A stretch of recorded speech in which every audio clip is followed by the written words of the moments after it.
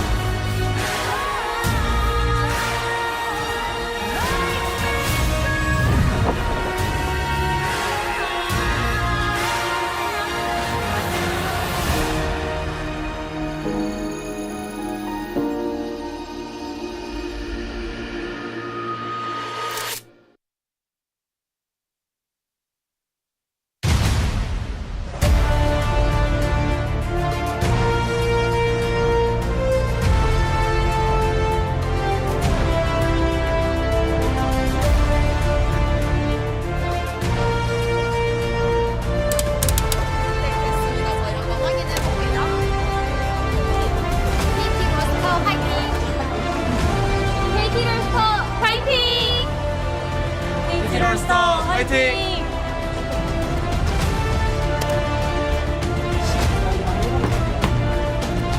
하나쓰면 화이팅! 하나 화이팅! 하나쓰면 화이팅! Welcome back, ladies and gentlemen, to LCK 2025. I'm Atlas, joined by Wolf today. We are ready to dive into two amazing series. And sometimes I'm sarcastic at the beginning of broadcasts. Not today. Today is going to be an absolute banger because, Wolf, I've made some realizations. Yeah? I've made some realizations about an organization named KT Rolster. I figured it out. It's not about winning. It's not about form. It's about patterns and about identifying when the win is about to come. It's probably not today. It's probably not today. Coaster positioning? Yeah, something about coaster positioning. I don't know. I think that the writing's somewhere. Looking to figure it out as KT want to make their way over towards Legend Group possibilities here. But it's tough opposition. HLE have only lost to Gen G. It's the only team. Yeah, it's really big for D+ that they were able to take that win yesterday. Puts them a little bit more safety as KT Rolster and BNK are chasing them right now. BNK actually will face off against them later on this week as well. So big games when we're looking at the last 3 weeks of play here before those groups are decided and we go to our MSI qualifiers. KT Rolster on a 2-series winning streak and looking to turn that into a third here, but opposition is stiff and Hanwha Life Esports. And I think for Hanwha Life, their games have not been incredibly clean. They have not been incredibly decisive when it comes to the late game, but Viper is ready to clean it up. You know, Mecca's dying inside, Zeus is pushing a little bit too deep. Zeus is like, please pick me in Italy, I'm going to go all the way to the inhibitor. And Viper is just winning the team fights over and over again. I think when you consider Viper versus Duckdom and that individual matchup feels really rough for KT Rolster because other parts of KT I think could definitely be standouts, could definitely be punishing against Hanwha Life, but Duckdom is really going to have to step it up tonight to compete with, in my opinion right now, our league's best AD carry. I would agree. I also think that Peter and Delight are in different leagues at the moment as well. They're in the same league, but you know what I mean? They are definitely at different power levels. Delight's form is something that we talk about year after year, whereas Peter is fluctuating on a daily basis, is what it feels like. Cousin Peanut, though, no strangers to one another, dating back to the Longzhu days, of course. But Dandy is letting us know that he understands exactly how Cuz works, which is a little bit scary if you're a KT fan. Yeah, they've been calling him the Dragon Slayer. They've called him the Dragon Slayer forever. But now that dragons are split from grubs, you can play towards dragons a little bit more. Who will you yield, or wield rather? No one's going to yield. Wield Yone's sword, the new BDD Classic versus the Super Soldier. Are two of our best Yone players here so far. BDD really showing up on this pick. Oh, yeah. We didn't really associate with him too much early on. We associated him with losing to Chovy's version of it really, really badly. Chovy! Yeah. If you want, you can go back and watch it. It was BDD on Syndra, and it wasn't a great day for BDD. It was one of the most impressive mid lane performances we have ever seen. But since then, BDD has certainly stepped up his ability to wield one of the Wind Brothers. And now the team's going to come out. We'll have to assess some of these fist bumps, as it isn't the first time they've met this season, and we'll see whether KT can have a better performance this time around. Big bow there from Cuz, but always a wry smile. You never know whether it's sarcasm on Cuz's face, or whether it's genuine happiness, or whether he just doesn't care. Yeah, it's very difficult to ascertain oftentimes. Perfect has, I think, solidified himself as the starting player here, and I think this is the version of KT Rolster we're probably going to be seeing for at least the rest of the second round robin here. As, you know, there were a lot of rotating parts here. We had Duckdom in and out, we had Peter come in, and then, you know, Casting and Perfect were rotating, but now Perfect has, I think, proven himself to be a little bit more stable right now. Even though his champion pool is pretty small, his Rumble is very good, and that's still very relevant. I think other parts of his laning phase, especially with the longer laning phase we're seeing, are definitely making him look like he should be the guy over Casting. As we'll take a look at the mid matchup here between BDD and Zeka. You can see BDD's kill participation is second. That's not a surprise to anyone. Nope. I think when you consider how important he's been, we were saying it's only BDD and Cuz, and then for a while we're saying it's only BDD. And that doesn't change too much here, but the synergy around BDD has definitely improved a lot for KT in their last few matches. Yep, Zeka as well leading in solo kills as well at 12, and that is a very impressive number at this stage of the year as well. But yes, BDD, as you say, so much on his shoulders. You saw there already his DPM extraordinarily high, his kill participation second highest in the league for our mid laners. And KT have been relying on him since he joined the organization. Much like Gen G used to rely on him when he was on that organization, and Longzhu relied on him when he was on that organization. Yeah. So every single time BDD has ever been on a team, Nongshim, yeah. Oh no, I like to forget about that one. I also want to take a little bit of a detour here and just say Happy Teachers Day to all the teachers out there. Thank you for everything that you do. One of the most admirable jobs on the planet, and one of the toughest as well. And we appreciate you. It is, of course, Teachers Day here in Korea, and so we do need to make sure we stand up and recognize your contributions. So if you are a teacher in the chat, let us all know so that we can congratulate you for being a teacher, because that is just awesome. Yeah, shout out your teachers. Heck yeah. Even that teacher that you don't like gives you a hard time. Yep. Even the one, like, even if they didn't manage to teach you anything, like the majority of my teachers, I still appreciate them trying, you know, because sometimes it's not them, it's us. That's why it's a hard job. Yeah, exactly. All right, this is going to be a hard job for Duckdom as well to bring it back to the video game. Up against Viper, like you say, Viper has been consistent throughout his whole career as well, much like KT been relying on BDD forever. Humble Life Esports need to not worry about Viper ever. I do think that the draft here for KT is going to be very challenging. They do have side selection, so they'll have blue side for game one. That does help quite a bit, and I think priority on picks like the Rumble is definitely going to be there for them. Something that, or lane priority that Cuz can play through is probably going to be something they're looking for here in this one. Hanwha Life, stylistically, don't really have a big, like, they're not a type of team that plays only through Viper anymore. They don't play only through Zeka. Like, you have Zeka and Zeus. Yep. And then you have the best AD carry in the league, who has the biggest champion pool of any AD carry in the league. So he doesn't really care about Fearless. Nope. He'll play Kalista like it's a late game champion, you know. So I feel like draft-wise for Hanwha Life, they'll be happy with pretty much anything. I think if you're KT, you need to make sure you have a draft that works around BDD, and Duckdom is on something that's a little bit safer. I think that some of the other carries he's played a lot of this year that have not worked out. Yeah, I think the Jhin priority is going to be off the chain, is what I'm kind of thinking here. Varus obviously has been very high prior, but the lethality Varus, you can slap that onto Duckdom, and then he can follow up with a lot of things, even if he isn't necessarily going to be that main character like you were talking about. I agree. And now it is time to get into Champion Select, and I'm going to tell you why KT should probably win this game. Yeah. And it has nothing to do with the teams that are playing here today. It has nothing to do with side selection, with form. It's as you zoom out, you start to see the patterns. You start to see they were destroyed 2-0, 3 in a row. And now They've won 3 in a row. 2-0 twice in a row. Yeah. And this is the type of KT balance that leads them to the 50-50s that we all know of. All you need to do is zoom out a little bit and you can see the writing is on the wall or it's in their match history. Yeah, you just have to look and see how they hit 500. You know, I had to see how they hit that exactly. 50%. It's all about the 50%, and that says something, right? That means that there's synergy, there's balance. And today is where we see that that balance come together. And so if KT win today, guys, I just need you to know we shouldn't be too surprised. No. We should be a bit surprised because it doesn't make sense. Humble Life Esports seem to be way better, but for that reason alone, for the symmetry alone, that's what should bring us there. Anyway, all of the weirdness aside, let's have a look at these bans. Poppy ban makes you feel like they might be fishing for a Kalista first pick. I think if Kalista gets banned here, they'll likely lock the Rumble. If Perfect wants to play Gwen, and that's a risky choice against Zeus, so I think we'll be happy to play the Rumble into the Gwen. But if it's banned here, you have to make the choice between the Kalista and the Rumble. And that's where things get a little bit scary, is they'll actually ban Nico. So weakening some of the power into Kalista. So like, I think Viper's like, well, I'm going to grab Kalista here. And thank you very much. So Gwen does get locked in. Will they maybe go Kalista Rumble?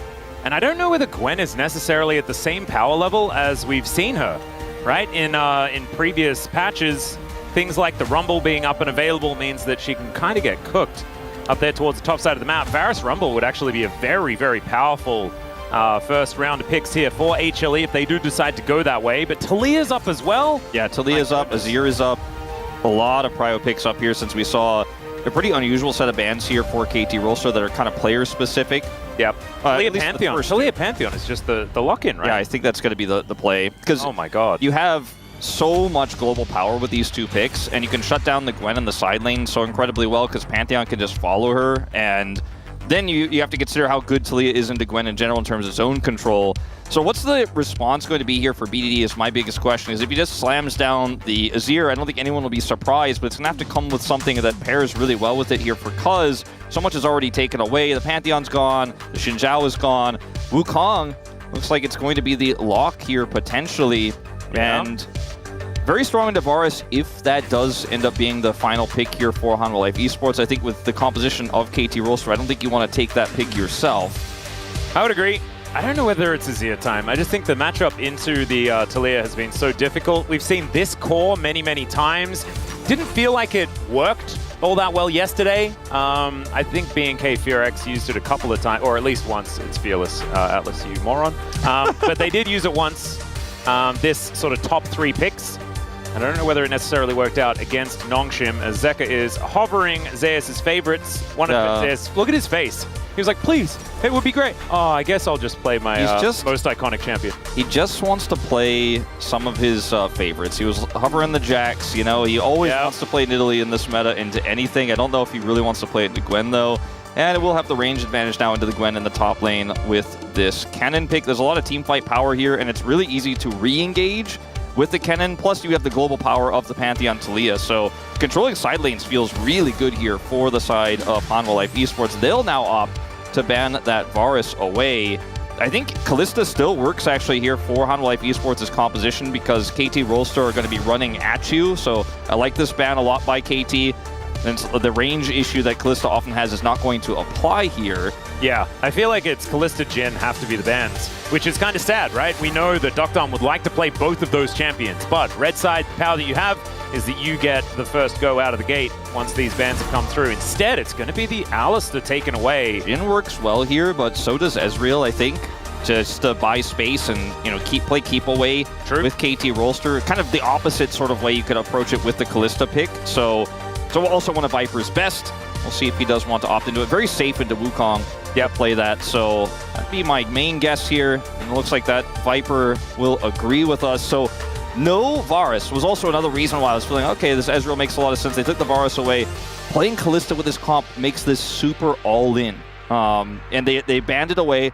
I don't know what the thought is going to be here for Dokdom. I mean, Jhin works really well when you have all these melee champions and Ahri diving forward here.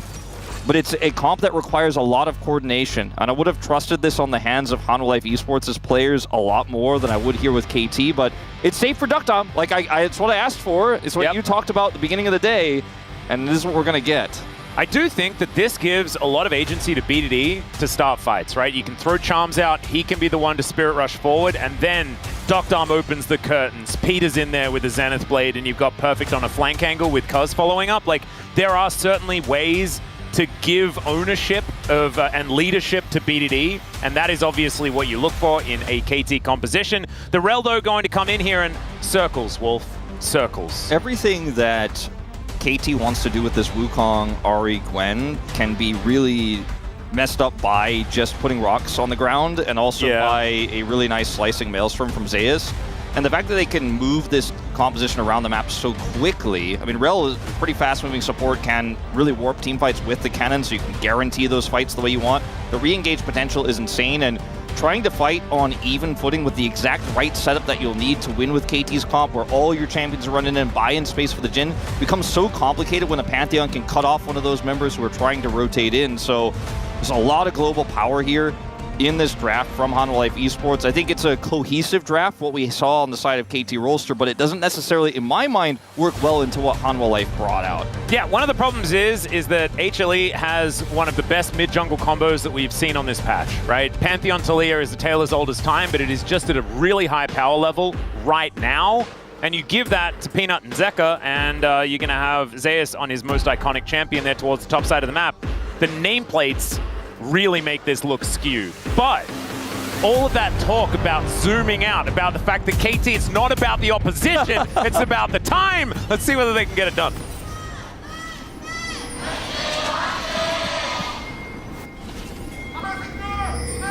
소환사의 협곡에 오신 것을 환영합니다.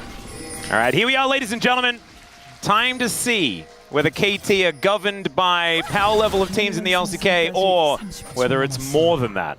You know, I feel like this is one of those conspiracy documentaries, you know, that you see that is like half untruths and half things that are just convenient. But I'm looking forward to seeing it randomly be true this time. My angle for KT potentially winning the series, which I did not predict, and we are of course being quite facetious, is that D plus we saw yesterday, like they ended up winning the series, but it was incredibly close. There were a lot of moments D plus messed up, and you're like, oh, wow, I really hope Lucid's getting a massage today. Yeah, I mean, his Lee Sin performance that didn't end up winning them that game, but should have, was crazy. We've seen a lot of games like that for Hanwha, but they get it done in the final fight. You know, we've seen a lot of games where Hanwha's up 4,000 gold, there's a few whoopsies, there's a few side lane errors, and then the game is suddenly playable for the enemy team, but then Viper outplays in the late game fight. We saw the late game fight get technically outplayed by D+, let's say, yesterday. It wasn't the cleanest, but Hanwha Life's late game fights are clean. So even when they have some hiccups, they usually win. But if KT can capitalize on those moments better than some of the other teams who've nearly beaten Hanwha Life, there could be a potential angle. Is not saying right now I feel like Hanwha is a weak team in the mid game by any means, but they have played fast and loose, and they haven't been fully punished yet. And one team is eventually going to do it, and KT often is that team. Maybe they will be this time around. That is the kind of situation. You're right. I think HLE, they played at the level of their opponent a lot of the time, right? They're like, oh, but what can we get away with? And that does give windows into their games. It also makes them very fun to watch, which is great for us. Not unless you're an HLE fan, in which case you get nervous in the middle of every single HLE game, no matter what the state of it is. So it's, you know, it's good or bad, depending on whether you like the drama. Yeah, sometimes you get mad. I've seen some annoyed Hanwha fans about some of the decisions, but when you keep winning and you're still 11-1, it's hard to really be critical. It's hard to really nitpick, but you know, when you look at some of these champions, like Zeka's 4-0 on the Taliyah, you know, it's a pick that in the past we'd be like, oh, he's okay at Taliyah, but we're not sure, it doesn't really fit his style. And now he's just not that player anymore. He's not just the Akali, I play melees only. He can play anything. Yeah. And even his Galio has been an iconic pick for him this year. So it's kind of nuts, his evolution as far as champion pool is concerned. Like, so much of, like, when we walk in on a day, I'm like, oh, well, I guess we're talking about Zeka's champion pool again and blah, blah, blah. This is not even a thing. It's just not something that we're supposed to be talking about. As Peter is getting quite low. He's not dead just yet, but it is not looking too great. And yeah, a lot of these players are going to have like pretty amazing champion stats when you've won 22 games and lost 5. Yeah. So that's also another thing that we have to bear in mind. KT, on the other hand, they've lost a whole bunch more. In fact, we've got 15 losses to go through as far as they are concerned. As a lot far of as data. Individual games, yeah, a lot of data, but not as much as other teams, right? There's been a lot of 2-0s and 0-2s for KT. They're either hot or they're cold. Yeah, it's often a on-the-day performance kind of thing. And for KT, because they've changed their roster so often, sometimes it's like, okay, well, this is really working or it's really not. And I think we've kind of identified now that this is the one that's working the best. Zeus is winning this top lane matchup because he has the range advantage. Bottom lane, Viper was chunking Peter out of the lane, so they were able to get the victory there. We actually see a swap to come through now with the Gwen not having a fun time on the top side and having that exhaust picked up here. Perfect did in this one. And he's just going to TP down to the bottom lane. But we are looking at a world where grubs don't spawn early, so This is no longer really a common strategy. We've seen it a few times, saw it yesterday as well, but definitely not the standard or norm anymore. And because Zeus didn't have to TP or anything like that, he is going to be able to match this. BDD in trouble. Yeah, Crashdown going to come in there as nice sidestep as BDD desperately trying to hold on to his flash. He's not going to be able to, though, as Viper does come around. So they will be able to get that one. And I'm glad that you brought up the exhaust situation because KT have actually picked double exhaust. I actually think it's kind of crazy. There was, okay, Delight is going to be flashing as well because you may as well. Had he already used it and he was just charging Hex Flash for fun? That might have been what had happened. Exhaust is really powerful when you have a comp like this because it lowers the mobility of a lot of these champions too. It's great into cannon because it slows down his ability to set up the ultimate he's looking for in team fights. As a bit of supportal combat here. Yep. Aftershocks. Aftershocked Pikachu face. But yeah, I like the exhaust tech here from KT Rolster. It's just great into, you know, trying to lock people down as well as Wukong, making it harder for them to get away. Yep. And of course, it's mandatory into the cannon, which is just kind of the thing that you normally see. It's just the double that I'm finding curious. So, see how it's going to be utilized later on in the game here for KT. It's pretty interesting, as we might have a bit of a fight here, maybe not. It's pretty interesting to see this cannon pulled out as a response to the Gwen. Like, it's an iconic pick for Zeus, obviously, but we haven't really seen teams super heavily index into range matchups into the Gwen. We've seen Gnar come out a few times, but it is a pretty unique response, and I like it. So far, it's working a treat for Zeus. He has the champion mastery for it, so it does make a lot of sense. We're seeing Zeus really be kind of a master chef in terms of some of these top lane picks that he's pulled out earlier. Like, he wasn't the guy pulling out the Yorick first, but, you know, played the Nidalee the best for sure. Yeah, he the played Nidalee, the Olaf earlier this year, so like to see that. And he's got a 20 CS lead just from laning alone, even with Perfect trying to swap away. He's like, nope, I follow. And, you know, Duckdom does have CS parity here with Viper, but this cannon is becoming a big issue very quickly. Yeah, he's, of course, going to win earlier on in the lane, but like you say, it's going to be difficult for Perfect to find his way out of the trouble. Especially because there's a Pantheon Talia opposition on the other side, so even once you do start to feel like you're like, okay, I can kind of play this matchup out a little bit, then Pantheon follows you, and so your side lane pressure is kind of neutered there. So I really feel like this is how you give Gwen and have a good response, right? They're able to get the Talia, the Pantheon, they have the cannon in the bank, they're ready for this Gwen pick. And yes, Gwen I think is a little bit weaker on this patch for sure, but they were willing to give this because they had a good answer. And they make this Gwen pick look like it's not a B1-able pick with the draft they came up with. So just very smart, intelligent decision making here, and Viper going to pick up a plate in the top side as this lane continues to be his victory. Yeah. Serrated Dirk going to be completed here for Duckdom as he makes his way back towards the top lane out of turret. But like you were saying, that plate is going to go down. No more than that, so just one. Still, Duckdom loses basically a whole wave. And will now have to try and pick up the pieces. As Perfect is still just trying to get the safe CS, as we can see here, and he's not quite able to find too much of it. I believe he's got the advice of just don't die. Look at the pings as well on the missing pings in the mid lane. Like, Zeka disappears for just a second, and Perfect is like, I'm too low. I'm just going to concede. And now Zeus has so much pressure down here in the bottom lane, is going to be able to pick up a plate here, denying a ton of farm just from a Talia missing in the mid lane. He gets so much out of this. Yeah, it's actually kind of nutty. Now you can see that Zeka does come back, but Perfect on a little bit of a back timer himself, goes back and gets the blasting one. That is going to be Cuz on the grubs here, so that will give Perfect theoretically some power later on in the game. That's if he gets over this hump that we're seeing at this particular stage. Zeka moving in does get the information that these grubs are being taken, but I don't think that it's going to be something they can fight for, as Peanut is just heading over towards the Raptors right now. KT with control of the top side of the map is going to allow them to at least lock down their first objective of the game, equalizing things with HLE after that dragon was taken earlier on. It's really hard to fight that, especially with the engage there from Peter. Gets the Arcane Shift out of Viper, and even though they have Pantheon ult, they're like, ooh, so does Wukong. He has his ult, so don't want to try to force that. I think it was the right call from Hanwha, 100%. And just continuing to make a scissors shape hole in the side lane here has been the name of the game. And they're doing a great job of it so far. Over 90 CS the lead. This is crazy.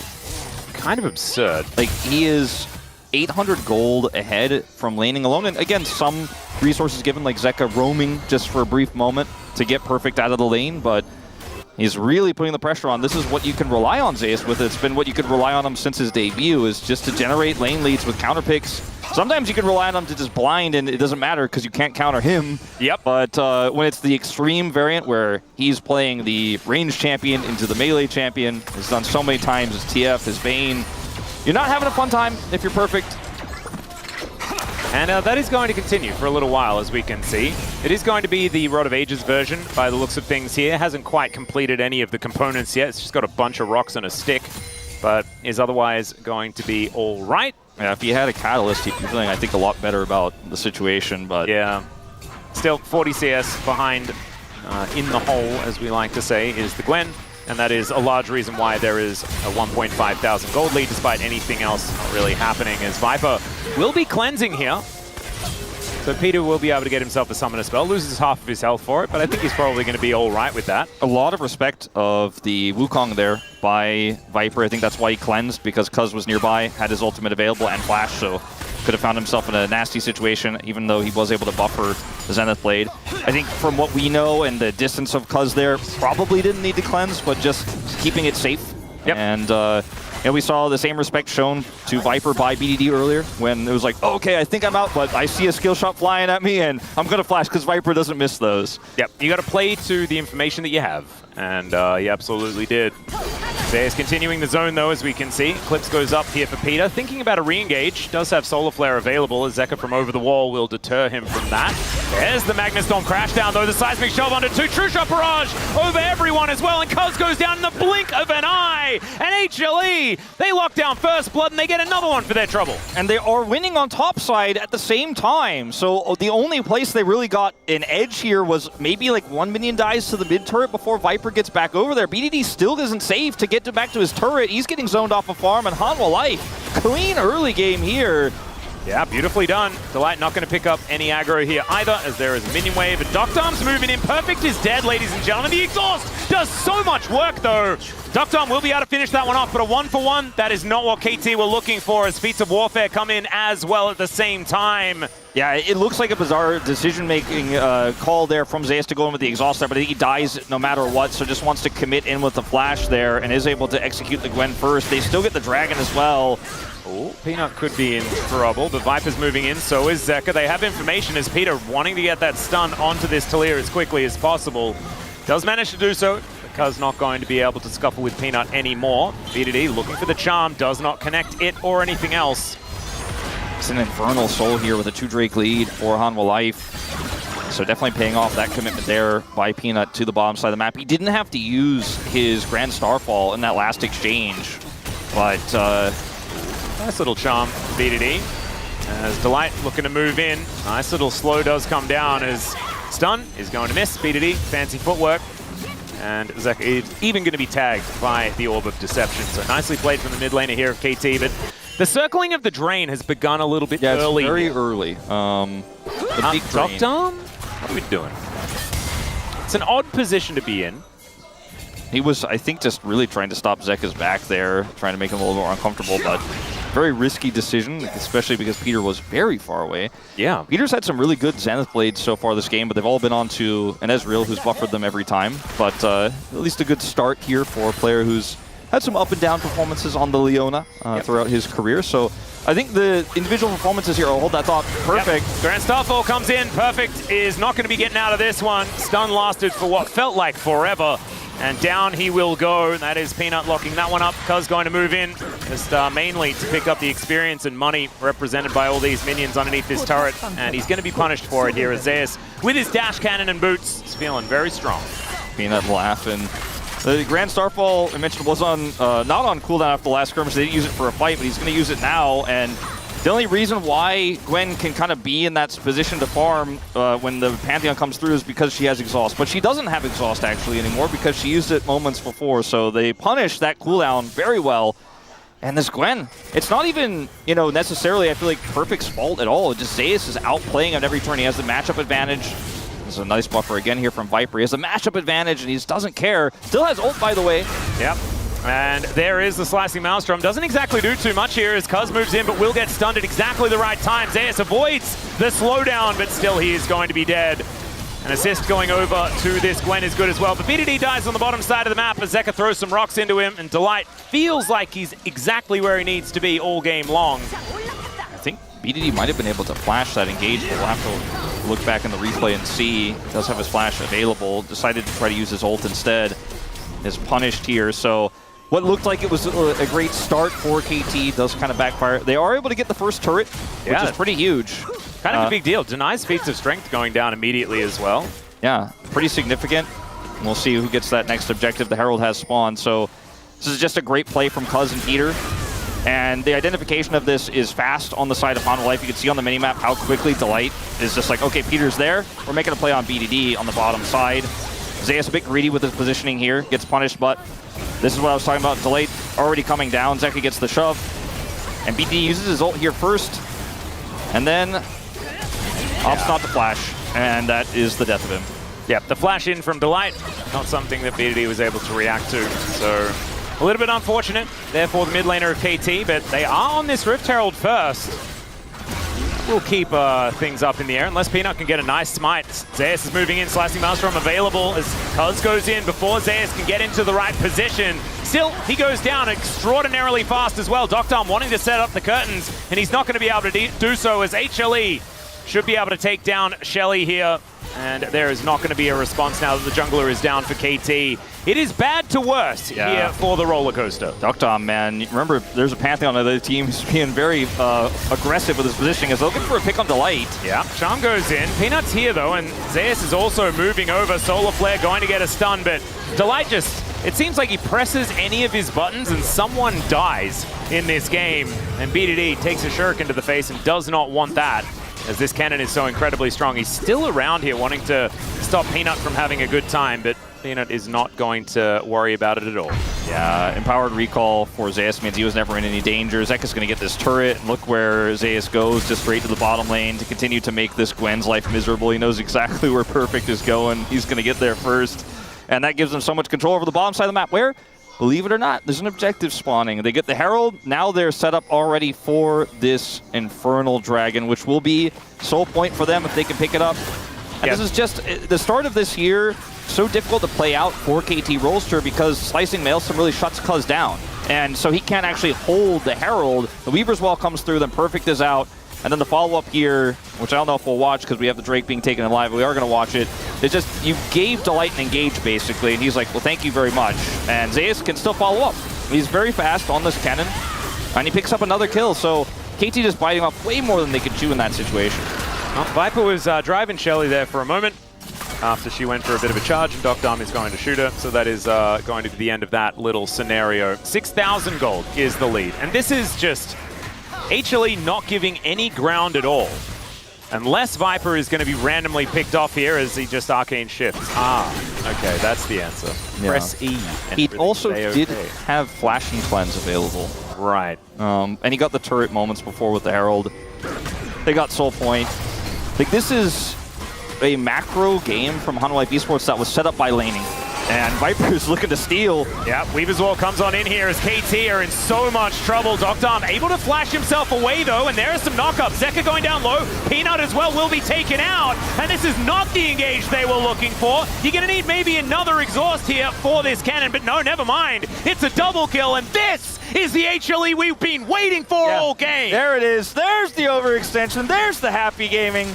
I was going to say, man, I guess the coaching staff really had a word with them because they were not giving them an inch in this one. That's exactly what I was thinking. I hadn't actually verbalized it yet, but I'm counting it as a caster curse. Yeah. Because in my head, I was like, wow, maybe it's just not going to happen this time. Of course it is. It did happen. Unfortunately for KT, they're too far behind. Yeah, they're far behind, and also they still secure the red buff here. Sure, they end up winning the fight, but there's not much they can get off the back of this. They get a bunch of gold, which is significant, but they are so far behind that this in itself isn't necessarily going to turn the tide. It's not like they can get Otacon after this or take their own soul point. They don't have any dragons, by the way.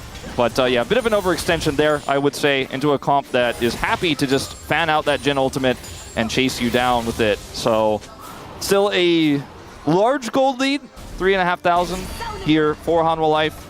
But it's not as large as it used to be. No, yeah, slightly smaller. Maybe we'll see the gold graph come up with a little dip. Yeah, I'd say that the bloop is going to look kind of all right for KT, because it was slowly but surely just reaching HLE's just going to win territory.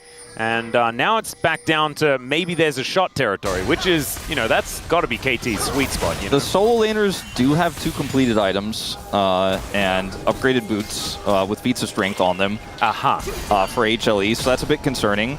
Perfect does have 7 stacks of Rod of Ages. And no matter how much they put him down in lane, no matter how much they take his farm away, that timer is still going to tick, Atlas. It is going to hit 10. I don't think HLE can finish this game in 2 minutes. There's no way. Exactly. So he's going to get that at least. But yeah, 21:50, 48 or something like that is what we're looking for on the timer as far as that extra level is concerned.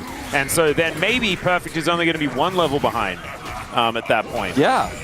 Oh, that's a bit sad. Still, Otacon has spawned, and that is going to be the next port of call for both of these teams. See if anyone is going to start it off in an awkward way, as we've seen in the past. You know, in game shows, okay, well, maybe this isn't the time to make this reference. I'll get to it later, but HLE is on the Otacon. Delight's holding the entrance. Yeah. This is incredibly safe. Down. Azayas has TP, but he doesn't even necessarily need it. BDD does not, so he can't even be here. Well, Doctom is going to be able to throw in some grenades here. Delight taking a little bit of damage is Perfect. Moving on over. True Shot Barrage not going to hit the mark. As Cuz, if they want to get something done, he's going to have to get in there pretty dang soon. I think he's going to be able to get there, and it's the steal away. Peanut also going to get blown up by that bullet. And HLE lose their jungler and the fight for the Otacon. And Wolf, oh my god, this team has to stop doing this. So we'll see if they can get any exit kills. I don't think so. I don't think so either. And I think if they try for it, it's probably a little bit of a bridge too far. Zayas has flash and ult still, so I think KT should just leave. And I don't think Hanwha wants to chase in 1 by 1 here either. Just be a split recall.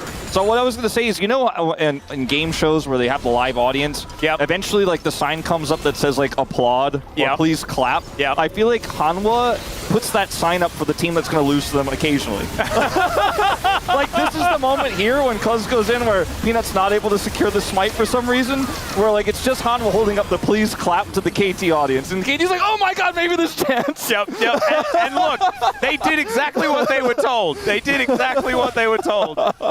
And maybe there was like one after the please clap, it rotated over to please rub your hands together in prayer. You don't need to do that. That's the default setting. That's what, when the card is sitting down, there's a little thing that pops up saying do that instead. And everyone agrees. I thought it was a pretty safe Otacon, but Zayas just didn't commit to try to zone the players with his flash or his ult, so... Well, also, if you start it and you're the team that's tanking it, you just have an inherent disadvantage. Yeah, and 100%. KT are given the ability to decide when they want to engage. The light was low. KT did their homework. It worked out, and HLE didn't have to really do that. As now, Infernal Soul on the table. Peter taking a lot of damage and will just blow up. The exhaust comes out from beyond the grave, but now 4 versus 5. This is not how KT want to be doing this, and so they're going to have to give up the Infernal Soul. We're pretty sure, as now Peanut with a little bit of a shield wall, and I don't know whether Cuz is going to be able to get in here and take this one out, as Deadly Flourish almost gets it done, and now Charm is going to connect. Over the wall goes BDD, managing to find one. The resets are starting to come in, but Zayas gets over the wall. BDD in so much trouble, and he will be able to get the Fox Lady. And HLE, they've got Infernal Soul now. This is a lot more dangerous than what we were seeing earlier on. Viper's like, guess I'll carry again. Yeah. I keep saying this, but it just keeps happening. Like every single Hanwha game. That was a really good ult from Zeus as well. This time he actually does press the R button. As you can see, the Weaver's Wall kind of splits KT up, but unfortunately it also keeps Viper away from the Dragon. Like they can't actually burn it fast enough while the wall is there, which gives KT a second opportunity. Perfect in a position here to actually make a play, potentially win. Cuz goes in. There's so many zoning tools though that Cuz is like, that Dragon is just a bit too far away. Look at the rocks on the ground as well. He's like, nah. The Perfect is in a really nice spot here. Then they can follow up over the wall. The ult from Cuz is fantastic, but now you're too deep. Now Zeus is able to get the ult. Even catching BDD over the wall there is massive. And with the Infernal Soul proccing there, helps him get an additional kill. But a close fight that I feel like didn't necessarily have to be that close. The Weaver's Wall usage, not my favorite there. Good idea, but Viper helps clean up. And the Zeus ultimate that we didn't see on the Octagon, this time employed in full effect. Yeah, was pretty effective that time around as well. Certainly helps out when the exhaust is not actually available. I'm pretty sure Perfect hadn't actually used it in that particular fight. And that's when the Slicing Maelstrom really gets the work done. Teams have gotten so good at just exhausting the cannon that oftentimes it feels like the champion has to be balanced around being exhausted every fight. Sure. It's actually kind of nuts. It's also crazy too that like it's much easier to play Kennen in those situations where they have to come to, even if you can use the exhaust. Like everyone on KT Rolster was moving into a dragon pit, so Kennen's like, well, I like those odds, you know? Yeah. My ult's kind of about a dragon pit sized situation, so happy to press R. He does have his boots upgraded, of course, by feats of strength, and does have half of either Crypt Bloom or Void Staff picked up here. He is very large in this game. He does a lot of damage in team fights, and Infernal Soul is going to proc multiple times from him in the fight. Same with Viper, who can proc it from very far away. Yeah, that's going to be part of the problem here, is all of the extra damage that HLE are representing. They have still the 4,000 gold lead that we were talking about before. If you get the Otacon to proc from killing someone, it's kind of like a little Infernal Soul, but you have to kill someone. Hanwha just have to hit an ability. Yeah. Peanut does take a fair bit of damage here, as you can see. Cuz is with now 2 items complete.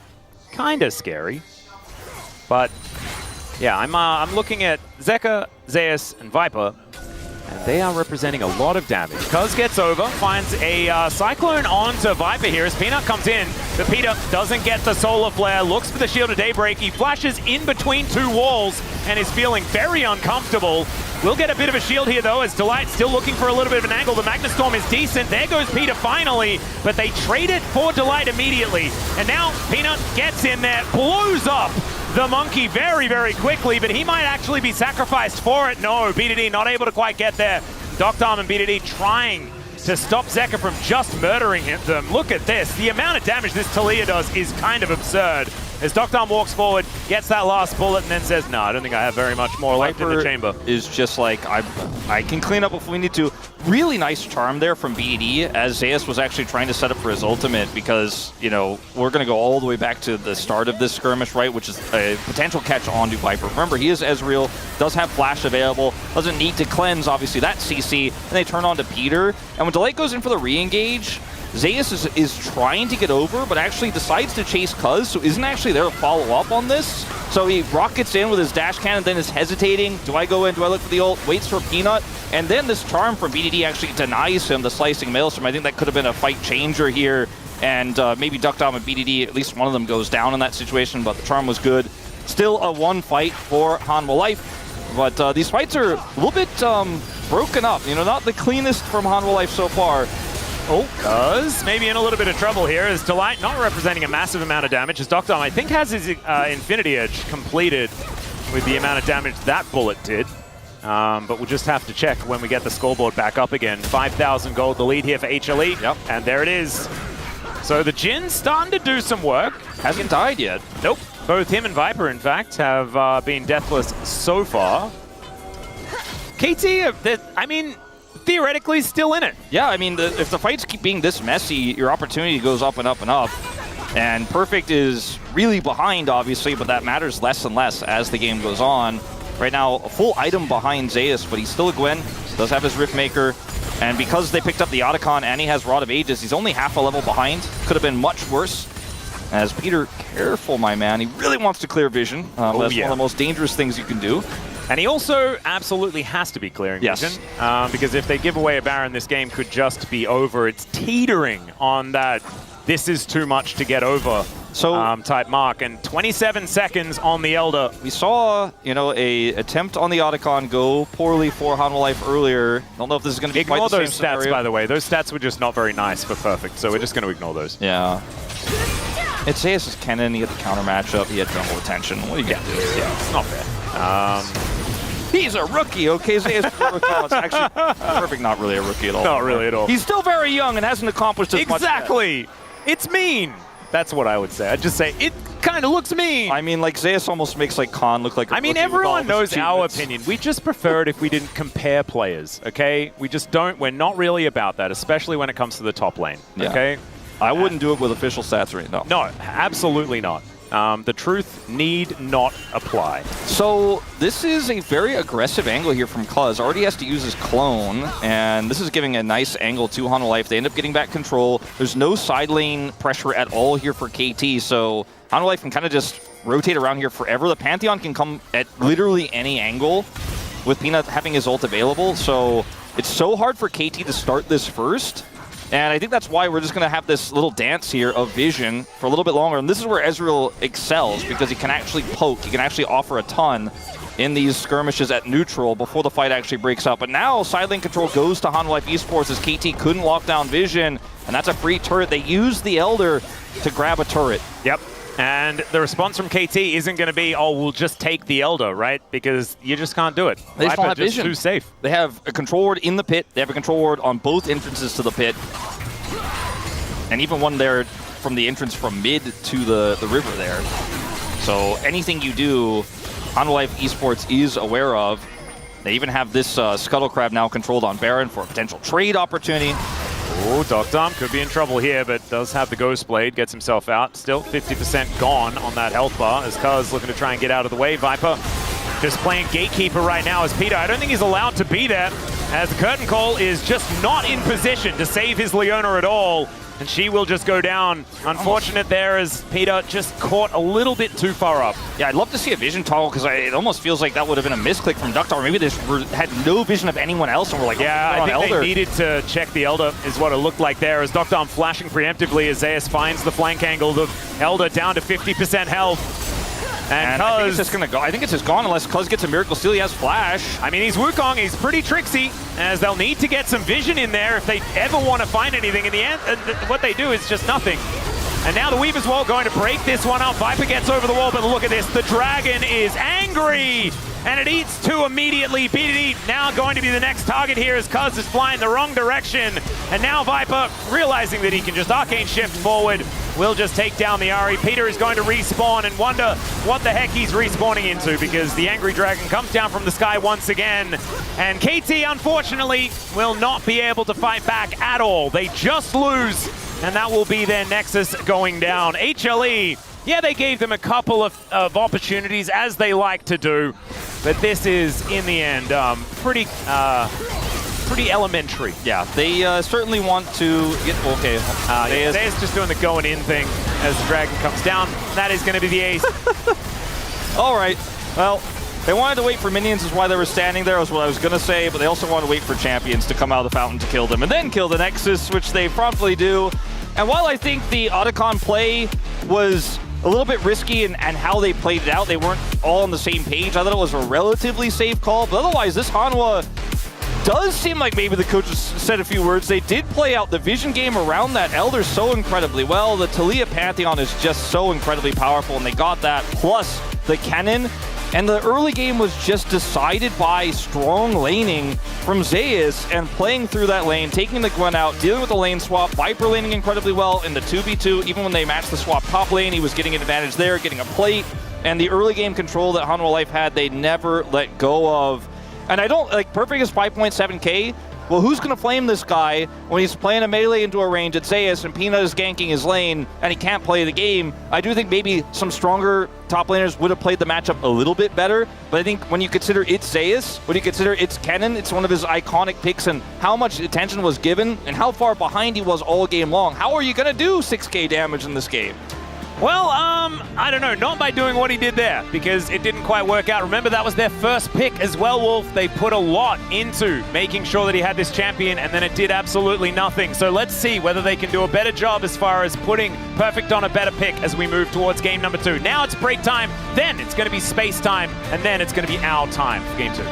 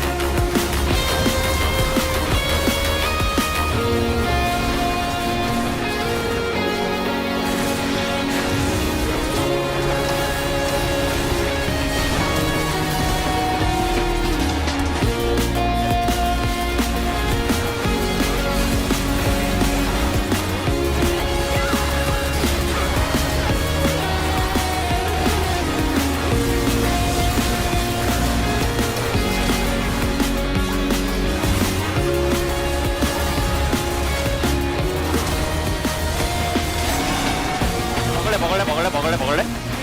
같이 집 봐도 되냐 이거? 봐도 돼.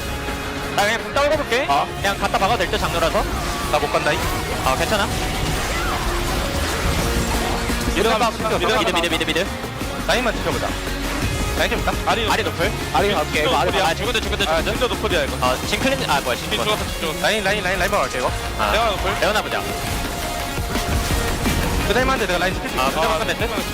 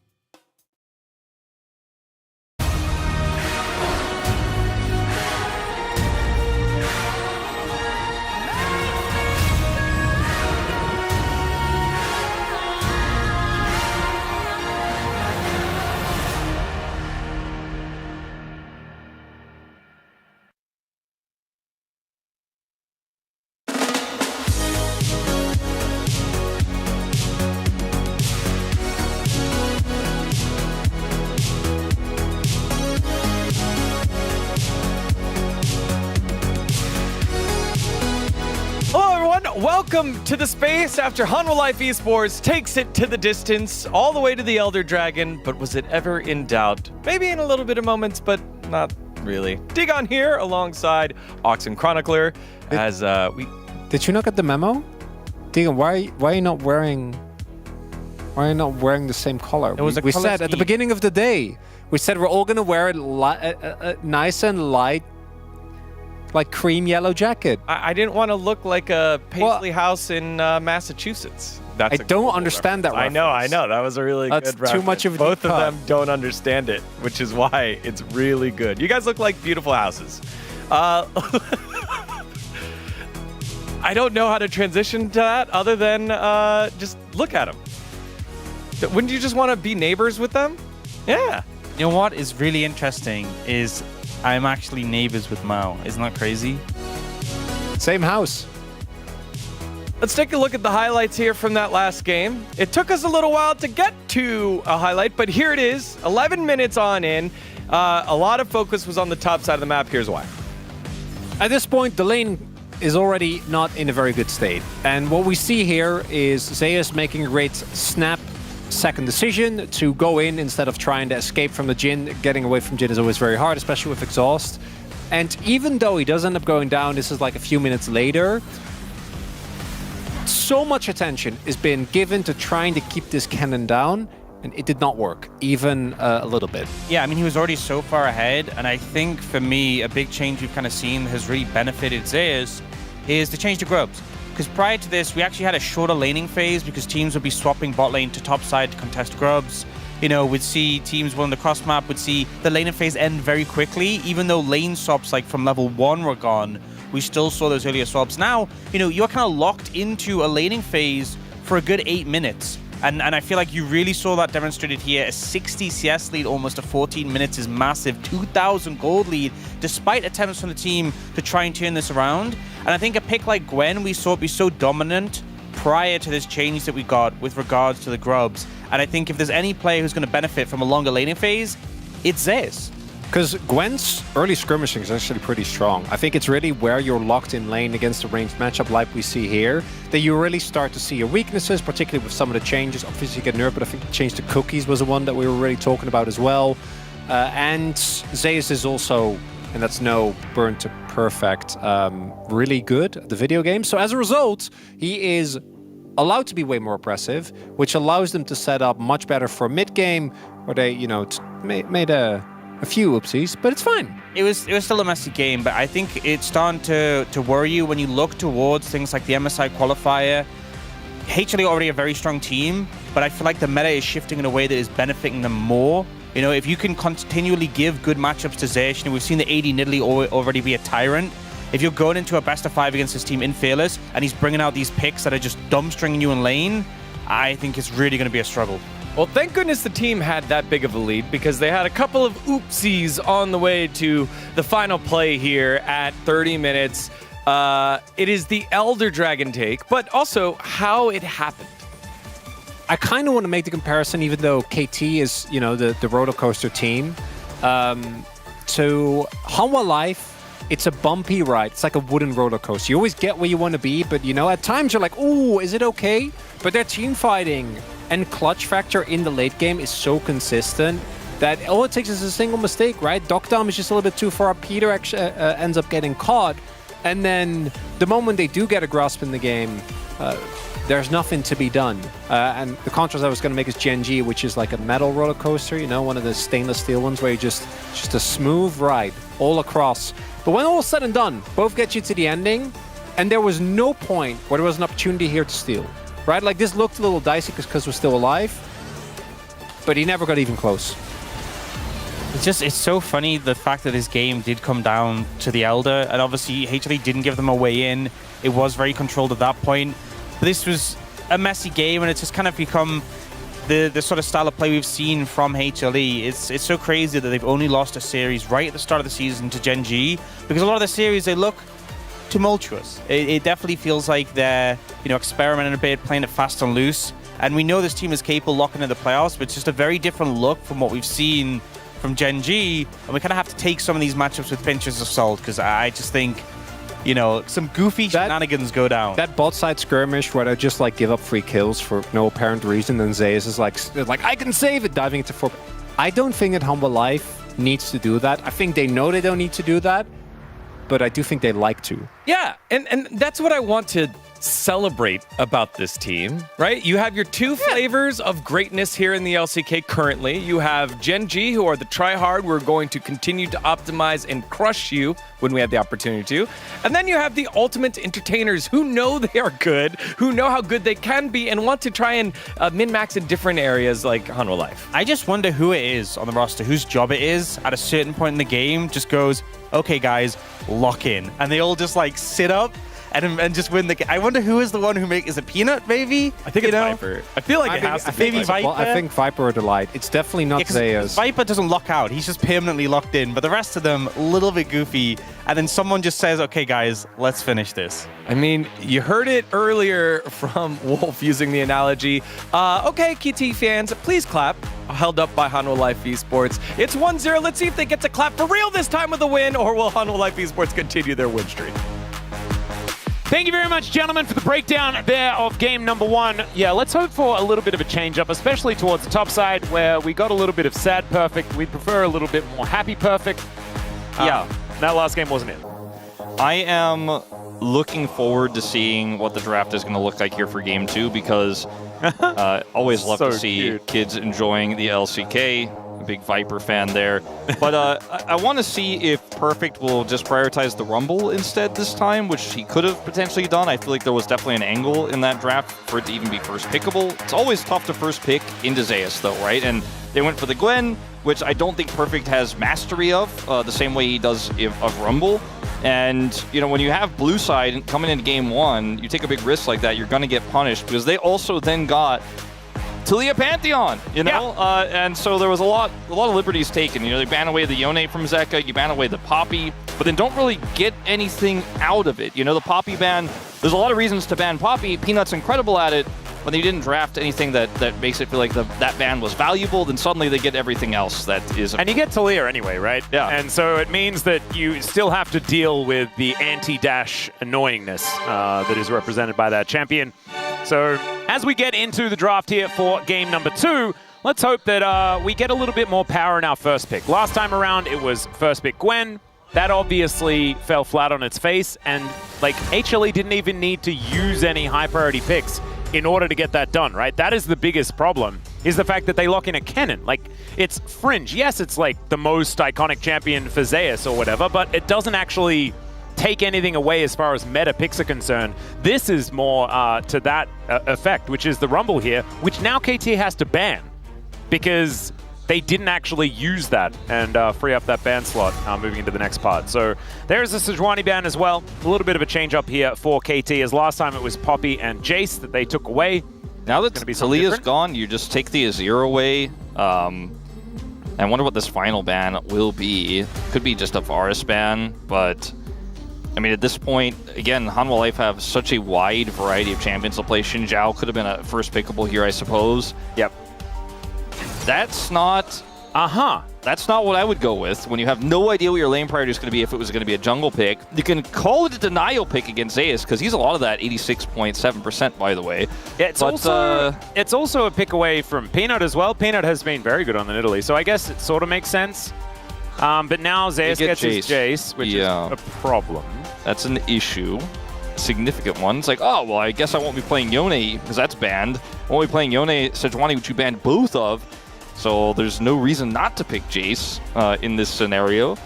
And we'll see if it's just going to be a Nefiri lock here for Peanut. I think that's a relatively safe call at this point, unless they want to prioritize something for Viper instead. Yeah, I think the Nefiri certainly is creeping up there as far as the priority list is concerned, but I don't like it. I feel like it just hasn't done enough.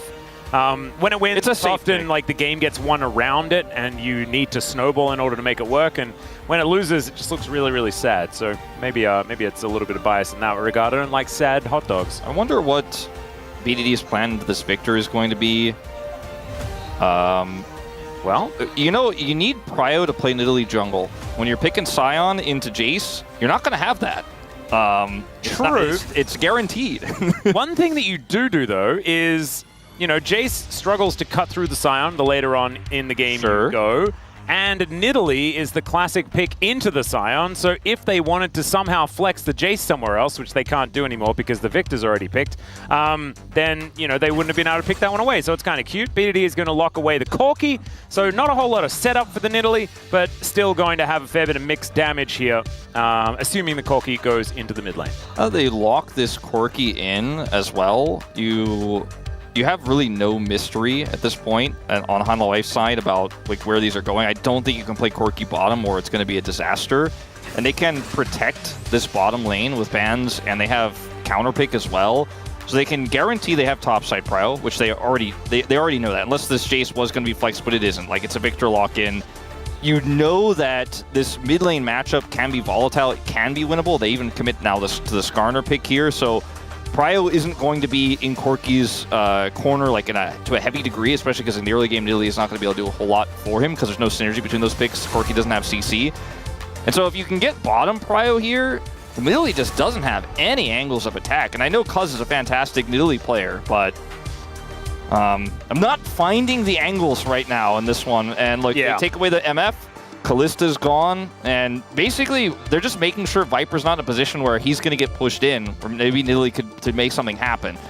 There's going to be a lot of AD carries missing if we don't pivot over towards some supports. Alistar, Alistar, Rakan might just be the follow-up bans, and Rakan going to start that trend.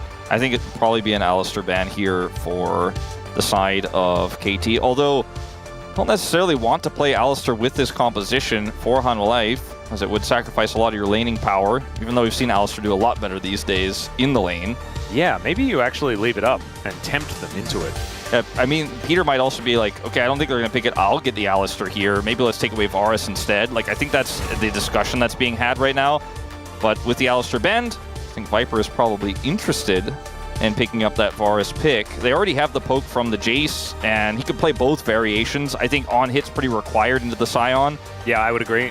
Have something that can actually cut down a tank would be a good idea. They could also just play late game hyper carry as well, but I think that when it's Viper, when Varus is so strong on hit right now, this is probably the easiest way to go. And he doesn't really lose lane in most scenarios. So this is the big question, is this going to be a winnable lane? Can Duckdom find, with Peter here, a matchup into the Varus where they win so this Nidalee first pick makes sense? Because if they don't, I'm very concerned, Atlas. Okay, Ashe, but with what? Yeah, and is it I know Ashe matches range really well with the Varus, adds a lot of utility as well, which is what they've been relying on Duckdom for in these games. Still going to be locked in. Ashe Braum? Oh, Ashe Nautilus? Ashe Braum actually feels like it could be pretty good. It's not amazing because they don't have any engage, but it's it could maybe not lose the lane. Yeah. I mean, I think this draft went boom, and you could see it because Peter is talking a lot and trying to solve the problem with Supreme right now. And he's like, well, this isn't great, but nothing really is, and they are going to opt and pivot to the Braum I was calling for.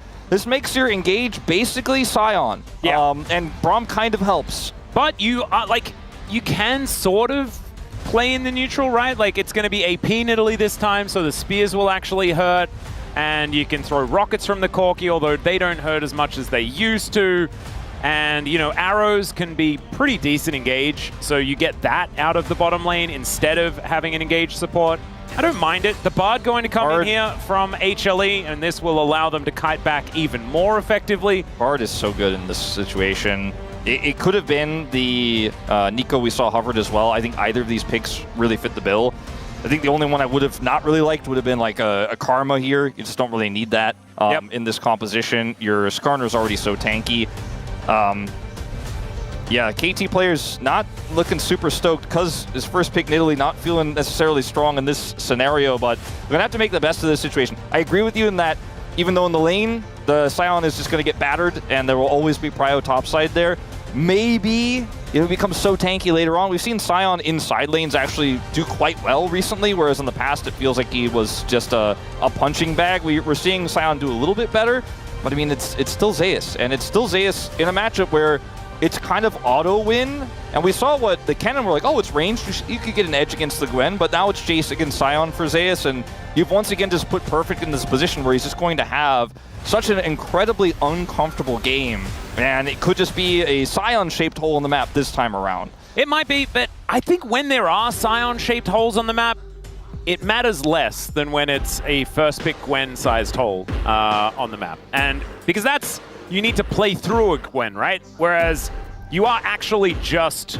trying to stay at least a little bit relevant as a Scion, and then you're still going to do your job, and it should be fine. See whether KT can play around that. It's a weird draft, but they're a weird team, so let's have a look.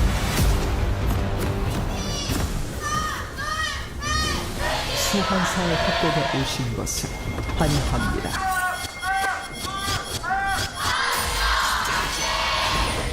All right, here we are, ladies and gentlemen, onto the rift for game number 2.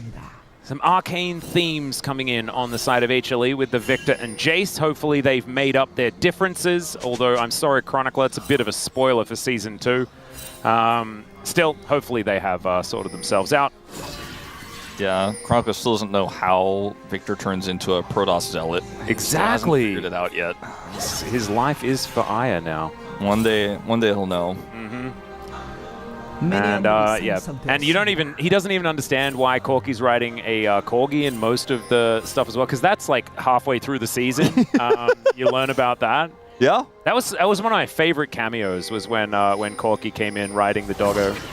It's really, really cute. Chronicler doesn't know about it though. He doesn't know about it. They also fully explain why Corgi's tails get docked and all that. It's like a whole thing. It's really like, I feel like a better person for knowing it, and I feel even better knowing that Chronicler doesn't know it. Yeah, it's a completely different reason in Runeterra than it is in real life. Yeah. So Cosmic Binding not going to quite connect there, as the Winter's Bite does. Dr. will be able to slow him down. Gets the concussive blows. That's a fair bit of damage. So they're making the Braum work early. That's good. This needs to be a trend, as a few minions will be lost, unfortunately. Another nice Cosmic Binding there, as Dr. at least gets the experience for the other two melees, but is otherwise not having a great time. The Nidalee doesn't have Prio, and On Vision will take this blue buff away.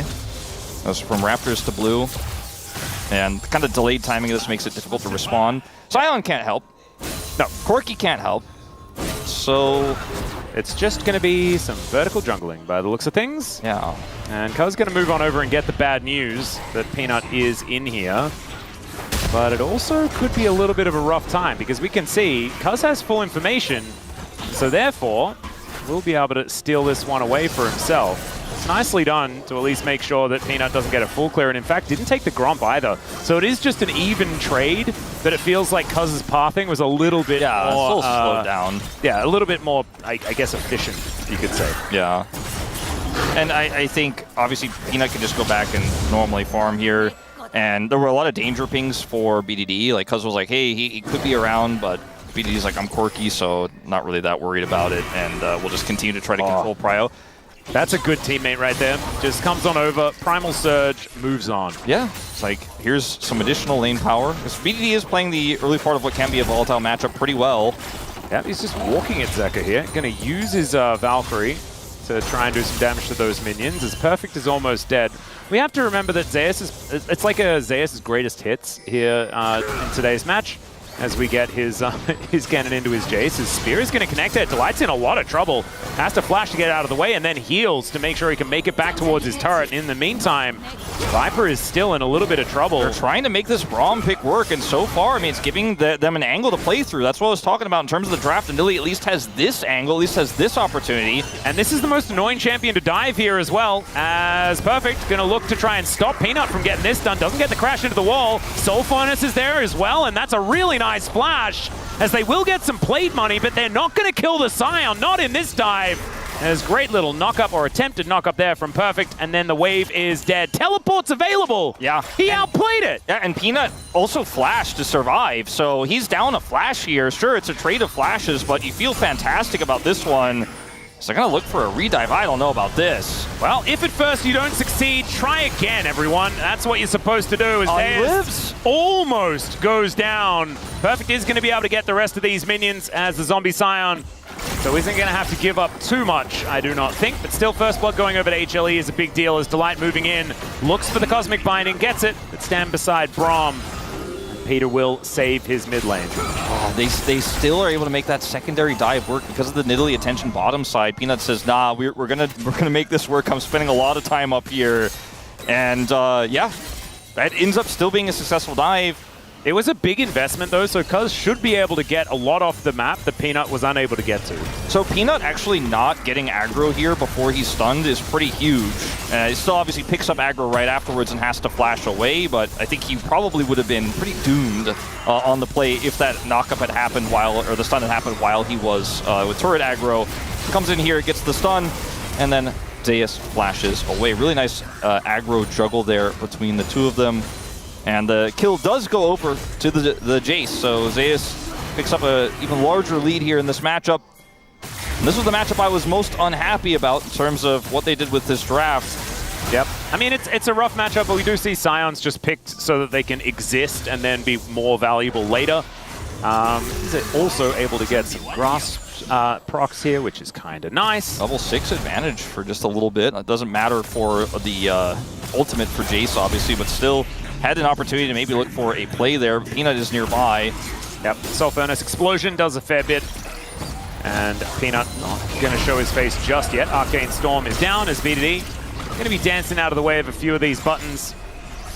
And Zekka is unable to get too much there. Still, with a health lead, he's feeling okay about that as Peter needs to hit this Winter's Bite. See whether he does. He does not. So he's just going to have to walk this one off. BDD has played so aggressively in this lane. Like every time we go over there, it's like he's down slightly on health, but he knows exactly how much he can push the advantage with the resistance shred on his Gatling gun. Doctom! A little bit of a tag there from Doctom onto Zeus. Only level 5. Spear going to miss as we can see, but the sidestep has to come in, so Zeus knows he will not be able to get away. Frost shot just a little bit too strong, and Doctom able to put down the Jace. That is great here for KT. A little bit of an overextension there from the top laner of HLE. Yeah, and Peanut was nowhere to be seen, so pretty aggressive move there from Zeus to be that far up, and it's just a little slow there from Doctom is all you need.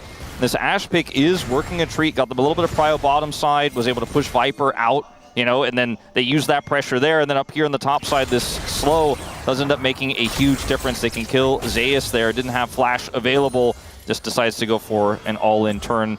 BDD still has his flash. Yep. And we'll dodge this time. Yeah, Delight picking up a bunch of meeps, as we could see there, swimming through the river. I don't think KT are too worried about what's This is a great start. Yeah, oh, yeah, exactly. I mean, this is actually working out way better than I expected, and I was, I mean, it's not surprising it worked out at all to be way better than I expected, because I was a big doomer on this draft, but happy to see KT have been able to make it work so far in this early game. Still a big lead for Zeus, but it feels a lot better. You've been able to get a kill on the Nidalee. Oh, 100%. And the fact that Doctom's in a good spot as well. His Ashe has actually been really good all season. He's undefeated on this champion, which is kind of nuts because they've been defeated on most things. Delight moving in though. Magical Journey for Zekka as well, as Doctom going to be flashing immediately, and Peter, able to just put up the door. And they will be all right. Not a lot invested to make that happen, and they do get a flash out of the 80 carry, and that's very important here for HLE. Yeah. It was hype earlier this season. They got a pentakill on Ashe and the Scion composition. And if you have that front to back, it is very strong. Oh yeah, Peanut in a little bit of trouble here as the Impale just avoided on both sides. Gorgeously played here by KT. The takedown not quite enough as Peanut pushes Cuz into the wall. Peter is following them though as the Winter's Bite comes down. Viper cleanses the slow. They get rid of the Victor, and now Cuz has pounced back in. The drive-by onto the Scorpion. And what's like, KT, how are they all still alive? I mean, they just played it so well there, and Peanut gets caught in the jungle, and they look for a bit of a collapse there. Beautifully played. That was the most agile, like, pest control officer I've ever seen. Very clean stuff. Now, obviously, with all the attention there in the middle of the map around Peanut's jungle, there's no attention here to the bottom side, but Perfect has held his own. Yeah. Will actually even make Zeus tanky turret shot there, but is going to be able to back away here. Does have his teleport. May just use it right away, but this is a pretty big lead here for KT's composition. You know, we're looking for a 2-item spike for Corki later. The Nidalee is significantly ahead of a Skarner. Obviously should be able to get a pretty big farm lead when Prio is going your way, but didn't necessarily look like that was going to be the case. But we've seen BDD in particular control this lane so well, and the roam here from Victor is kind of what dooms Peanut, because he's not in a great spot to stop the rotation over from Corki. We know the top side is coming down with the Braum and the Ashe nearby, and Cuz plays this so well. goes back in. Yeah, the pounce over and then the swipey swipe, and then he gets out. Yep. That's crazy. He's already planning on taking down these grubs. You can see it there in the first person view. He's got his pathing set straight there. They get 3 of the grubs after the play on Peanut, and that's significant. That's a lot of denied side lane pressure here for this Jace later on. Perfect already. They're starting to get to the point where you can neutralize this Jace a lot better. Yep. Exactly going to get zoned away here by Perfect, but I don't think he misses out on too much. Deathray is able to clear up the backline pretty comfortably now. And so I think that the Victor is going to be A-OK. Peanut moving in, looking for a little bit of a target. The arrow going to come on through here from Doctom, but there are a lot of bad guys in this area, and he is just dead. Cut down by the piercing arrow. Nicely played there by Viper. Does gets here a little bit too late as now BDD and Zeus are fighting. Perfect will show up though. Roar the Slayer to slow him down. The flash comes in, but the rocket is prepared. Maybe you were onto something today, Atlas. Well, I did say it had to be a 2-0, so KT would definitely still be disappointing if they win. If they lose game 1, the only way to make that 50-50 is to win game 2. Oh yeah, and then we're up to a fresh 50-50 from that point on, I guess. Zeka is in trouble and likely dead. He is, yeah, definitely big time not alive. The reason why that last play happened, too, we'll probably get a replay of, man, Zeka, he looked unhappy about what went down just there. As Peter is running the map right now, it feels like he's always where he needs to be on this Braum, which is really important in the early game. You're not great at engage later on, but in these skirmishes, you actually have a lot of power with your passive. Even your ultimate in these types of situations can be just enough to turn the tide, but the mid lane was controlled by Perfect. He pushed the wave in, then they made a play bottom side where they basically tempted Zeka to go down, right? They like drew him in, Peanut had that opportunity there, and then they got away. And that meant that there was an opportunity then top side to make the collapse because the ultimate was still available for Perfect. So he goes up top side and makes that play. Then on the return, Zeka gets caught. As this isn't going to amount to anything, but I got nervous for a second. Yeah, there was a lot of, a couple of turret shots, fair bit of damage there from the turret. But HLE, they don't have any way of locking down any feats of strength because that's already over to KT. As Peanut comes in, will interrupt, be interrupted, sorry, by the arrow from Doctom and makes his way back out again. This Skarner has kind of looked like a lot of other Skarners we've had in the LCK. It just doesn't feel like it's the same power level as Zeka. Zeka is really going to struggle to get out of the way of this one. Peanut's going to move over, but it looks like with a flash, it is going to work out here for Zeka. And the kitty cat going to get closed in on by Viper, who locks down yet another one. He was able to outplay the Impale last time, but not this time. That looked really close. It was really close. And like that's one of those big tilters where you're like, oh, I was so close. Like everything was working out. Everything went so right for Hanwha in that moment, and the Impale hits, and down he goes. And what looked like it was a very exciting opportunity kind of ends in disaster. Yeah, I'd already started on the eulogy for Zeka, but he actually gets out of there just fine. Yeah, well, with the help of a lot of friends. Yes. But his positioning in this game has been, I think, suspect at times, and BDD putting the pressure on him early, I think really helping out. And you can see BDD now with 3 kills is rushing towards that 3-item spike. Hanwha Life do take a gold lead, but it is very small after that last play. And again, I was writing the eulogy of the draft, the obituary. I already submitted it to the paper of KT, but this time Zeka does have this gravity field. The double stun buys just enough time here, and Peter, he gets away, but Cuz decides to go in for the play, and this time the angle is good on the Impale. Yeah, and you can see Doctom there off to the side as well. He's like, guys, there are way too many bad guys turning up. We just need to get out of here. All right, little T1 on the floor there, thanks to Carrier. And it's just a flash out from Doctom, but still highly valuable here for HLE. Make sure that they keep that mobility down on the AD carry of KT. Only a 500 gold lead here now for Zeus in this top lane matchup as well. As BDD. Yeah, he's going to have to find a direction to Valkyrie. Does so. Magical Journey comes on through. The flash forward from Delight gets the flash out from BDD. And the Arcane Storm comes in. Will he have his Valkyrie available? The answer is he doesn't need it because he's got a Braum coming up. As Perfect has just gone Battle Scion now. As he won't find the Roar of the Slayer, but does hit a little Q onto Zeus. The flash forward. Spear will connect. And Cuz able to get on over there to at least watch him go down. All right, Zeka's going to get a turret in exchange here, but that is a massive win. And the Scion starting to really come online here. BDD doesn't die, loses his flash, but escapes there on the bottom side. And KT feel like they're winning kind of everywhere. in this exchange, and Perfect is going to get some alone time here with this turret. In fact, Cuz looks like he's going to help out, so they should be able to delete this from the map, so it'll be a trade of turrets in the end as well after that play. You can see Peter is up on the top side of the map to deny any sort of rotation over. Peanut seen on this ward. Yep. Backs will be stopped, so great play there. I was worried for BDD when Duckdom didn't ult to save him moments before that, but I think he was waiting to use his arrow for the top side play. But it works out. You know, KT just get away with it on both sides. And it's a 3-0-1 Corki. If they had have got that kill, it would have been a lot of money. You can see it'd be like double that of any other kind of kill if they had been able to take him out. Could have actually swung the gold in a pretty meaningful way. May have helped out moving towards this Shelly fight we're seeing right here.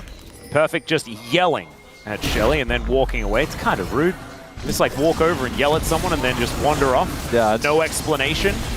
She's just chilling, man. She's just trying to, exactly. Trying to have a rest. Like, it's weird. At least have a reason for it. She's got a lot of charging to do later, you know? Yeah, exactly. She's got her beauty sleep. They're just going to get this Herald as Hanwha Life scramble to try to make a cross map happen in the bottom side of the jungle where Zeus has Prio there. And Soul they're point not really in 40 seconds as well. If they get the Herald, use that to crash mid, they create so much added control. I mean, Zeka went for Blackfire Torch first, which is not going to help him in the side lane really at all into the Corki, and that's where the lane assignment is there. So total control to BDD on the top side of the map. He has TP to show up for that dragon fight if he wants to keep putting that pressure on. Looks like he's going to go back here. I don't know how much gold he's sitting on right now, but it's significant. I don't think he'll be able to buy that second item at 16 minutes, but he is going to pick up some additional components here and come to the fight. Just 2 long swords in his inventory, but this is a really big one for Hanwha Life, and I don't think Zeka is really fully ready to fight. He does have the TP. Herald's going to be utilized, like you said, just for some Dragon Prio here, straight into the mid lane. Duckdom able to at least usher Shelly in. That's going to be a denied charge, but they had to invest the Tempered Fate into it. Crash into the wall there from Perfect. The driving not necessarily working out, as Cuz looking for some spears. Big tool there used by Perfect, not finding any success, but still, they have so much control over this Dragon Pit right now. Yep, they're pushing them all away. This is going to be Cloud Soul Point going over to KT. Zeus, I mean, look at him pushing the bottom lane. I think they're just simply going to give this up. I mean, he can TP in, but it's going to be very awkward to force a fight. And you never want to give it up. You never want to let him down, Wolf. No. But it's what's going to happen this time around. Peanut not going to be able to get in there, and Cuz should be able to lock this one through. There it goes. And now Zeus could be in trouble. Remember, Perfect doesn't have the ulti, but he's still so sticky, able to slow down this chase. He's walking the wrong direction, and BDD, if Perfect doesn't have the damage, BDD definitely does. It's just kind of bizarre decision-making in that moment. I understand the idea of just letting the Drake go and trying to push Zeus into the side, but he, of course, is on vision. Somebody has to come shadow him at least if you're going to give the Dragon. You got to keep your Jace alive down there. They just kind of left him there, left the Dragon, and then Zeus dies on the push. He's 1-4 on this Jace, and sometimes, you know, you might want to take the nameplate off if you're a Hanwha Life fan, because we're like, this Jace is one of his best. He's going to control the lane and has been punished so many times this game for greed. Yeah. And it is not working out the way that we thought it would, or especially I thought it would in this game. And you also invest a lot of resources in the map to just a Zeus Jace in general, right? Like, often there are constellations that you have to make to try and allow him to be able to push further forward, and that is feeling a lot more costly now that they're not really getting the payoff of it, as the door does so much, and in goes Perfect, finds the knock up there onto Delight. He's out of this fight forever. Zeka now off to the side, getting chased off by this absolutely massive Scion. Man, it's like we're watching Pacific Rim, and this is like towards the end of the movie where the machines are actually the ones winning. Yeah. Perfect is looking pretty unstoppable at this point in time. This lawnmower of a Skarner is not one of the winning machines. No. Maybe this is actually the Hugh Jackman movie Real Steel, you know, and that's what we're watching. It's actually a machine battle, and unfortunately, it's the sequel Heartsteel. Wait, that's a boy band, man. What are you talking about? Oh dear. Well, yeah, Peanut is representing the robot that isn't winning. Let's just call it that. Well, this game from here on out feels very difficult to play for the side of Hanwha Life Esports. Like, Zeka went for this build where he's going to cut through Scion incredibly well, and then he's indexing into a 2-item spike later on where he has Torch and Leandries, and he just makes quick work of Perfect, and he ramps his damage up in the fight, does a ton of work there. Didn't help him in the side lane, didn't help him in the early game control-wise, but that's really what I think Hanwha Life, Viper obviously significantly far behind in this game too, but they have great late game carries that can cut through the Scion. Obviously later on, just going to have to be clean team fighting before we get there. And if Hanwha keep getting caught in sides or keep having these awkward setups because KT's vision game has been so good here, maybe we won't get to see that front-to-back fight that Hanwha Life are banking on when we get to this 4th dragon here. Otacon's going to spawn in 5 seconds time. KT are faster on the grouping. Wow, the robot's name is Zeus. I think it's the bad guy robot is also is like spelled Zeus, right? Like, oh my god! I guess we were pronouncing his name wrong the whole time. I think there'd be some people that would agree with you there, Wolf. No, I meant the robot. No, yeah, they were pronouncing it wrong because they weren't watching the Korean dub. Yeah, no. Which has Zeus in it, obviously. Yes. Man, I love that movie. The movie's actually fantastic. it's a real easy watch, you know? I would recommend it. It's a feel-good. Yeah. You know? It's not a feel-good if you're a Zeus fan in this game so far, though. Or in the movie, to be honest. Very true. It's kind of holding up the same way as Perfect should be able to stop this back, and he will. Otacon, again, better vision here for KT Rolster on the top side of the map.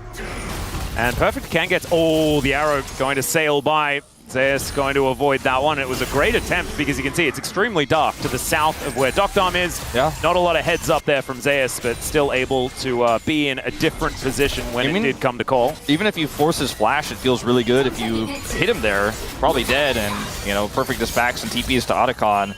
So at least that doesn't happen. Dokdom keeps this turret alive here, but they lost a little bit of control over the Otacon. That's where Hanwha Life are now grouped. Zeus, I don't know what he was waiting for there. Oh, Perfect. Oh, can he actually? Yes. Oh, no, he can't. He's not going to hit the cannon, which is a bit of a shame. Every time the observers come down here, I'm like, is something no, nothing is happening still, no. Zeus is waiting to, come over there. For and his turn to hit minions. Yeah. and then it's Perfect's turn to hit minions. And okay, Zeus hold on. hits Cuz is here now. Maybe something is happening. No, never mind. No. Acceleration gate and nothing is happening. Yeah, well, there's unending despair for Perfect. That was the last game. I feel like it's the wrong item for this game because he seems to be having a really good time. Great turnaround here for Perfect as well, who we know is a bit of an emotional player as well, can get a little bit down on himself. So good to see him bounce back after a tough game 1. All right, the Cloud Soul is ready. Yep. And there's no prio here. I mean, Hanwha Life got some vision on Otacon, but with KT not interested in fighting there, it didn't end up being very relevant. Now they're grouped up here better. Basically, they have to win a fight now, and they have absolutely no control of the area. There are a few wards around here for HLE. Zeka hit his 2-item spike. I mean, there's an angle potentially if they could front to back this, but it's going to be so hard.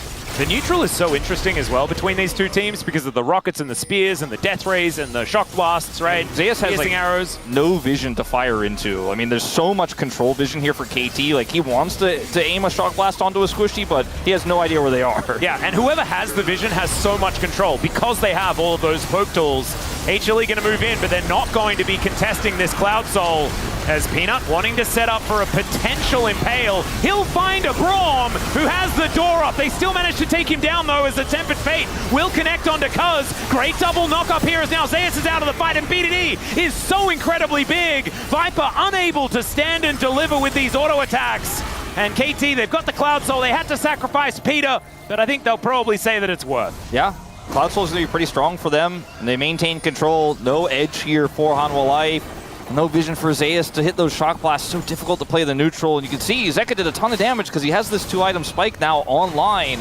But they're not able to fight together, not able to get that front to back they were looking for. It's KT for the aggressors. And from here, I thought, okay, maybe just let the kind of kite back and escape. But they actually go in, and it's a play here from Peter, where he dies but ends up absorbing so much pressure. The ult comes out from Delight as well, but Dokdom does so much over the wall, forces Zeus' flash. BDD is just chiseling in some damage, and Hanwha Life with the low health bars there just cannot stay. Yeah, and the reason, okay, never mind, we got a bit of a fight here, as Delight is already very dead. Peanut crashes on forward, but the turret is going to go down, and now Zeus off on a flank angle is going to nail Dokdom with that shock blast, actually picking the gap there quite beautifully.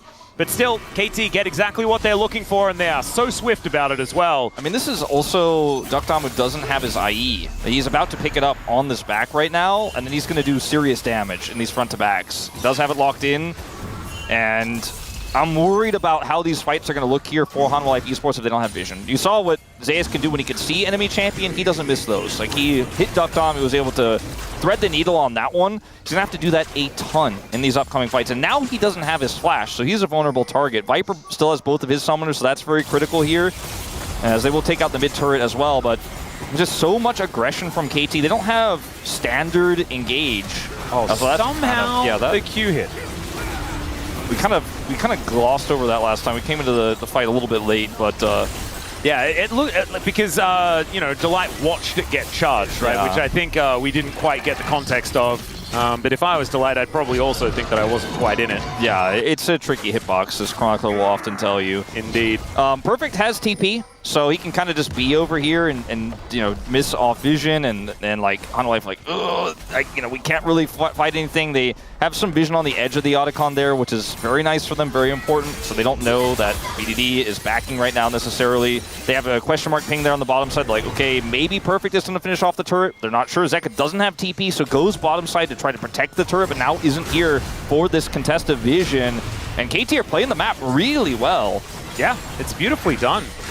As Peter, standing stalwart, just trying to stop them from being able to get any vision around this Baron, but Cuz spots out the fact that they did manage to at least get one ward over there. And Delight has parked himself over here.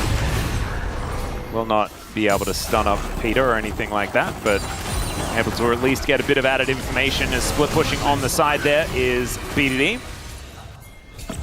And they're just going to start Otacon. I think they probably can as well, because there's not a lot of inroads here for HLE. I really think it's quite difficult for Hanwha Life to challenge, and with that IE online here for Duckdom, it's going to go fast. Yep, information goes over though, so HLE, they know what's up, and Delight can throw down the Peter. Tempest. Arrow is going to connect onto Peanut, sorry, and they get rid of him. Great knock up there just to make sure that the Skarner is not getting out, because this could equal Baron time as well, ladies and gentlemen. I mean, that was so well played. Peter goes over there, identifies exactly where the Skarner is. They put an arrow on him. He can't steal, and that's Otacon. Viper, where are you going? Well, the train has left the station, and so has Viper. They do get a fantastic Tempered Fate, but the Arcane Storm does absolutely nothing. Perfect just gets into the mix, but Zeus takes out Peter. It's a noble sacrifice, though. And down goes Viper as well, who was just a little bit of an Owen Wilson there behind enemy lines. Not able to get it done. KT, they'll go back to what they wanted to do before, and they have had a monopoly on these objectives, only losing out on, I think nothing. That's actually fine. Nothing. Every neutral objective has gone to KT this game. Yeah, though, every single one. That sign that we keep showing is this, Cuz has to live for KT to live. And it's been somewhat true in this game. He's only had one death. And he has, even without the top side prio, I think with BDD playing the mid matchup so incredibly well, I mean, he had so many angles this game, but watch this play here. Peter's like, all right, we know where Peanut is. I want to keep him away. Duckdom says, I'll help you do that. And they guarantee the smite. And then also, because there's no reason to then further the play, because Perfect has the tri-brush under control, no one can save Peanut, so he just dies. And Viper, on a kind of unusual flank angle here, perhaps trying to layer some damage into the carries at the back, but just isn't going to be able to do anything. They can't cut through the Scion, and Viper is just a sitting duck, so Duckdom can also slow and help peel to make sure this is not an overextension on the chase onto the Varus, so KT get literally everything. Yeah. And now there is 45 seconds until Elder. So that is like the most Exodia ever. Like if we're talking about it in Yu-Gi-Oh terms, the other side doesn't have cards. Yeah. You have your full deck in your hand and they don't have cards. That's how it kind of works. Yeah, or more or less. Yeah. So it's a rough time. Let's just say that as far as objectives are concerned and extra stats and stuff like that.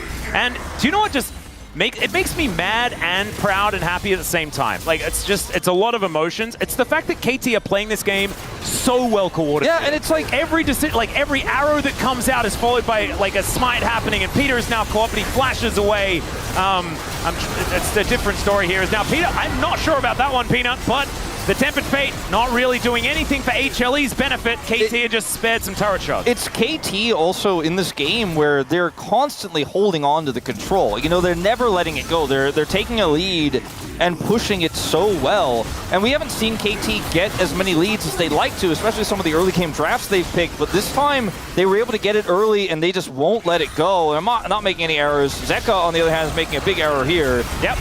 There is an Elder Dragon, some bounty gold world coming on through here, but there's the dragon comes down from the sky. Winter's Bite is pretty powerful. And Passive blows procced, and that is the main wave clear now dead. KT are just marching it up this bottom lane, and this is even more decisive than game number 1. And I stand by. I don't think this draft was better for KT, but sometimes comfort can be enough, man. And oh, yeah. Perfect on this tank, Cuz on his Nidalee, Duckdom on his iconic Ashe. BDD on this Corki that he's like dominating on, watching him Valkyrie over this base gate, looking like he's having the best time ever. Sometimes if you're just the better team. Yep.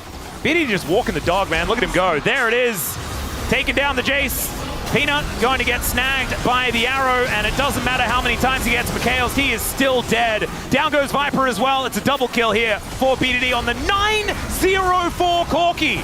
There goes the Nexus, and KT, they'll take game number 2. Don't ask me what it means, but it was an impressive game from KT. Will KT be the first team to punish a shaky Hanwha Life Esports where they've had some mid-games where they made a lot of big errors, where they've made overextensions like we saw in game 1, some rocky fights that don't need to be the way that they've been played out? Is it going to be Cuz taking Peanut out and a jungle lead that ends up being the reason why Hanwha Life take their second loss of the season? We'll have to wait and see in game 3, but if you're a KT Roaster fan, you're feeling very hopeful now, and as we go deeper into Fearless, things are going to get very interesting as now the Scion's gone. You know, Perfect won't be able to play that a second time, even though I didn't really prefer that he played it in this game. He played it well, and they played around it well, and Cuz kind of just ran circles around the Skarner pick. Like, he ran circles around Peanut. We saw BDD constantly pushing Zeka out of his comfort zone. Zeka was caught several times trying to patch the hole in the bottom lane where the Braum pick did work here for Duckdom and Peter. 7k damage. Cuz's Nidalee is absolutely absurd. Yeah. The person with the fan sign actually knew. 100% they knew. If Cuz was alive, you're going to win. I wasn't a knower. I saw that Nidalee first pick and I was like, I saw the draft and I was like, well, good luck. Cuz is great at Nidalee, but it's not going to happen. But I am happy to be wrong because we have a 3-game series on our hands, Atlas. Yeah, and this is a KT roster that so many KT fans have wanted to see, right? One that can actually challenge the top of the table. And that is precisely what they're doing now. Who knows whether they're going to win the series? It's time for us to take a short break. Then the Space going to break down the KT win and see whether there is a possible other KT win in this series or not. We'll see.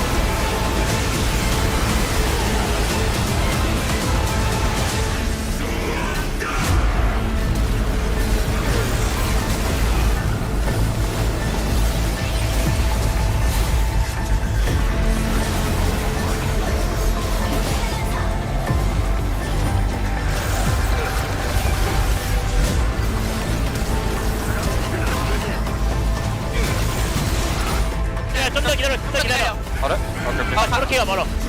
괜찮아, 담라인 깨져. 옆에서 포킹 쏜다. 맞아줘. 브라움이랑 사이온이 맞아줘, 포킹만. 우리 타워 치면 돼. 다 끝. 노플이야. 너 빨리 이거 바텀으로 가, 바텀으로. 제이스 노플. 스카우트 볼게, 그냥. 볼게. 얘들아, 타워 치면 돼. 아래쪽 타워. 제이스 노플. 잡았고. 나이스, 아래쪽 타워. 앞에부터 때릴게, 앞에서 때릴게. 맞춰. 타워부터. 몸 좀 해줘. 나이스. 오호, 나이스. 와, 이거 사방에서 아리가 지금 그다음에 아리가 돌파 그리고 비에고가 아리가 딱딱 쓸어버리는데요. 본대 다 죽었어. 페이커 트리플킬. 본대 다 죽었어요. 한 번 더 위쪽까지 남은 거 사이온. 또 사이온입니까? 사이온까지. 또 사이온. 퍼드라.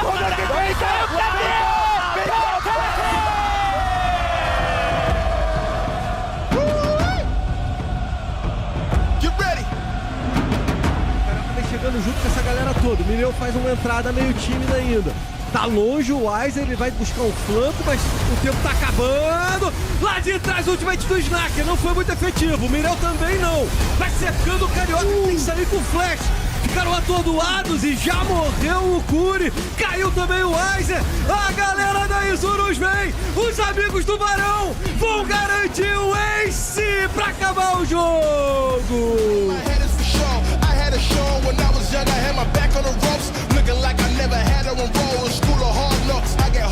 Dignitas are starting up the Dragon, and FlyQuest don't want to allow them to stop that soul stack. Whippo making his way forward towards the Dignitas lines, Chains of Corruption, finding massive pop blossom from Muzio. He's on a rampage, and Dignitas is on a one-way road to the cemetery. A beautiful engage from the FlyQuest support. Massive team fight for Fly.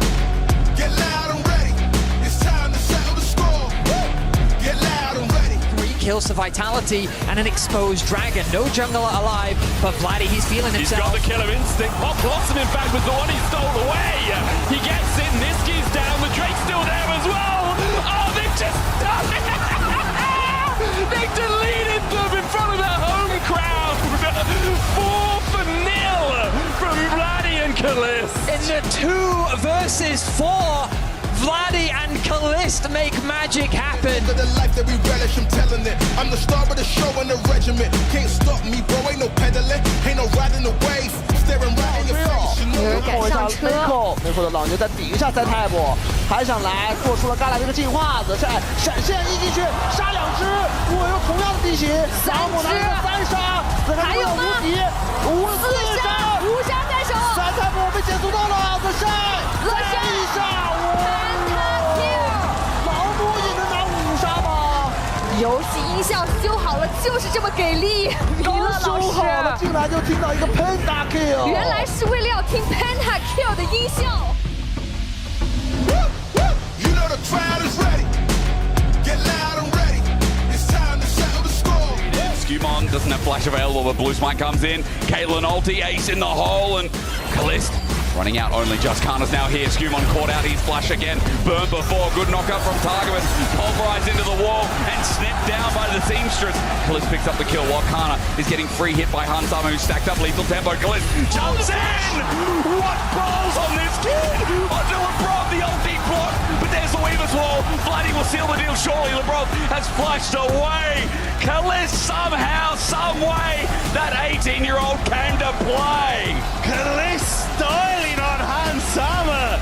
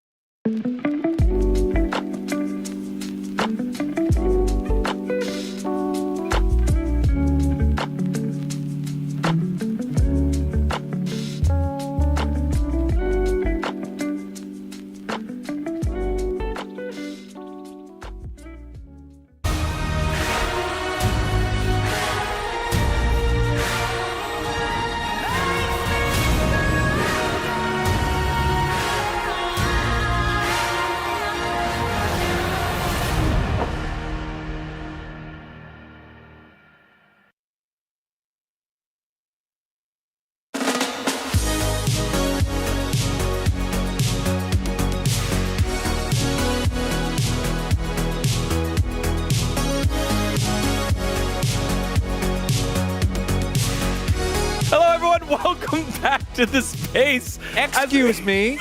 We had 2 games go Elder Dragon and we're already losing our minds preparing for a 6-game day. KT. That would be the correct team to go roller coastering all over. No. Digon said he was going to open in a Dutch accent. And then I'm like, okay, give me your best Dutch accent. No! And then he said, and I quote, I don't know what a Dutch accent sounds like. No! And then I gave him a Dutch accent, and then he still didn't do it. It was bad. It was bad, just like Hanwha Life Esports in Game 2 here. Yeah, that top side was not playing the video game. And I know we meme a lot, and I think Zeus is the best top laner in the world. I also think that he kind of griefed this game. He really did just die, like, what was it? Ended up dying 6 times, 5 times? Quite a lot, quite a lot. Yeah. I really like the KT concept here because I've talked about this a little bit, but I think picking the Nidalee, if you have a jungler who can play Nidalee, which Cuz obviously can, picking it early in like a game 2 or game 3 against HLE is so powerful because they will take that, they will give it a Zeus. It also can be a flex. Peanut can play the Nidalee, but the threat of that counter pick is so threatening. And then they end up taking the Jace. The Sion is a great match for that, can weather the storm, be that sort of bulky front line. And it just felt like at no point was there really much threat on the back line in the late stages of the game because there was a strong front line, great poke from the backside. I also think Skarner into Nidalee was not the play. Like, how are you ever going to get on the Nidalee and you're just going to get poked out? And I'm not a big fan of the Bard here either. So why are we blinding Victor? Like, if BDD picks Victor, Zeka's half his champion pool, I swear, counters Victor, right? And everything in this draft is also tailor-made to kind of hold back on the worst parts of KT. Perfect on a tank, as Zeka has highlighted. He didn't even lose lane, but if he would have been fine. Dokdam, utility carry, can always play for the team. Peter, I think he was way over-aggressive on the Leon in the last game, ended up dying a lot. This game on the Braum, when he died, they were guaranteed to win the team fight. So I think this was a smash hit from KT here on the blue side, and I think it was a large part of why we are going to game number 3. Yeah, well, one way they were able to do that was big focus on the Drake. We opened the pre-show of this week saying, this is the Cuz meta. He wants to be all over the Drakes early on in the game and playing aggressive junglers. No better way to do that here than on the Nidalee. That's one. That's two. Here's Soul Point. And it just creates a lot of pressure on Hanwha Life, who just weren't in the right spots, didn't have the right map state to contest. And it's particularly, like, Skarner Victor is such a weak 2v2, right? Like, imagine if Pina had something that he could actually fight on. In all these clips, they're trying to do something. It's just not working. And you see moments where, like, here, they're trying to hit the Sion, they're not really achieve anything. Peter jumps in front and gets caught, and they kill him, and it just means nothing. Like, they still cannot push through against this Sion, and Peanut is so squishy in comparison. Despite being full tank, he just feels like he gets exploded. Yeah, definitely. Again, just great job here by KT, knowing what the game plan was and having everyone on the same page here. And same thing here at Otacon, 26 minutes on in, where, again, Hanwha just can't find a way in. The setup was so good here. You see Peter tracks Peanut, finds him, the arrow comes in to deny him access, and they didn't have any vision initially, so it was this slow approach from HLE. They're trying to avoid getting poked out, they're trying to find an angle to get in. They take out Peanut, and they're like, okay, let's instantly transition this over towards the Baron, but they see Viper a little bit split. Viper moves down because he thinks if he moves up, then he's not going to be able to avoid the Sion ult, but you just end up in such a split scenario. Your Varus is isolated and alone. The rest of the team can't help him. And despite the fact Peter dies again, it just doesn't matter. Now, as we were just told, Cousin Dokdam 3-0 on specifically the Nidalee and the Ashe, which is kind of crazy because KT have been very up and down. So this is one of the few pieces of consistency. What I love about this game is that it really clearly shows the reason why Hanwha Life get away with a lot of what they do in mid-game, which again, I think will be gone by the time we get to playoffs, but we do have to call it out because what we're seeing it happen is they get away with because their team fighting is incredible. And I think this comp was just way too weak at very important parts in the game, so they couldn't team fight, and if they can't team fight, they just kind of fall apart. And I do think that when we go to game number 3, they have something they can fight way earlier, and the game probably won't snowball to the point where it did here. And when they aren't able to team fight, Zeus is able to usually punch a hole into the top lane or wherever off lane that he's in to allow the team to get a nice 4v4 off. He wasn't able to do that either. And so because of that, KT put together a very, very good game. One that potentially gives you hope that the roller coaster's going up. But this is usually when KT let you down, but maybe not this time. What do you want to see here in game 3? Well, I mean, yeah, because, like, game 1 was pretty low. Yeah. And game 2 was really high. Yeah. And, I mean, roller coasters just keep going up forever, right? Just keep... Well, you can't get momentum without going down. Who said that the roller coaster has to end in this series? Maybe it ends next series. We're not meant to know. Maybe it never ends. Maybe this is it. It's all uphill from here forever. You know who actually knew? Wadid. This was Wadid's match of the week. He said, you know, will Hanwha Life lose here? Maybe against KT. He didn't pick them, but he did pick this game as the potential highlight. I do have to say, though, I do think if KT win here, this really ruins my plan of predicting KT when they face Gen G to prevent the perfect 18-0. Because that's what you were going to... Because that's what I'm going to do, yes. I see. You were going to use the KT Chaos card. Yes. Against one of the top teams, but... They have... I'm pretty sure they have the highest win rate out of any team in the last couple of years against Genji in Best of Freeze. And it's not close. And you know he's being serious because it's Mount prediction. So he's not one to mess around with predictions. Dan, how's it feel to be that close, getting an insight into the man who just knows predictions inside and out? I mean, it's just not a big deal to me. You know, it's just predictions. It's just a bit of fun. So I don't take it that seriously. But you know, it's inspiring to see someone who's so locked in at the start of the week whenever we say which team's going to win. Yeah. Well, I know a guy that might need a little help taking the prediction a little bit more seriously. It's a guy in last place in predictions here on Global. It's Wolf, sitting alongside Atlas. Oh, wow, that was a bit rude. But that's fine. Wolf, I think that you might get this particular prediction fine. Yeah, I don't want to talk to him anymore. It's fine. It's cool. I think. Well, you don't have to. You just have to talk to me. I heard he was fired anyways, so it's all right. Oh, really? Already? Yeah. Well, I mean, he won't be on any more desks with me. So. Yeah, fair enough. And now he's just having a giggle about it. Get him off our screen. We'd prefer not to see it. By the way, has anyone else noticed that Digon copies everyone else's predictions every week? Have you noticed he puts them in the chat last? And yeah, I do see that. Him like 3 times to put it in. I didn't want to be the one to call it out, but I'm glad someone has at least aired the dirty laundry of the LCK. No, just saying. Yeah. That's fine. Let's have a look now at this draft. I don't know what that was about. Why we had to really go that hard. But I guess we did. I think now for this game, KT has about a 0.63% chance of winning. Because there are a lot of vibes that are really heavily against KT. For one, there is a guy in the Reddit thread, the post-match thread, saying cautiously excited. So thank you very much for that. KT's going to lose. HLE, pretty good when it comes to deciding games in a series. Also, I think the standings. KT playing their best champions in that last game, even though I didn't necessarily like how it was going to go. Like, they played it to their mastery, right? We saw a perfect, great on the tank. He's not playing Rumble this series, which I think is his best champion. I think most people would agree, as that's banned again here in this third and final game. So I'm curious what KT puts together this time around, and how locked in HunWillLife are, because that last game performance was not great, and the Skarner was definitely not working as intended. I love this Viego ban, because that's another one of Cuz's very, very strong picks that we've seen Niche picked here in the LCK, but Cuz gravitates towards it a lot because he likes to be that carry jungler guy. There are not a lot of junglers left. No. Rumble could also be considered a jungler. Technically. But not in this meta. The Yone going to still be taken away here. It does make a lot of sense. Away from Zeka. But let's see what the first pick is going to be. I think Azir is certainly pretty high prio, and you need to take it away from BDD. See if BDD is brave enough to play something like a Sylas into this, or even crazier like an Akali, because the mid pool is also pretty significantly thinned out, and the Corki is gone, Victor's gone, so I think it has to be a Kalista something lock-in. I don't know whether you really want to lock in Kalista Renata right here. It's risky. I mean, Nico is still available, of course. Yeah, that's what I was thinking. And okay, Annie is going to be the answer here. Annie.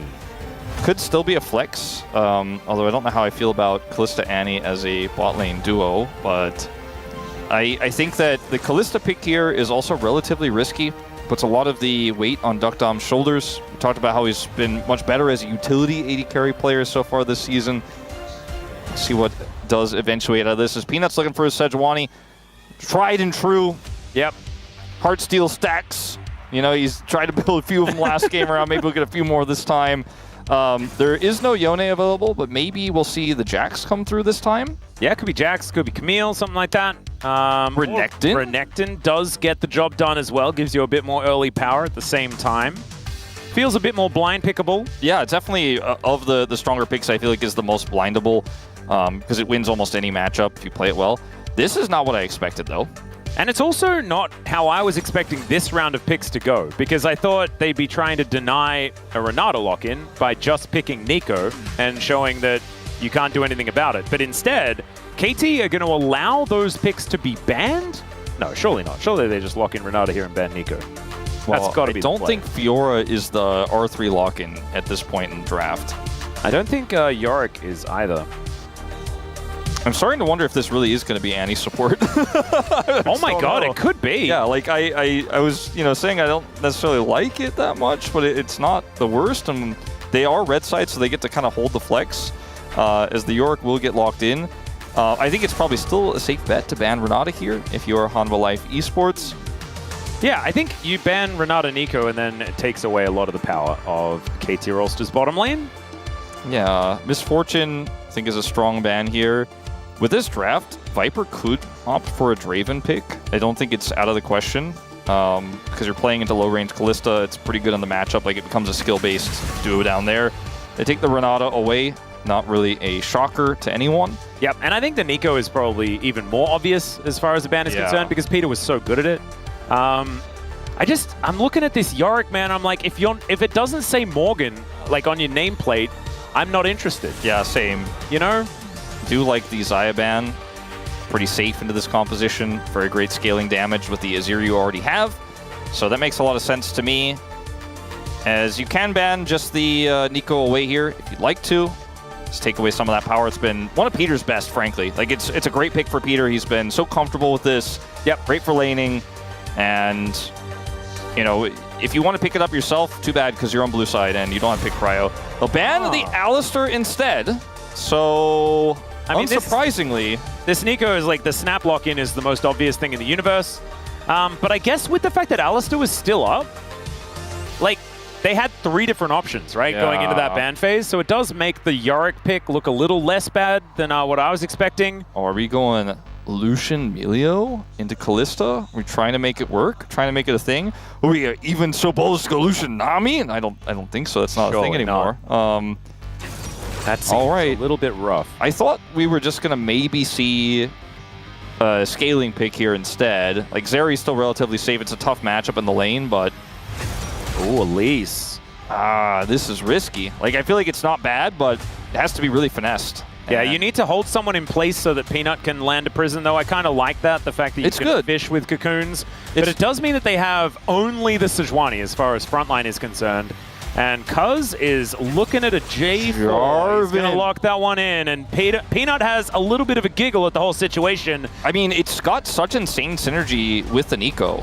Pop Blossom plus the Jarvan ult, plus the ability to follow up flag think about the Cataclysm Ghoulie Wall Venn diagram. Oh my god. And they put Tibbers in there? Oh my god. Flaming Bear Circle? I thought the Geneva Commission outlawed this. I think they did, actually. I don't think it's allowed to be played. Unfortunately, we found the forbidden tech, and KT have decided to employ it here on the red side here in the LCK. I think the authorities will be waiting to take them away, but they will not be able to interrupt the game because of competitive integrity reasons. Lehens has such great mastery of Elise that sometimes when he blind picks it early in the draft, I go, I don't know about this, but he plays it really well.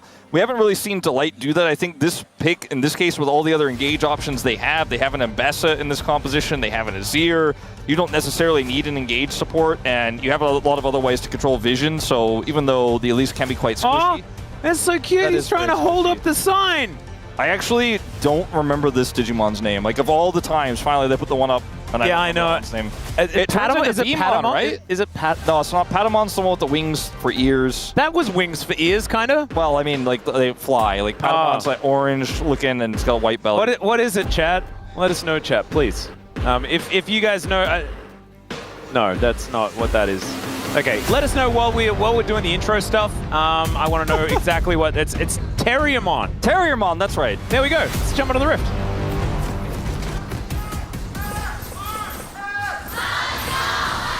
소환사의 협곡에 오신 것을 환영합니다. All right, here we are under the rift for game number 3, the decider between KT and HLE. And I've got so many like Gyarados and Pikachu and Mewtwo, and you guys are actually you're not taking the question seriously. However, we did have a lot of the correct answer there in the chat as well, so we appreciate you. Yeah, no, I was wrong because it's not the one that turns into Vima. I think this one's from Season 3 where they have like the cards in the show, and then it turns into a big bunny with machine guns for hands. There was definitely a lot of that. A lot of like the third Digivolve forms, just like that plus guns. Yeah. Which is kind of cool. Do you remember Power World, man? Where did that game go? I didn't play that game. Has it lost or won its court case yet? I don't know. I haven't been keeping up. Last I heard, it didn't look good. Oh, really? It started off not looking great as far as like things working and stuff like that is concerned, but it was an interesting concept. Yeah. Anyway, we do have a little bit of an invade here from KT. Yeah, I think I forgot Terriermon though. I'm disappointed in myself. I wasn't really a Digimon guy. I sort of just did the Pokemon thing. I mean, I had a Tamagotchi. Season 1 and 2 was what I was all about. Then, like, beyond that, Digimon got a little bit weird for me. I got a little bit older. I still, like, tuned in occasionally, but I wasn't really following, you know what I mean? But let's talk about the game again for a minute, because I think you know, he has, you know, a quite unique champion pool oftentimes, and he will pick things that other people aren't playing. It's been pretty standard so far this season, but the Nidalee first pick is one of those moments, right, where you're like, okay, I'm not sure about this, but I trust you. Jarvan, kind of the same thing for me. It's the first time he's playing it this season. It's the first time anyone's played it this season. Oh, perfect. Okay, maybe Yorick is just busted. Never mind. Perfect and Morgan, they're the ones that are allowed. Peter maybe not allowed to play the Nico anymore. Never mind, he's a great Nico player, but he did take a lot of damage there. That didn't look too fantastically fun. Well, you know, sometimes with Yorick, the only way to win the game is to not play and just not interact with him. But Zeus, sometimes he can't help himself, man. He likes to interact with him. He does like to do that. So that might have been what transpired there. We kind of missed the beginning of it, but looked very good for Perfect at the end. Not going to see any crazy level 3 gank from the Jarvan. Have seen that quite a lot in the past, but not going to happen in this game. I think the composition here for KT is very simple. Is set up a lot of circles, and then Ducktom closes the distance and puts spears in them. Yep. And Tibbers does big stun. I reckon that has a bit of a vibe to it. That doesn't sound too bad. Keep the Maiden in the side lane and allow Perfect to put added pressure on as well. That could certainly be important. It's because he's going to have his Grump stolen away, perhaps. Delight coming on over here to see what's going on, and Cuz just moves in. Peter also making his way back to lane. And Cuz is just going to be able to defend his Grump. So that's the first bit of action outside of Peter taking most of his health bar in damage. He has a stun prepped. Yep, he is going to be able to get that one off onto Peanut here, just in time for Cuz to come on over. Flash needs to be employed as Peter did make his way in. He flashed for that one as well, though, so he could certainly be a target. As Delight very far away from his bottom lane. Yeah, just not really 100% on board with the Peanut call there, considering the mid laner was not in the mid lane, and he was very nearby, and their mid laner was not anywhere nearby, so... Delight. Delight is nearby. So is Viper, though, and they're flashing for it. Cocoon barely missing, and Perfect is just going to go down. That is first blood going over to Viper of all people. And just a little bit of an awkward position, given the fact that Viper made his way over just that little bit earlier. Yeah, it looked like Delight was caught, but you know, he actually had some friends nearby. Viper is going to be able to pick up the first kill of the game, so pretty huge win for him, as he was able to get through the laning phase really well, and now actually has the faster lane swap topside here. You can see Ducktom and Peter trying to come over and catch the wave. Will lose some experience there. Perfect opts not to TP because he doesn't need to the bottom lane. So he does end up with TP advantage, but it doesn't really necessarily matter with Yorick because he doesn't really want to show up to team fights all too much. No. So I would give a pretty big edge to Hanwha Life off of that last play, even though moments before it looked pretty bad when Pete was forced to flash and nearly got taken out. Yeah, it's starting to feel a little bit like the stats were kind of accurate as far as the win percentage chances for KT here in this game. You said 0.68, was that what you said? Yeah, as public execution going to be employed here towards Perfect, who takes half of his health bar, and Zeus is just going to continue zoning him away. Thankfully, the minions do run out. 2 levels down. Yeah, and in comes Delight. He can drop turret aggro at any time, so Perfect is not going to have a good time if he sticks around, and that means a full wave is going to be eradicated. Now you do have Cuz moving in, and the Ghoulie wall looking to be frustrating here. Speeder comes down. So at least Perfect able to get into range of some of this experience. I don't think you can make anything of this, KT. Perfect is going to TP now to the top side of the map, where hopefully he will get some farm. Maybe he'll get some time to kill the minions. Not looking great for a first dragon here for the side of KT Rolster. They do have a Jarvan here, though, and actually it's a bit of a late rotation from Viper. All right, Peter going to get a snare onto Delight. He doesn't have a large health bar as he goes up into the sky, but the Spider does have to come down, so that is going to be a kill going on over to Cuz. A pretty happy Jarvan here who does want to get accelerated in this game. I mean, Zeus didn't have ult, but he was also just not getting involved in that play. His Viper does show up now, but the rest of his team has left, so he had to commit to coming all the way down. He wasn't just going to stop halfway. So now there's no one dealing with top, although Zeus should be able to catch some of these. God, and it's skin just a free is so dragon. cute as well. The Ghoulie cat wall. Yeah, I mean, it's the only Yorick skin you're allowed to play it. It's pretty good. There have been some real weird ones that we've seen. I was always just like a play the pentakill skin, you know, and move on with your life. You know, the base player Yorick. The staff that he wields has the like angry vein bulging symbol on it, you know? Yeah, it's because pretty he's good. really mad and he wants to hit things. He's also mad that his cats keep dying. It's kind of messed up. True, but they come back again. That's true. Yeah. No, it's okay, So but it's he's mad totally for okay. a brief moment. And then everything is okay. While he's mad, he just hits things with a stick. Yeah. And then they come back and it's okay. Or a shovel. Do you remember that movie that had the superhero the shoveler in it? No. I'm going to say no. I can't remember the name of the Say film. It is definitely an old situation, but it was a fantastic film. Oh, I just can never remember the name. Well, I mean, there's a lot of shovels in film. Yeah, well, this guy is his thing. He was actually the shoveler. The shoveler. His superhero power was to wield a shovel. I don't know whether that just makes him a gardener or something, but I don't know. I feel that way when I clean the litter box in the morning. Yeah, well, Peanut feels that way right now as he is in a little bit of trouble, but the rest of his team's here to try and defend him. Good flash out from Cuz, but Zeus there to defend him immediately. Great knockup from the Fates Call, though, and they execute the Ambessa. And now Delight just has to try and bail out of it, but look, Zekker's also losing a trade here in this mid lane, and it's not over yet. There's the Cocoon landing, the Ren to slow down Delight, the flash forward from Peter. He's not giving this Spider any way out.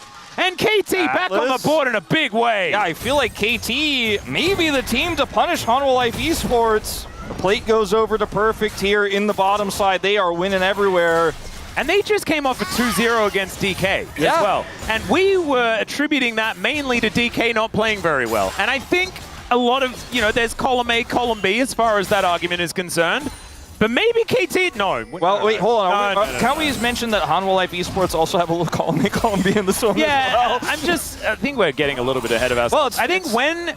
At the point where KT are going to MSI, that's when we'll probably be able to say that they're looking like a pretty good team. Well, look at what Cuz is calling here, because he's waiting for the play to come through. He knows they're looking for the engage. He has flash. He calls it out, goes over the wall. Now, unfortunately for Zeus, he's way too far forward, and they can turn onto the Elise, even with the repel here well placed on the Krugs to get away. Cuz is calling it out moments before, and it's seeing KT do really smart things and be a five-man unit that only comes around once in a while.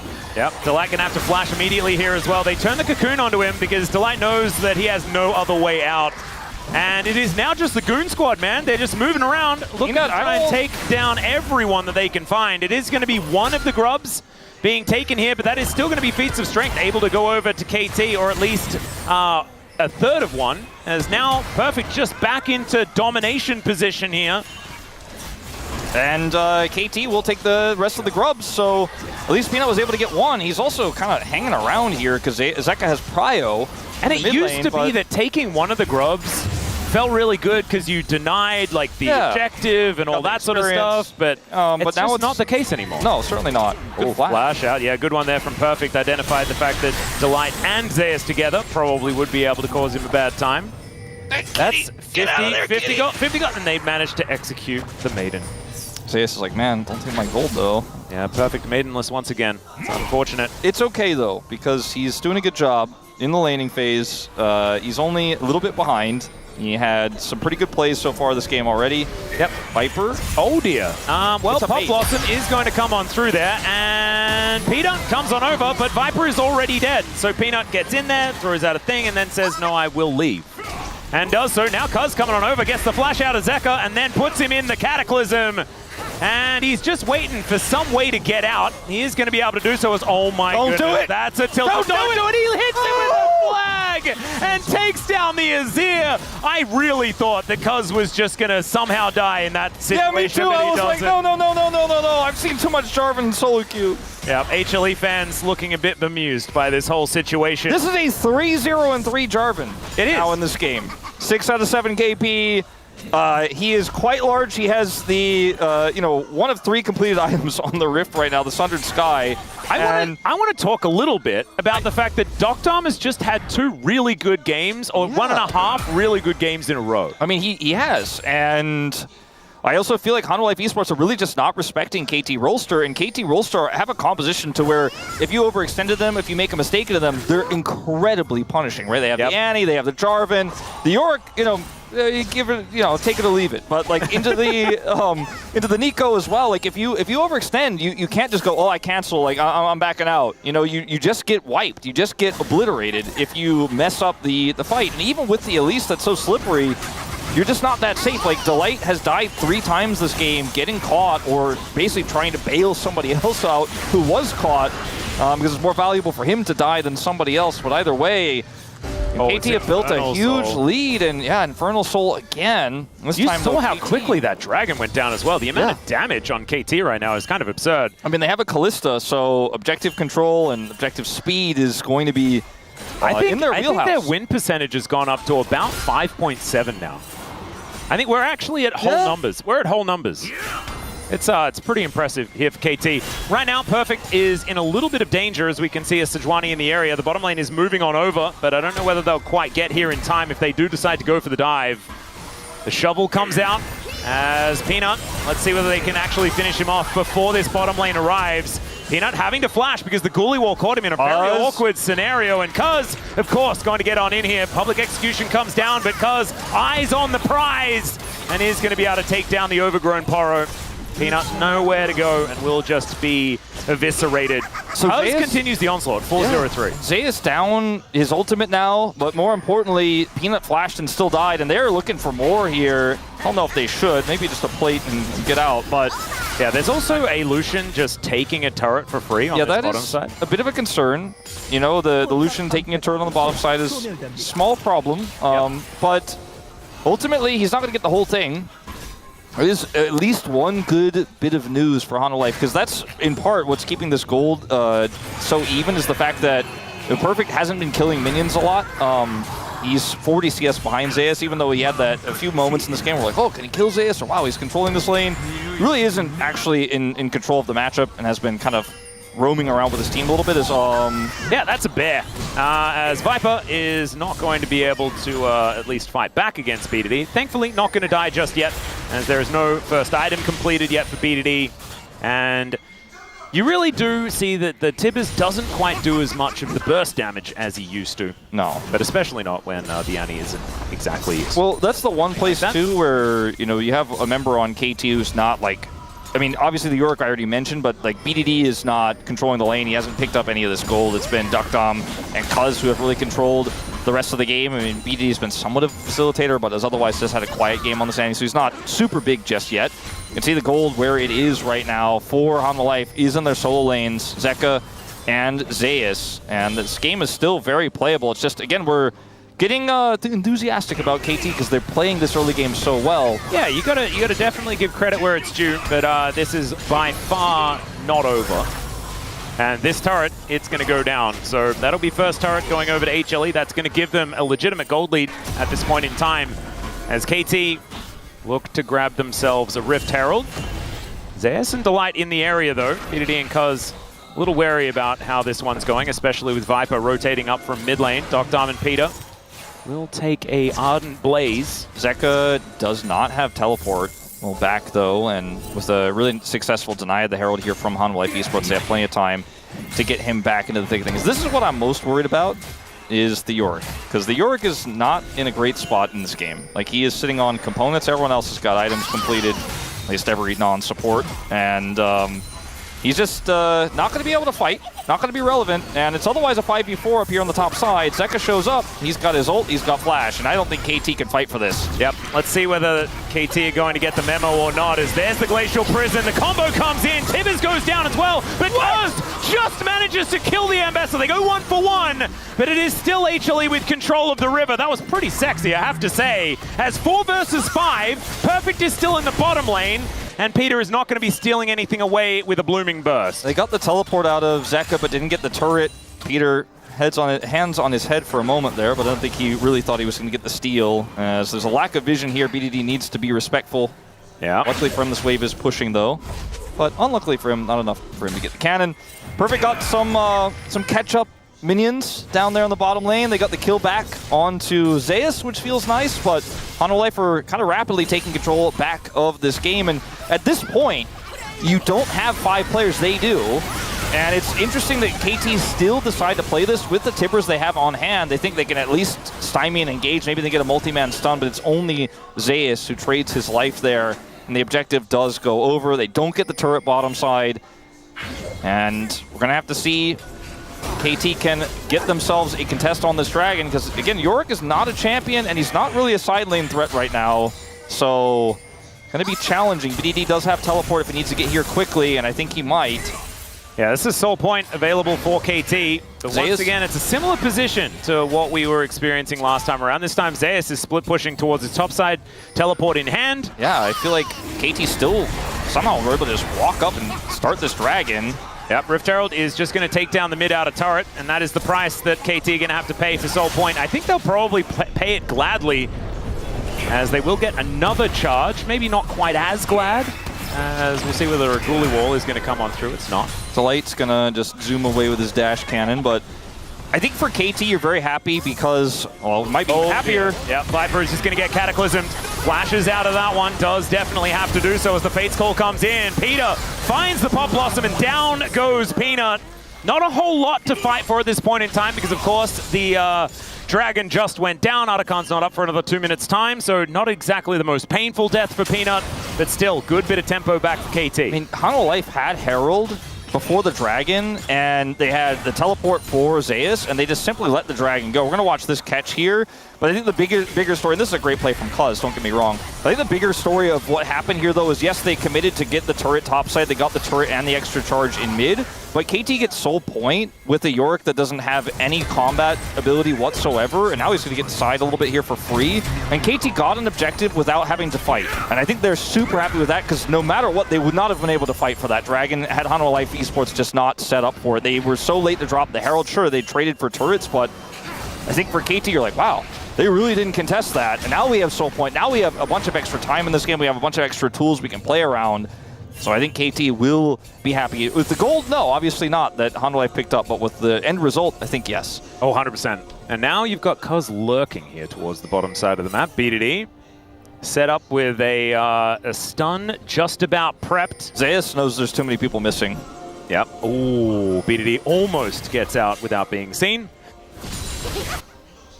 That was a weird silhouette there from Annie. It looked like it was just it looked tippers. a lot bigger than usual. Yeah, I was like, he didn't pre-tippers, right? yeah, no, it's still going to be Zeus getting the information, and we'll be all right. 30 seconds until Atakan. That's going to be spawning towards the top side of the map. And we'll see whether there's going to be a setup attempt being made, because still HLE have a gold advantage. It's actually kind of crazy with the fact that this Azir and the Ambessa are so far ahead of their opposition as far as money is concerned. The rest of the map, KT having a slight lead, but it's not quite enough.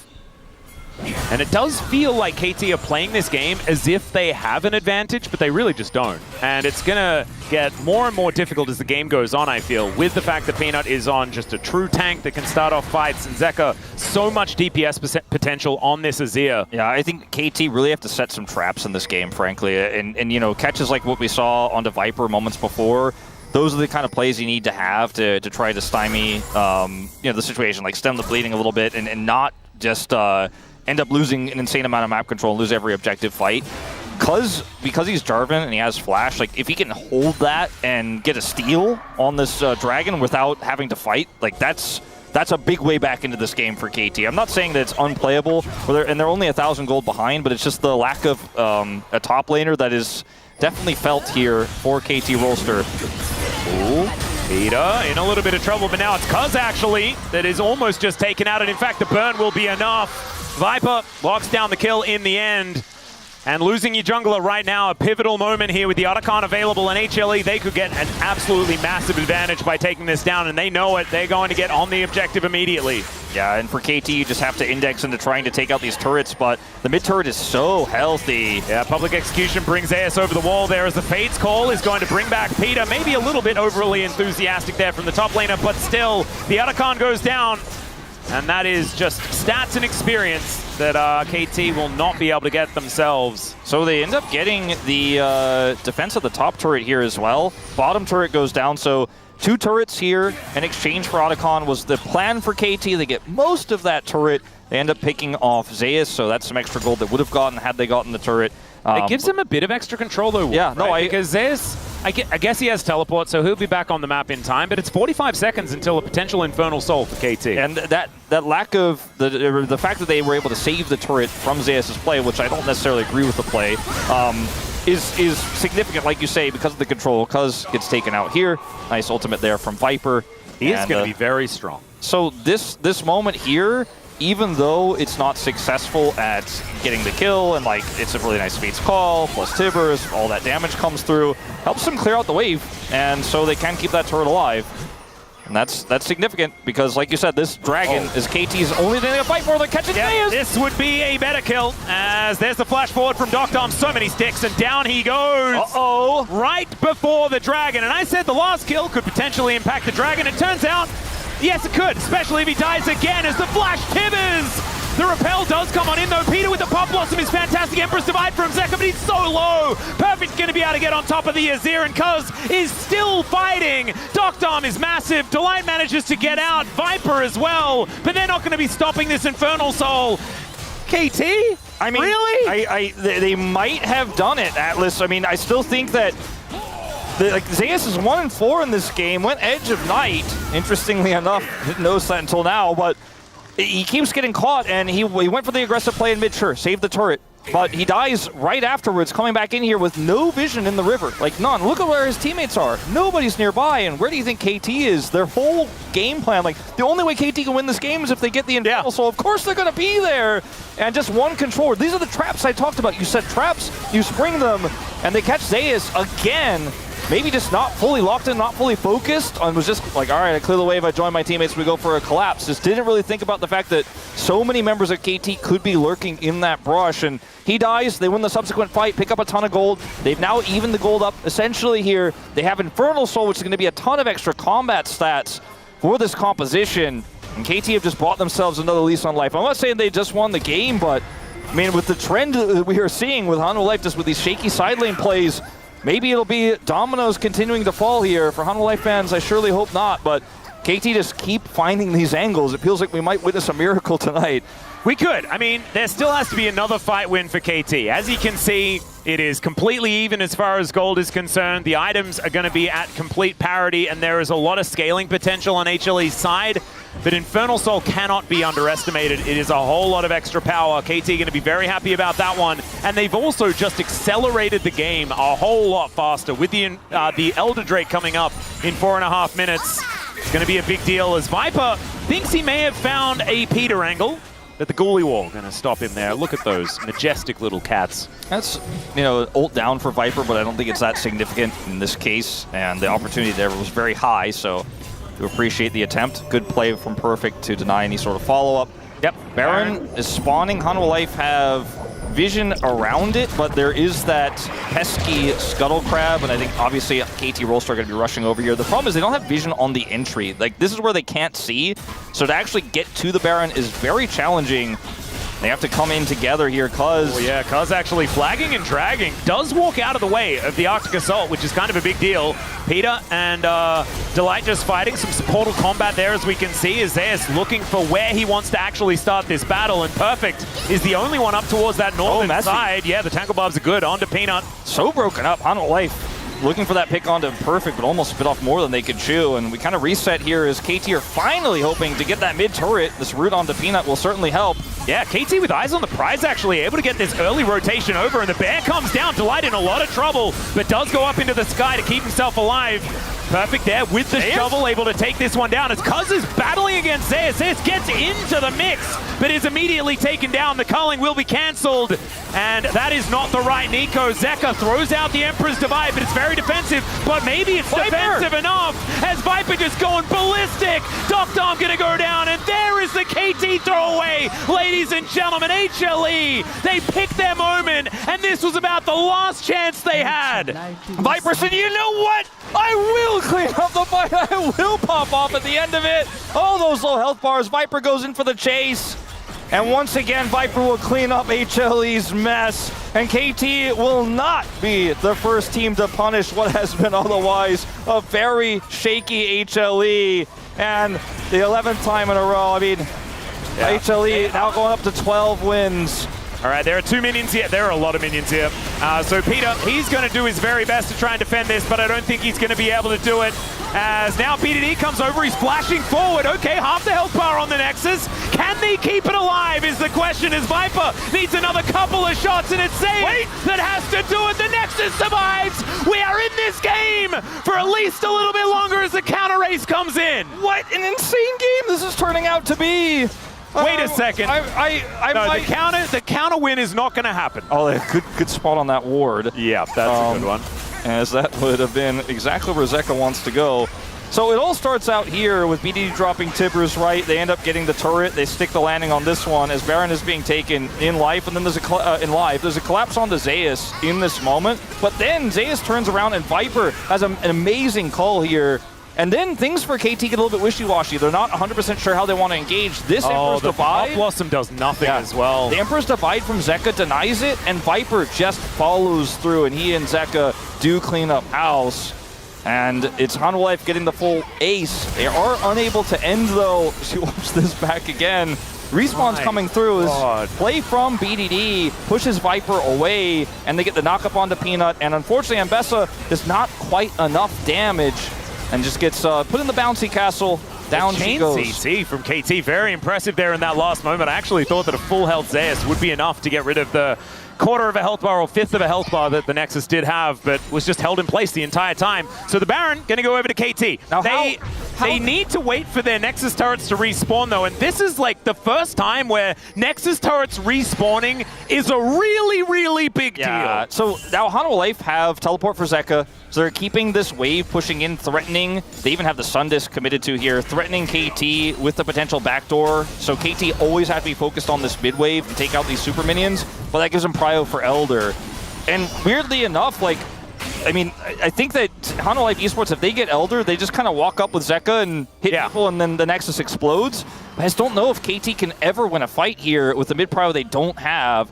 Delight looking to set up a ward into the base. If he actually can get in, this is a great sentinel here by Doctom. If Delight can drop a ward over the base wall, then Zeka can just TP in and end during the Elder fight. So good tracking there of the Elise. And I mean, he could also end himself if he's given enough time, but BDD is looking to spot that one out. As you can see here, HLE had started this one up, but BDD has found Delight. He spotted out. It was a cunning ruse, but it's not going to quite work out. There is now Viper looking for Cuz. He just flags and drags and gets himself out. And now Fate's Call going to come on through. Down goes the Nico, but can KT actually find an angle as Peanut goes down? Now the only smite is over the side of KT. The flash forward, down goes Viper. Delight, can you save the game? The Nexus turrets are respawning, and he cannot kill them. Oh no, the itsy bitsy spider. He went up the spout, but he didn't read the patch notes! Oh no, Delight didn't track those Nexus timers. Down he goes.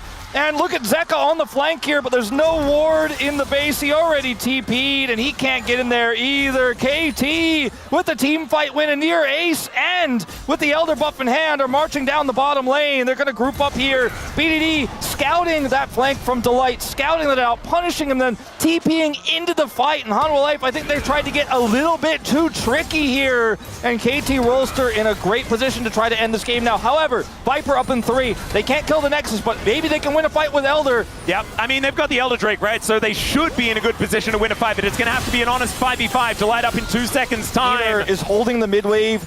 There is a ward in the main base. Zeus' teleport's coming back soon, so the problem is they need a minion wave, right? Because the Nexus turrets have now respawned, and so KT are more than safe. It's an honest game of League of Legends once again.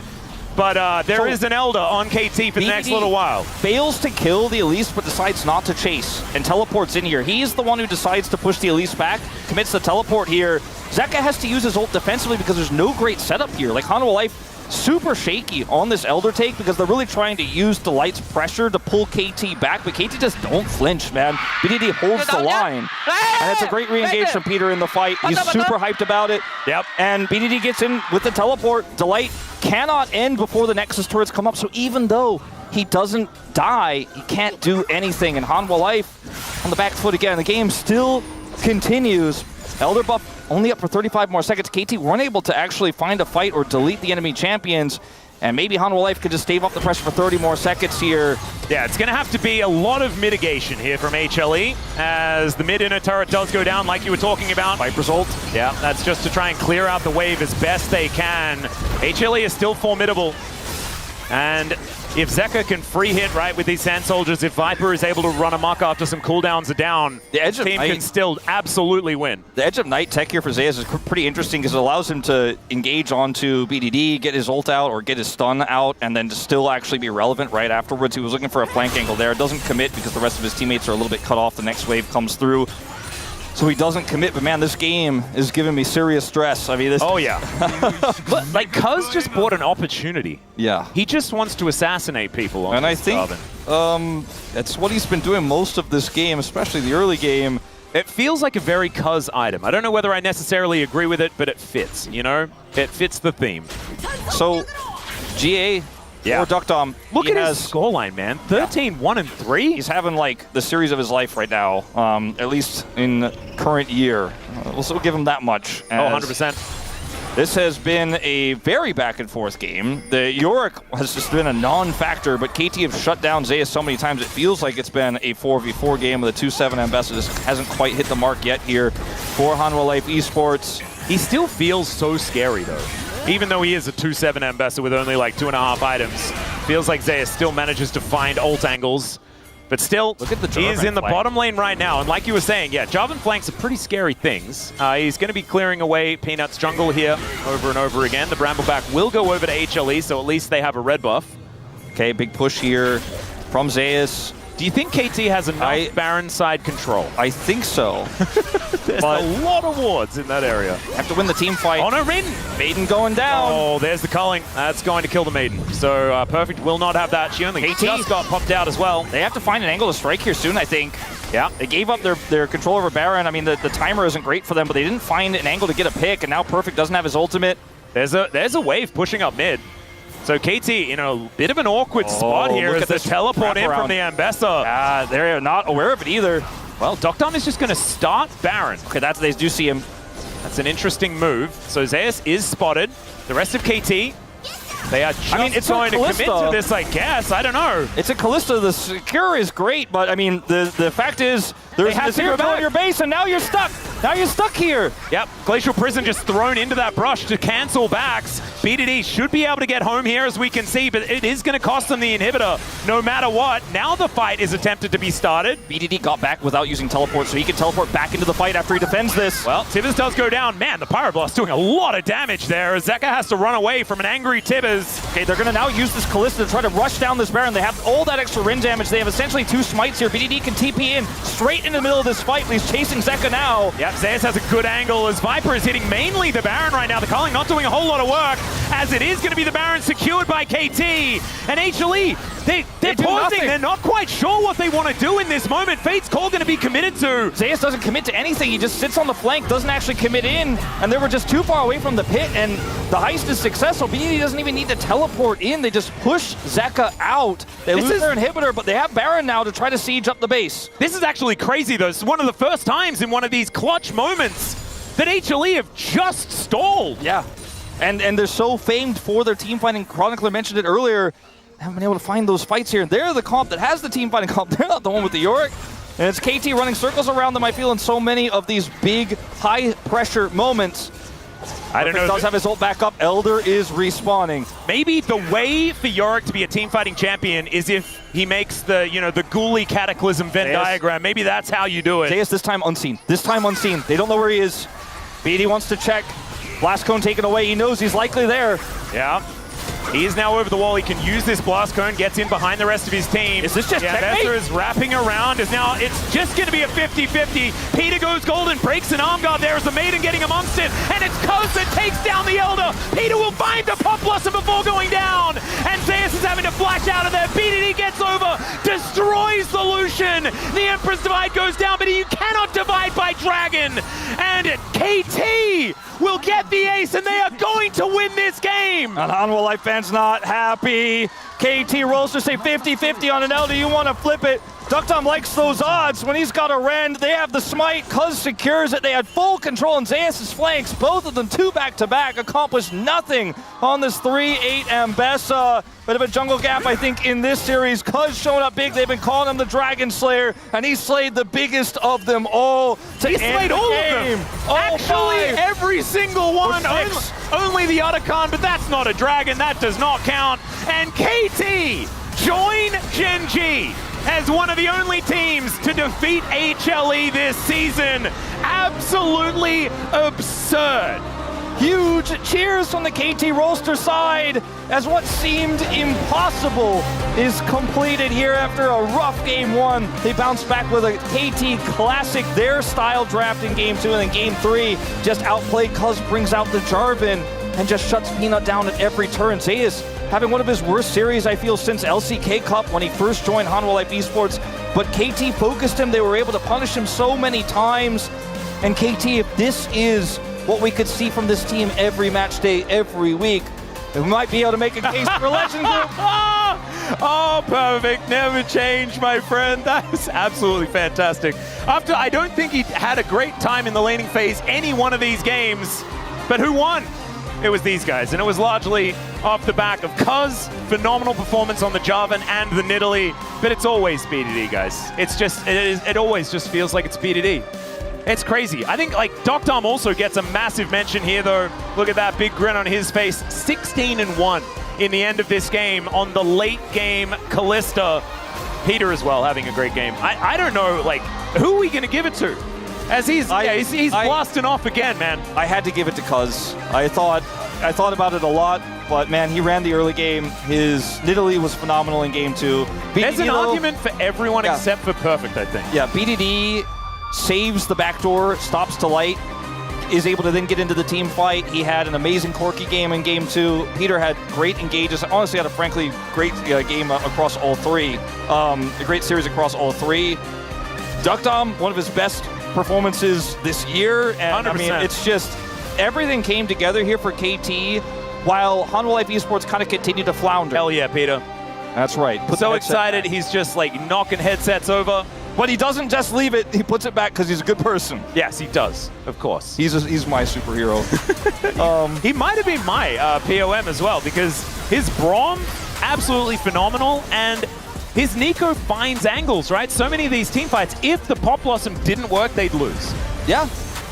I also just really want to give KT credit for a roster that's still relatively young, right? You have Perfect in this team. You have Peter, who hasn't, he hasn't won any big titles.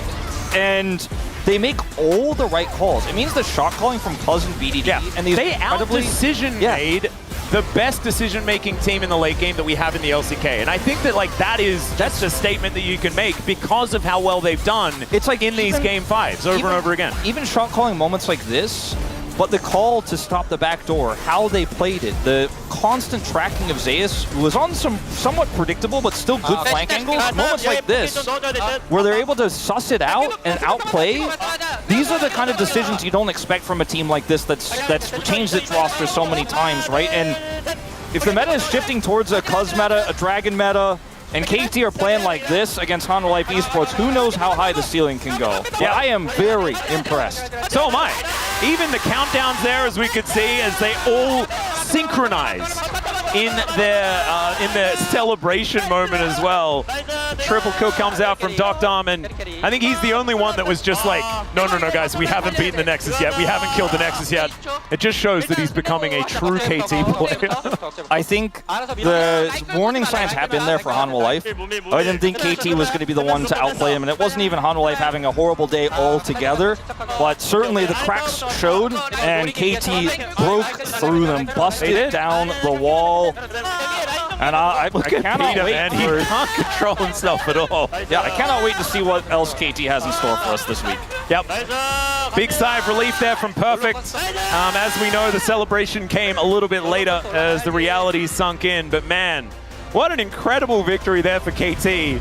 I mean, when you have your Nexus turrets down, your Nexus is at like sub 20% health. You just don't think you're winning that game in any scenario unless you make every perfect decision. I think that's part of the elation for Peter. He's probably been in that situation so many times in Challengers where it's like, you know, we barely defended its Challengers, but not quite going to be able to have it. Peter's had so few games in his career. Like, he's beaten T1 a few times, but where it's like a 11-1 team that I just outplayed, that I crushed. So I'm happy to see him elated, and I'm happy that Cuz gets, in my opinion, the deserved POM. Oh, 100%. I mean, 5-3-20 on that job and took full control of the early game, never let up. His Nidalee was incredible for multiple reasons. It goes back to the draft, right? The denial, the fact that you then get to pick Sion in your draft because you've picked away the counter pick that Zeus would immediately go to, and then has a breakout performance on it as well.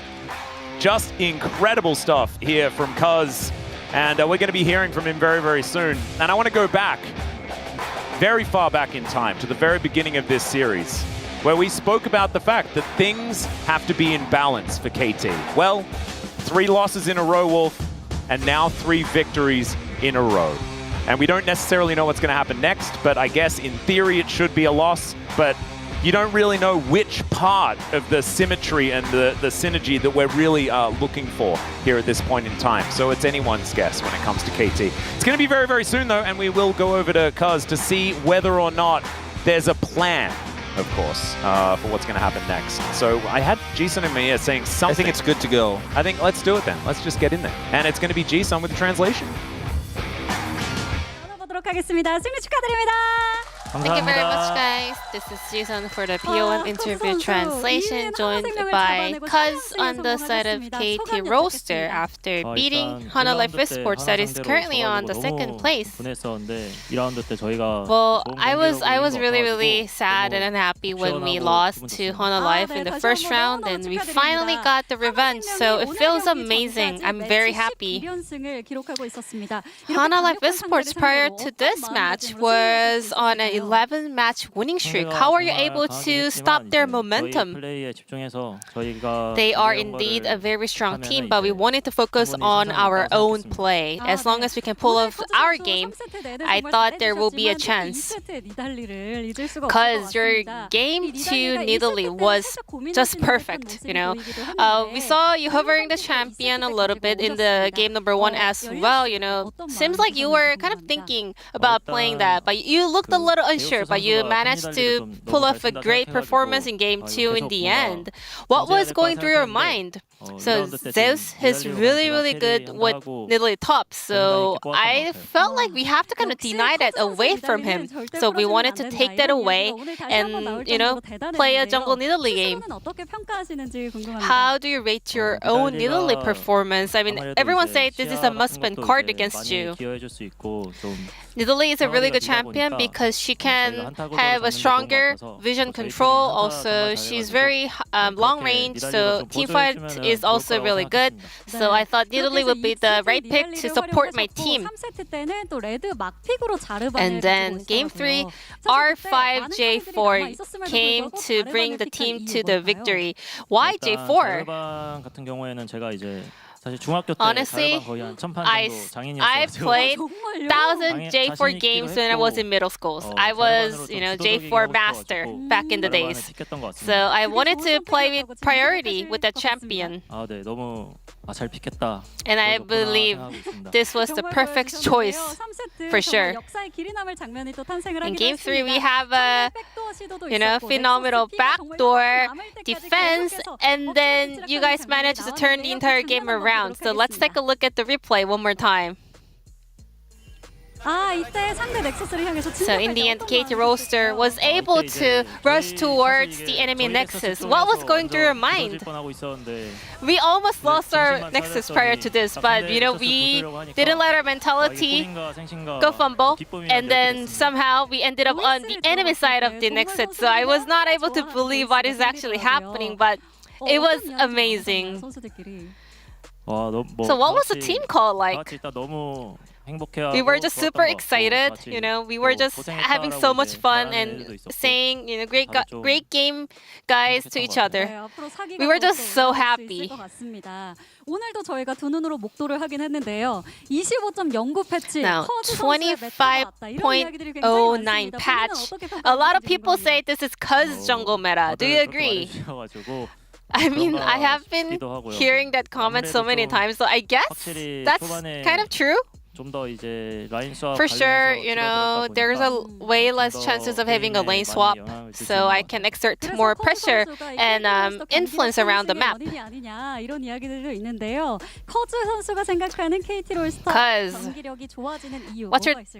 why do you think KT Roaster is becoming stronger and stronger? First off, our coaching staff doing so much work for the team. And also BDD always, you know, hard lifting for everyone, and all the rest of the players are also doing their best. And KT Roaster, your next opponent, will be OK saving Spank Bro. What is your mindset for that upcoming match and for the winning streak? We lost to them in the first round as well. I think Kroko is a very strong jungle, so we will not let our guards down. And this will be the end of the interview with Cuz on KT Roaster. Back to the space. Thank you. What is this right head, guys? It's just non-stop. I thought it was over, and then it wasn't, and then it was over, and then it wasn't. I think it's over. Is it over? It's over. It's over, right? I was after game one that we compared Humble Life to, you know, a rickety wooden roller coaster. But this is the true roller coaster experience. I don't think any other team in the world can replicate this. This exact mix of pure agony into the ecstasy of somehow managing the Nexus defense, into Peter basically falling out of his chair as he wins. It's peak! And you know, it was so close. Peter actually killing Zeka there. Literally, like so many little things. When it's this close to the Nexus going down, so many little things can actually decide the game. It was so low. It wouldn't have taken like anyone like Zeka or Viper like a second more. That's all they needed. It was so close. And the thing is, you may think, okay, well, some of the drafts weren't ideal. HLE had some goofiness. They've been doing this all season long, right? But they still won the games because this team is extremely clutch. They got out-clutched by KT. That's a very hard thing to do. Normally, HLE just lock in and win anyway. They've only lost that first series to Gen G.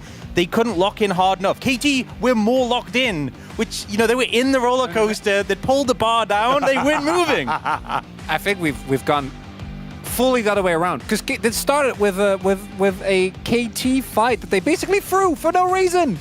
Yeah. And then they hold the Nexus and win the game. Yeah. And what's the opposite of can't keep getting away with it? Caught! I finally got caught. Let's take a look at the POM here. Thanks to the hands of Cuz in the jungle. Shoutouts to Duckdom as well, getting one from the care analyst, and Chijijik, and Jonas Strong with the base Peter call out. Peter vote? Yeah. Because the more we see his Nico in team fights is crazy. I swear no other player hits as consistent multi-man ults as he does. It's actually insane. Like, the difference is palpable. We've seen the Nico actually really struggle, I think, for a lot of players, and I feel like we've seen him really be the one who's made it look effective and kind of shown us what it must be going on in scrims for other players, them to keep picking it. Yeah, all right, let's get to our comments because I'm expecting a phone call in a little bit. Chat, if you're at home right now, I need you to spam, like, phone call emote there. Let's go. First comment here from Chronicler. Yeah, it's the return of the Cuz instead of return of the King. Play Jarvan. I have been waiting for like a year and a half at this point for Cuz to get back to form. And he's back. He's so back, baby. 2023 Cuz, one of the more underrated junglers that year. He is back with a vengeance. And my comment, it's Cuz meta. You know, what else is there to say? I feel like the Nidalee coming out, you know, having great impact on the Jarvan, especially against a jungler like Peanut, just kind of taking over the game. it's, you know, when we saw this roster put together, when we saw Cuz and BDD, that was what I was focused on for this KT roster. That was what I was hopeful on, and it feels like they finally gotten to the point where maybe this meta is where they can shine. Yeah, definitely. One more, I think, coming from Wolf here. They win because he can do anything. There's a dad joke for you.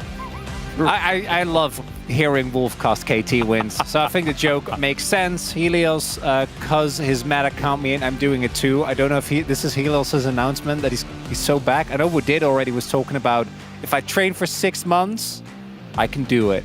But I'm hearing it's only in solo queue, which I think is a little disappointing. I kind of want to see that. That'd be fun. It would be a lot of fun. And then finally, Duck Dom's performance today was the embodiment of every 80 carries fantasy. Going deep into the dreams.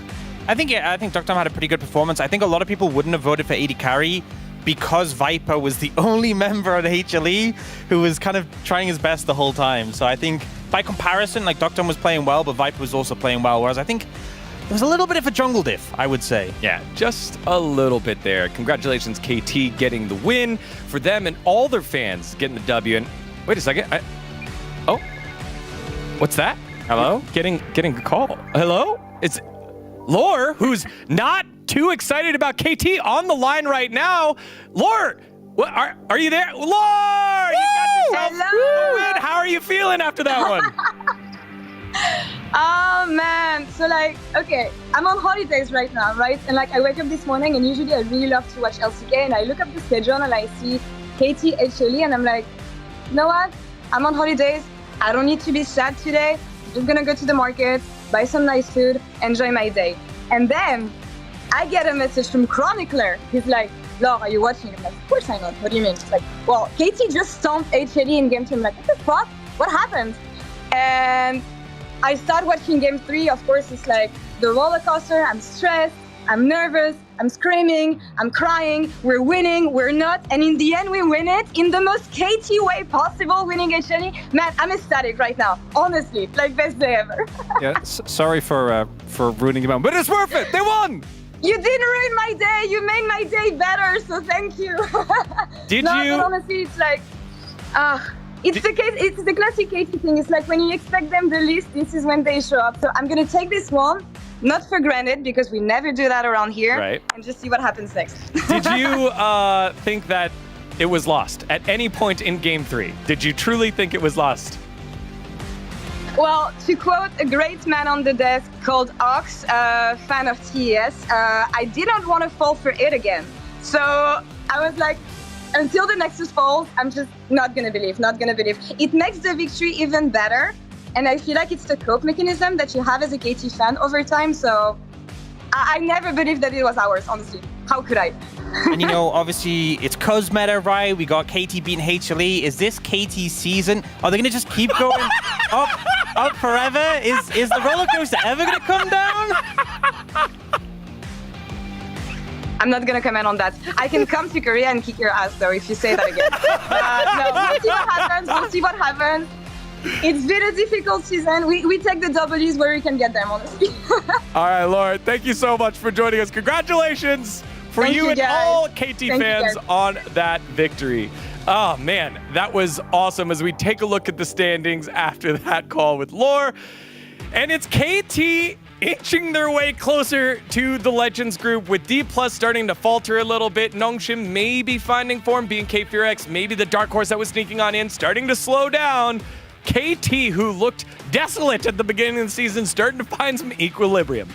I think it's so hard to judge like 50% of our teams because you just never know what's going to show up on the day. 50? And the form 80, maybe 70, right? But the form just changes day to day. I feel like there's so many teams who we've been strong with them. We've been like, you know, Nongshim had that period, like, yeah, Nongshim are doing great, D+ in the LCK Cup, and even at the start of the season. Now KT, BNK FearX are on a 2-loss streak, but they had that period where it was super high. I don't know what it's so hard to judge everyone but Genji. Genji, no, it's great work. Everyone else, I don't know. I don't know. I still think Hanwha Life Esports are very, very interesting. This was a good, like, not to cope, but this is a good loss. They needed this because they had been getting away with way too much. I think that this is a very justified punish. There were a lot of decisions they didn't need to make. and it cost them the win. I'm certain after this, they're going to take things very seriously. The next At series, playoffs. they'll be At playoffs, super yeah. focused and locked in. No goofy playoffs. shenanigans. At playoffs. Not just locking in random range the tops end for Zeus. Yeah, no, for 100%. All right, well, we get off of this KT roller coaster for a T1 versus Bro roller coaster. Make sure to stick around for that one. It's going to be a nice one. See you in a bit.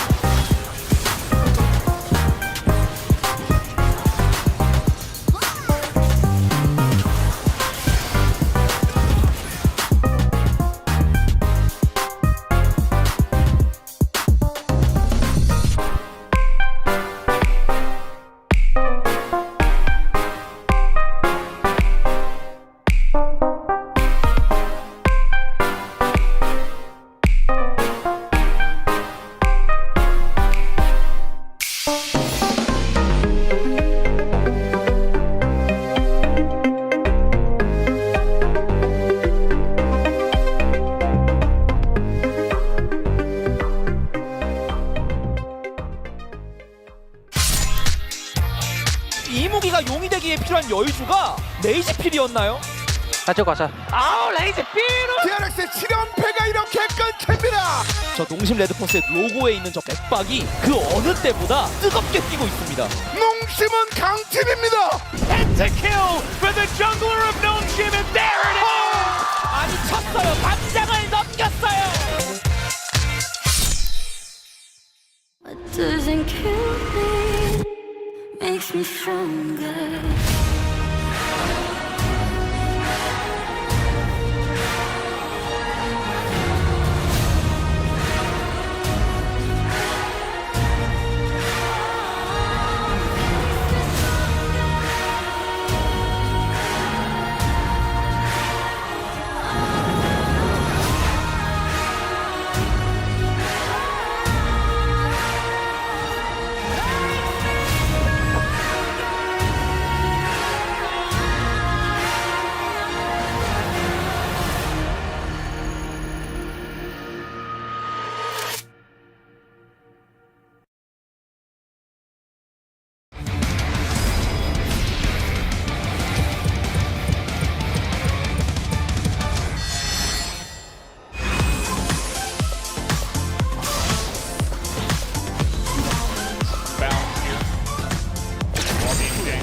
Definitely on. Yeah.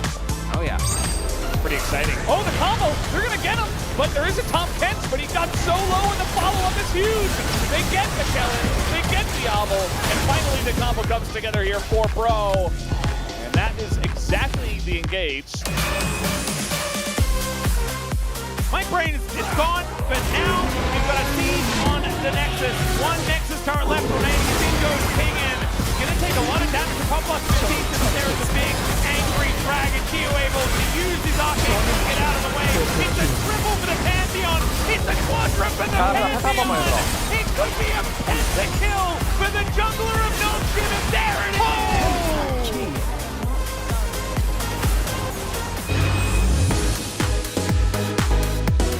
You got a zone proc out of the pit. Otherwise, this is just going to be a straight up flip. And really, that comes down to Viper's poke. Maybe Zeka can get on top of him. Or maybe it's just a straight up flip. The ult comes in, and the ult goes in from Becca. He catches him in the backside of that one, and it goes in, just catching everyone.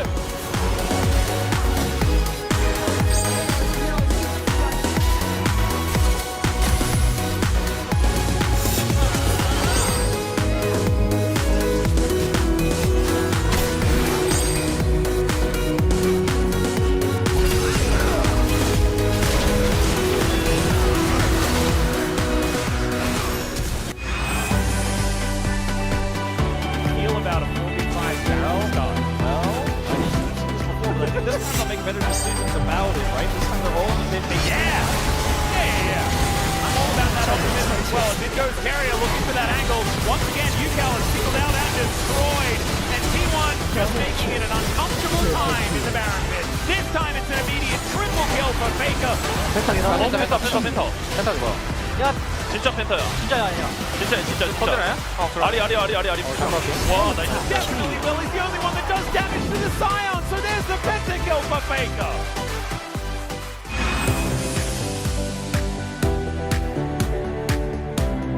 Into his rise. Apollo on the flank. Trying to set up that multi-pronged engage you were talking about. Meanwhile, DK is going forward. There's the knock-up, but no follow-up from the side of Croco. Now he goes in. The combo comes in, but Diablo's already sighting, and he gets a double. Looking for a big one. The timing is insane out of this guy, and he's looking for a fourth. There's no win! Take out of Diablo! You cannot stop him tonight!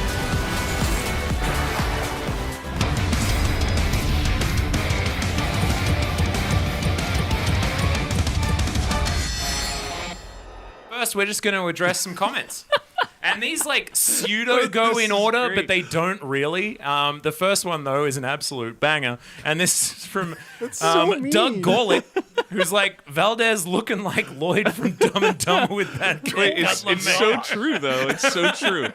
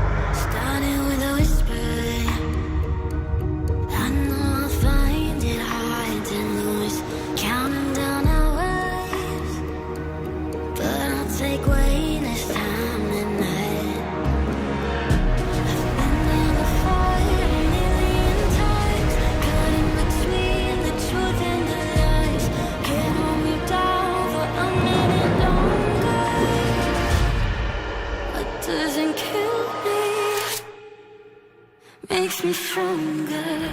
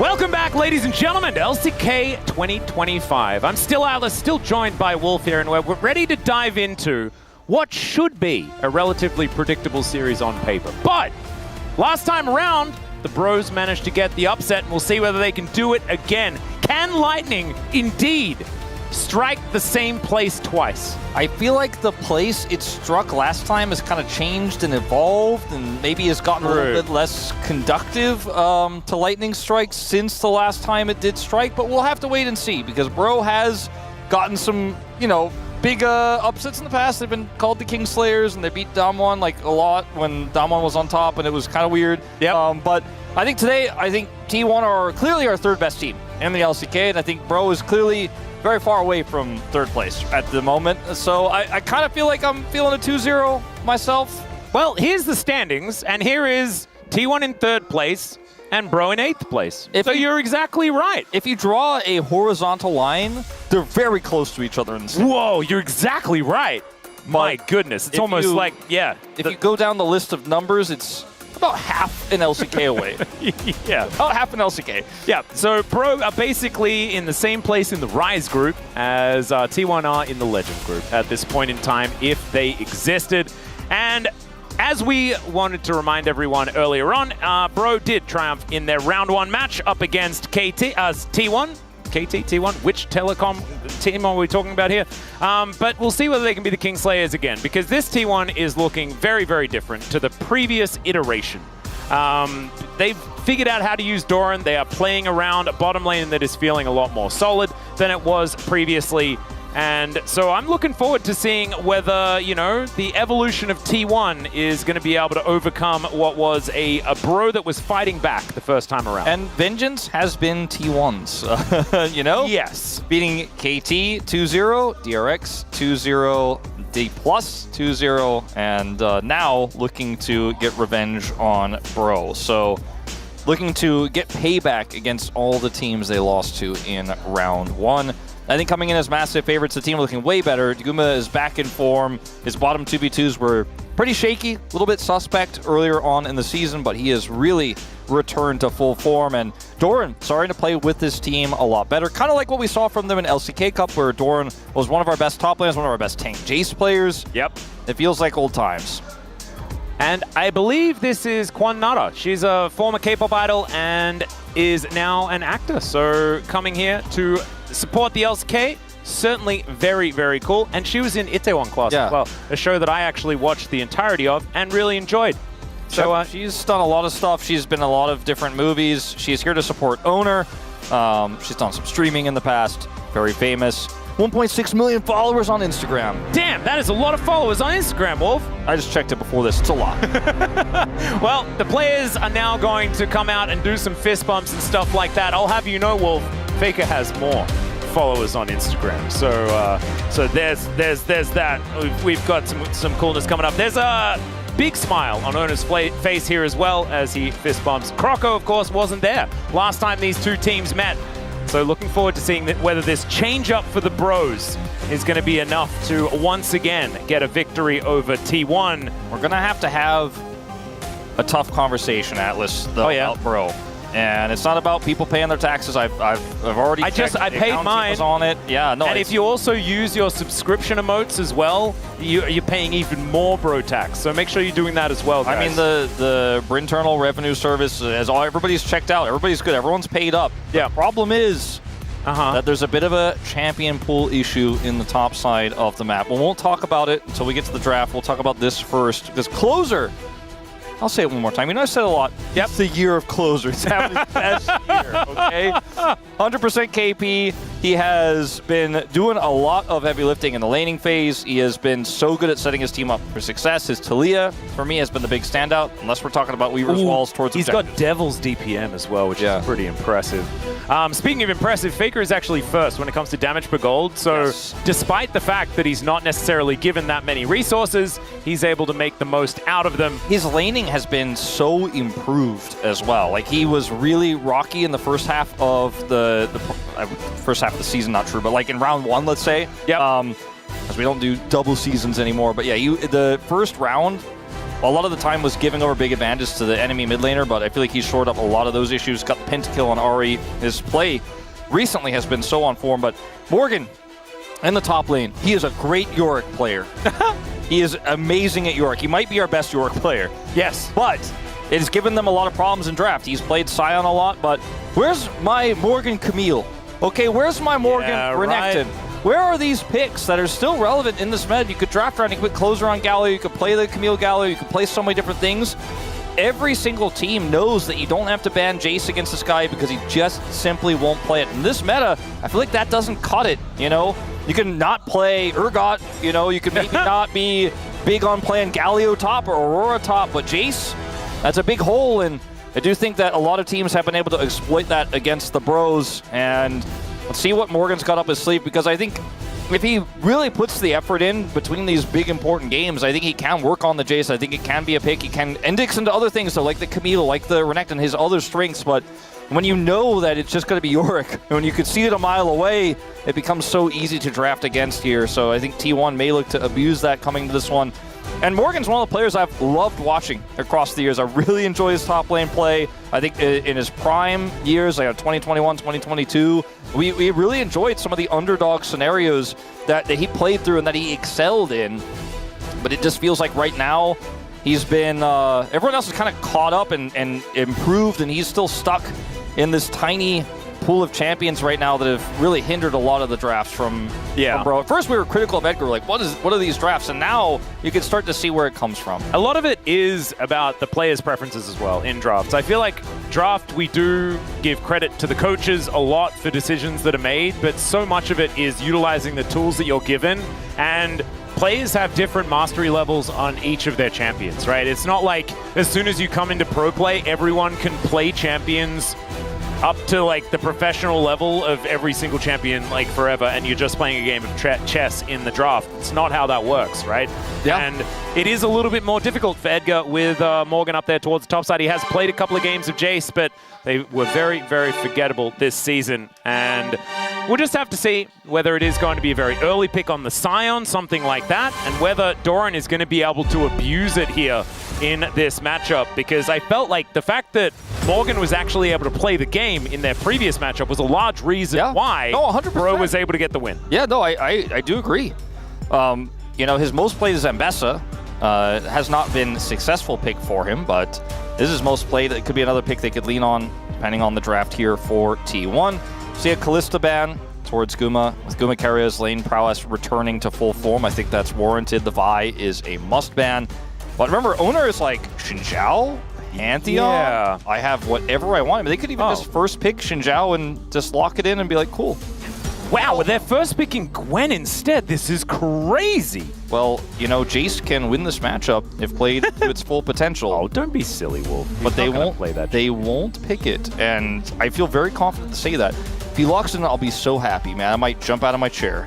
But I know he won't. I would be more happy if they locked in Xin Zhao, but instead they're going to take a Pantheon, of course, still very high up. Croco going to elect to go towards that one instead. The Victor going to be the lock-in. I do think banning, denying Xin from owner is probably more important, as they're thinking about some different options. But this is like his best by so far. Like, he's just so good on this champion. He's so amazing on 3 picks right now, right? The Xin Zhao, the Pantheon, and the Fury. And that's not to say that he has a small champion build, just to say that those are so good at these picks. But he also then played the Sejuani against D+ and won on a facilitating jungle where he was on a 4-game losing streak before that, because T1 as a team have leveled up. It's just so scary to play against this jungler right now who's LCK's best. Silas to get locked in here.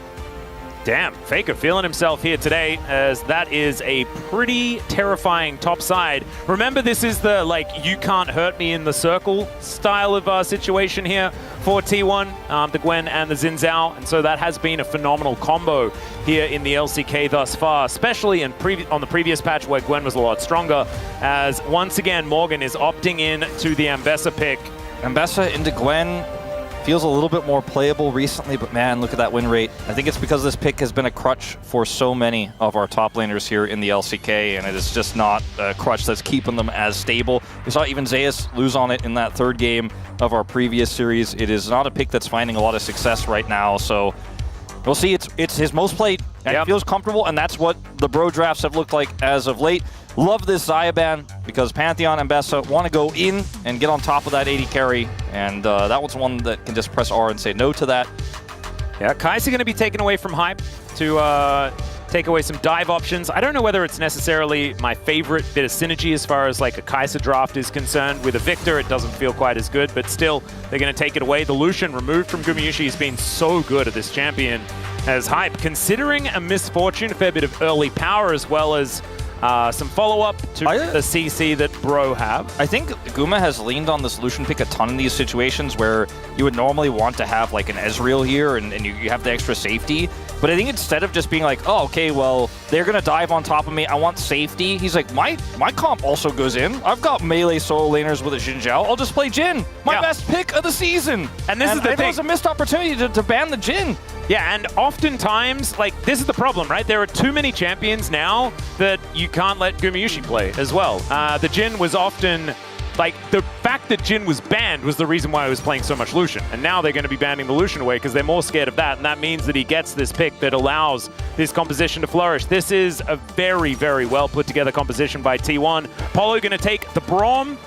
We did see fantastic Braum performance from Peter earlier on, but this will mean that a lot of the engage onus is going to be on players like Morgan, players like Croco, to really get in there and make things happen. And Misfortune needs champions to be held in position. So Croco and Morgan really going to have to step up as far as that is concerned, because Braum is not an engaged champion. No, certainly not. And I do think you have to play through topside here as Bro. I mean, you have to try to give Morgan some resources, get him ahead, because if you can play through sides with this Pantheon, that's one thing that T1's comp doesn't do. Unless Faker has hijacked the Grand Starfall, you're not going to be able to match those rotations. And if you can shut down the Gwen and then play through that side lane and really start to get an advantage up there on the top side, I think this draft becomes a lot more playable, because your engage is so based upon that Ambessa going in to try to set up the Misfortune, because they went for an unusual support for her. So I'm not entirely sure if this is going to work out here for Bro. It's a draft that does feel very comfort pick, which is kind of how we've seen a lot of these Bro drafts go. But on the other side for T1, it is just a robust 5-man unit. And Sunke fighting. Sunke fighting. T1 win. Sunke is not on T1's team. He is, in fact, commentating the game. So I feel he's a little bit impartial. Yeah, no, I think he just like, I'm here because I love Sunke, but also I'm cheering for T1. All right. Oh, no, it's like I can separate them. I love Sunke, and then I got tickets on the T1 side, so I'm supporting T1 or something like that. I absolutely love that. That's the vibe that we're looking for. As Ambessa looks pretty mad, let's see whether Morgan can translate that to some fury on the Rift as well. Let's get into it.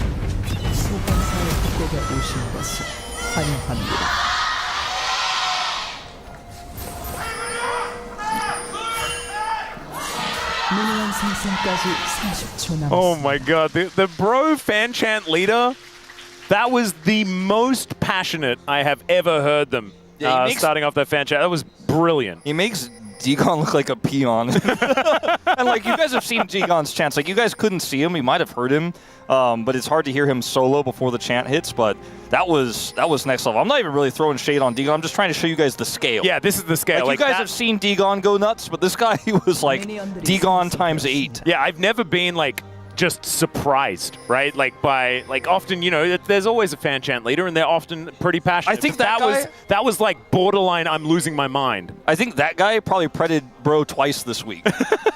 I'm sorry, Deacon. You did the one thing to me, and now I'm on a tirade. It's okay. It's okay. We'll forgive you.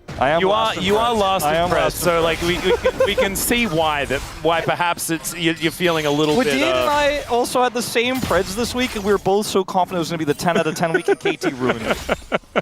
Digon's just chilling. He's just talking to his bros in Twitch chat, man. It's absolutely fine. Yeah, that Digon performance right there was 1/16 of that. 16th is generous, Wolf. This is not the matchup that Digon was feeling good about the bros in, to be fair. And I think we're all kind of feeling like T1 are looking to be a very solidly third-place team. And we'll see what happens in the match against Hanwha, because Hanwha is a little bit shaky right now. Maybe they could go even higher. Yeah. Doran, the only one to have lost on the champion that he's playing here today. Ona 5-0. Also for Kuma. Yeah. This is one of the problems, is that T1 have now found themselves in a position where, you know, they're stringing some wins together and they're finding what works. Right now, the Sylas is not necessarily working here in the mid lane, as Closer is putting on a lot of pressure, but the Xin Zhao and the Jhin have been such a core element to T1's win condition so far that this is feeling like another day at the office for T1 in this particular game. 100%. Those are just using the range advantage he has in this matchup. Faker has not missed a beat in terms of the farm, though, even though his health bar has taken quite a few hits. He is still matching Closer in this lane. Dodges this time, baits him on the last time he got hit, but this time he will avoid. Actually, very respectfully played here by Closer, as we can see. Expecting that Ona could be waiting in the wings and knows that Croco is a little bit far away. Yeah, I mean, they don't have vision on Ona right now. Morgan. Pretty aggressive here. This matchup has, like, it's been volatile. Like, yeah, and it's evolved, hasn't it? Yeah, I mean, we've seen repeated nerfs to Gwen because they buffed her early game, which has just made her perma-prio as Faker's going in. Yeah, chains go down, but he's going to get stunned up by the gravity well. Ona's and there's close. the flash out. Yeah, Ona comes in, and I think Faker was banking on Closer flashing after him, seeing red, and Closer did not do so. Hype having to get out of the way of this one as well, as he does still have barrier available. I'm surprised he didn't use that, really holding off here in this bottom lane. Just going to be eating his one potion. Really interesting, but it pays off. Yeah. And ends up being a pretty good trade there. Oh, Morgan going to face check here. Does get that ward down. Ona goes in, but Morgan has 11 dashes and uses 2 of them and is fine. Yeah. As Faker is teleported back to lane, going to be able to get a crash in as the teleport immediately comes down from Closer. Only going to miss out on 1 melee minion. Oh, and a caster there as well, as we can see. And the Bros actually doing absolutely fine. Yeah, the laning phase looking really good. Bottom lane, they have control.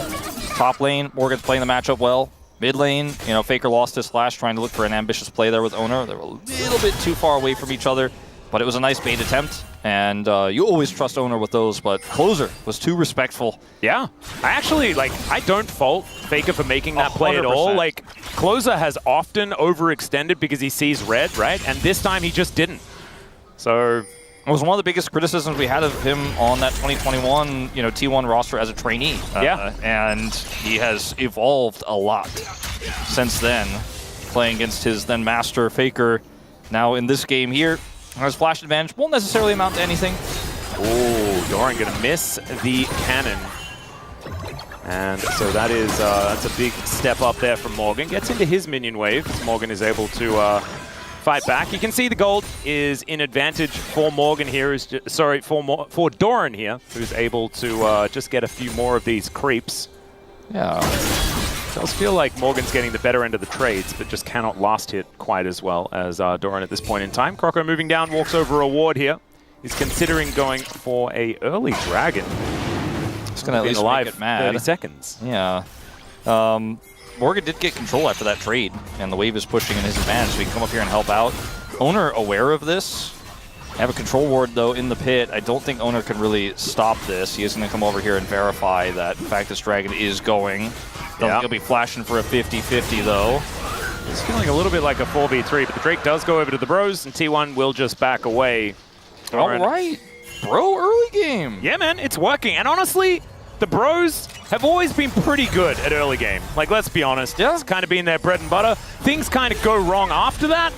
At all of the other phases of the game, oftentimes, but we'll have to see whether this is going to be better, as they do have a lot of tools for later in the game. Faker gets cannon, Closer misses it. Oh, it's doomed. Never mind. So we're moving towards the mid game. That's what you're telling me. It's so bro. Wait a second, I'm breathing. It's apparently never. Wait, Croco 15 gold lead. See, there you go. We are so back. It's never Brover. As okay, this might be as hype. Never mind. No follow up, as there was Polu making his way in, and a full health Braum going to be enough to defend the misfortune. You know, very comfortable. Closer and Croco do kind of remind me of Umpty and Lava in terms of their playstyles. Ooh, yeah, there's a bit of a LoL King vibe here. Croco Closer, a little bit aggressive in the early game, very strong laning from Closer. Reminds me of Lava. Reminds me of the old Fredit days, Yeah. Bro have always kind of kept that early game, early aggression identity. I do agree with you on that. That's what we love about them, amongst other things. Oh, Croco also able to get the Shellfish, man. Yeah. Perfect example, right on time. Denies level 6 from Owner.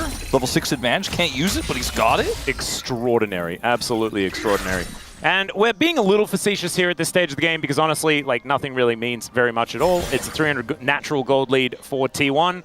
As, the top side of the map, well, the bottom side, I guess, right now, Doran being able to last hit a lot better than Morgan, and he will be a Gwen later into the game. All of those things that we mentioned in the draft are still going to be true, As I say, Doran's last hitting really well. He misses 2 minions, one after the other, but gets the cannon.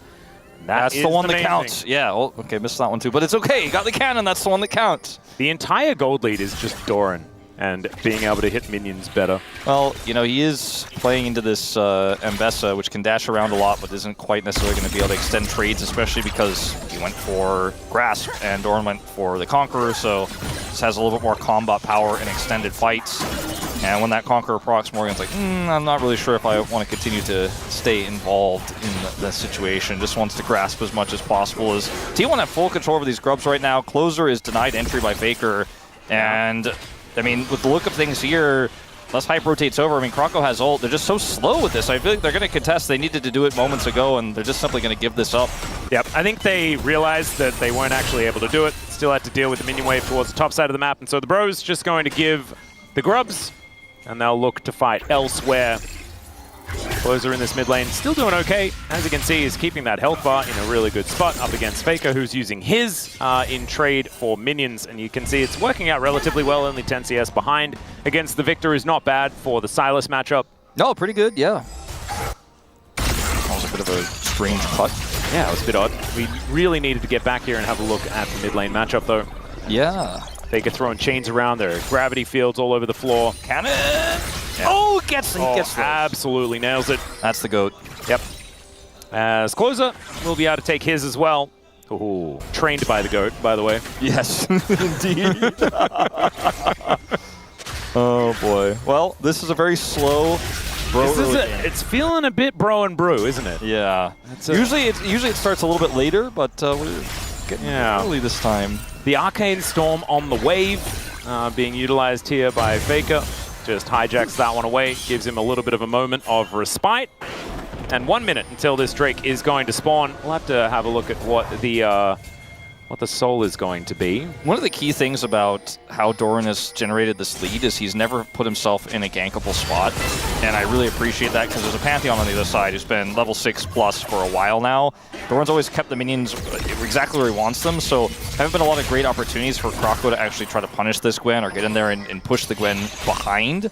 He just hasn't taken an opportunity really to look for anything with this Pantheon ult just yet, and I think that needs to happen soon. It's not quite like a Nocturne or Twisted Fate situation where you need to be using it on cooldown, but certainly looking for something in the bottom lane as Faker is trading.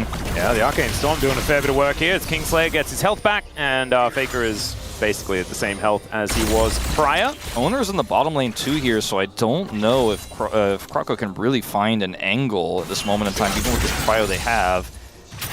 Yeah, this victory is going to become a problem though, as Faker dives in, able to chain back, really nicely done there. That was clean. It was. Doesn't get the cannon though. It's a little bit of a shame, as Closer going to go exit through the river. And Ona's still looking for this, because Closer's not quite as fast as he once was. The flash out there from Ona, but now he's kind of juked. Oh, that was awkward. And now Polo's going to move over, stand beside Brom, and Closer is just fine. Damn, that was some dancing. Yeah, that was really impressive from Closer. Just also how much confidence he had. And that allows him to just get the dragon for free, because they see Owner coming, and Closer's like, all I have to do is not die, and this is a win for us. It's 2 dragons for Bro. They love taking the dragons. They love the Chemtech Soul. It's the same color as their team color. Yep, so there we go. Actually good for them, right? Yeah. Optimism, yeah. Thank you very much, Orcs, for not paying attention, because this is only going to say Bro. Because, yeah, like you say, they've already got a green Drake, and they get another green Drake that's a slightly different shade. That's pretty cool. So they get the Ocean, and they get potentially 2 Chemtechs. Let's see whether T1 can stop the Soul Point from coming in, though. That's going to be 4.5 minutes. As the Bros, feels like they have a lot of control. They don't really have that much. It's sort of like the game is even. Yeah. Is what we're saying here. I feel like the Pantheon pick was a super good pickup, you know, with the first pick Gwen. Like, they got a high-tier pick in return. They still gave over Xin Zhao, but haven't really been able to utilize this pick at all in this game thus far, you know, outside of really trying to make that pressure happen in mid just the one time just to catch the aggression from Owner, but now he's going to get a stun at least. Yeah. Crocker is just going to push Faker away. Grand Starfall now available for the Pantheon, as now Polo looking for an angle, but it's Owner that comes on through. He gets stunned up though. The Arcane Storm comes down. Magnus Storm's there as well. It's Stormy here in this bottom lane as Faker gets into the back line. Croco goes down first. Polo second to follow. And T1 just wiped 2 off the map. They're just too clean.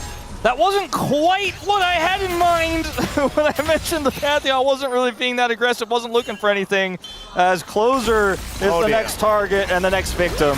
Yeah, this gravity field is doing a lot of work, as we can see. Carrier is going to go down. The teleport from Morgan comes on in there, as now Faker looking to turn it onto Hype. Melee range with this Silas is not where the Misfortune wants to be, as that bullet time, it was time for something else, I think, in that particular moment. Morgan's going to be able to take down Owner, though, and it makes it a little bit better there for the Bros. It's like the gun that when you pull the trigger, a flag comes out, like in the mask. Yeah, a little bit like that. As Croco almost deals with the wave while he crashes down there, but Doran, with the fact that the minion survives, just going to wander his way out.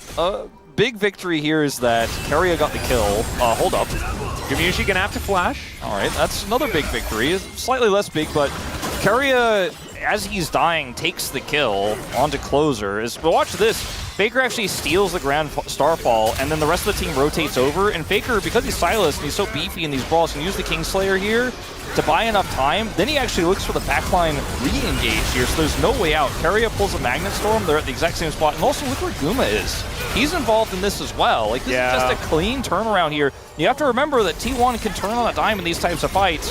Now, Keria gets the kill here, and because of this great, well-placed gravity field here, it's actually a kill for the victors. So that's a big trade back. This was a little bit more awkward.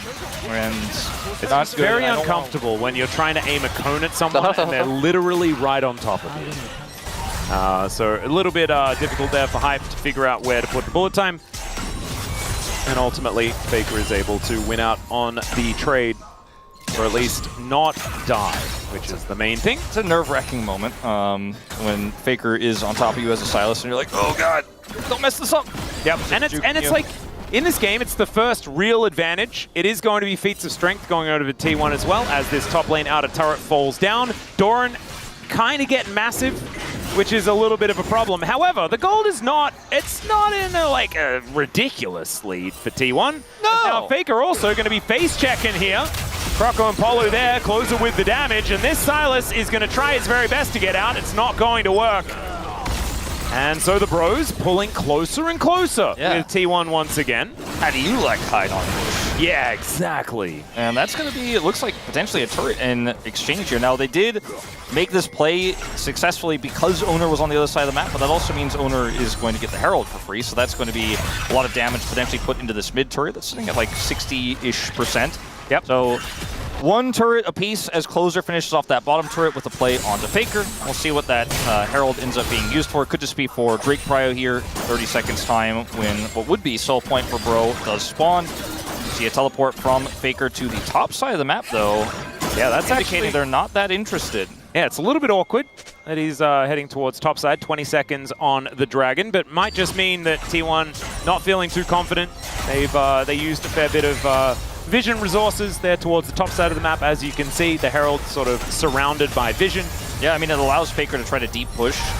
And they will see the Pantheon is on the top side of the map as well. Of course, Krako does have a global ultimate, so can join quickly, but this forces Bro to make a decisive call quickly here on this Dragon, and the Hype is really pushed in the mid lane, and I don't think they'll necessarily be able to punish the fact that Faker went topside there to get this Dragon, and T1 have control on both sides of the map, and Doran is winning inside here in the bottom lane, so now you just don't have Prio anywhere.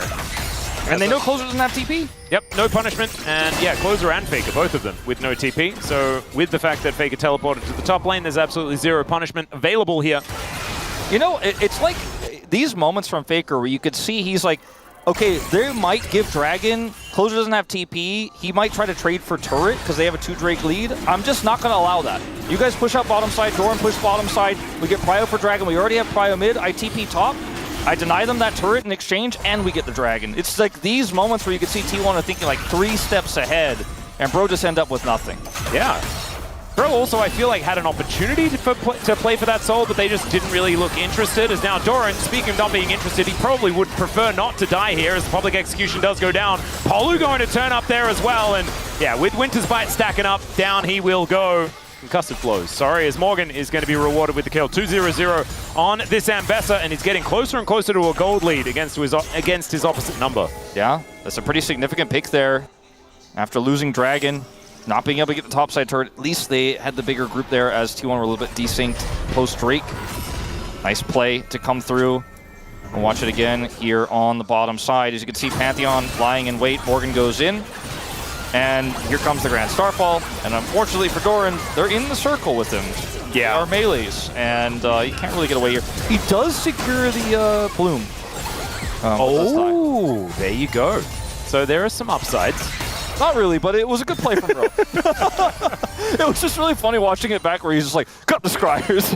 Nailed it. It's just such a, like, you know, when you're playing League, when you die, sometimes you're a support, you're just like, drop a ward here, I don't know, like, yeah. get something. And you're like, at least they did something, you know? Get that last hit on the minion. Well, let's see what Hype's going to be able to do before he dies. As Polu is going to come in and see whether he can keep him alive, puts up the door, and Hype will live.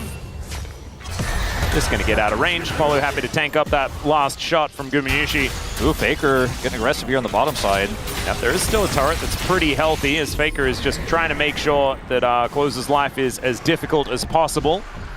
And the Rift Herald going to be getting a charge, so it's likely going to cut open this mid lane as Doran looking for some of that needlework. Of course, you need to land it here to get all of that sustain that the Gwen does have. And Kerry is moving up. Morgan just not going to quite find it here as he looks to try and dash away, but the Shattering Strike comes in, and Doran, he's running with scissors. He's real scary. That was a cool attempt there from Morgan to try to use Keria to get out, but fortunately will not succeed.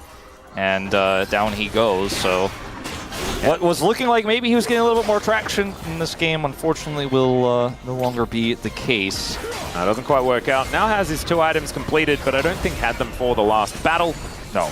As Kroko on vision, not going to stop Keria from going back home. So see, like, he wants to go in here. Doran's pretty low, but doesn't actually go back towards his husk of a turret. And a nice attempt here because he's got dashes, right?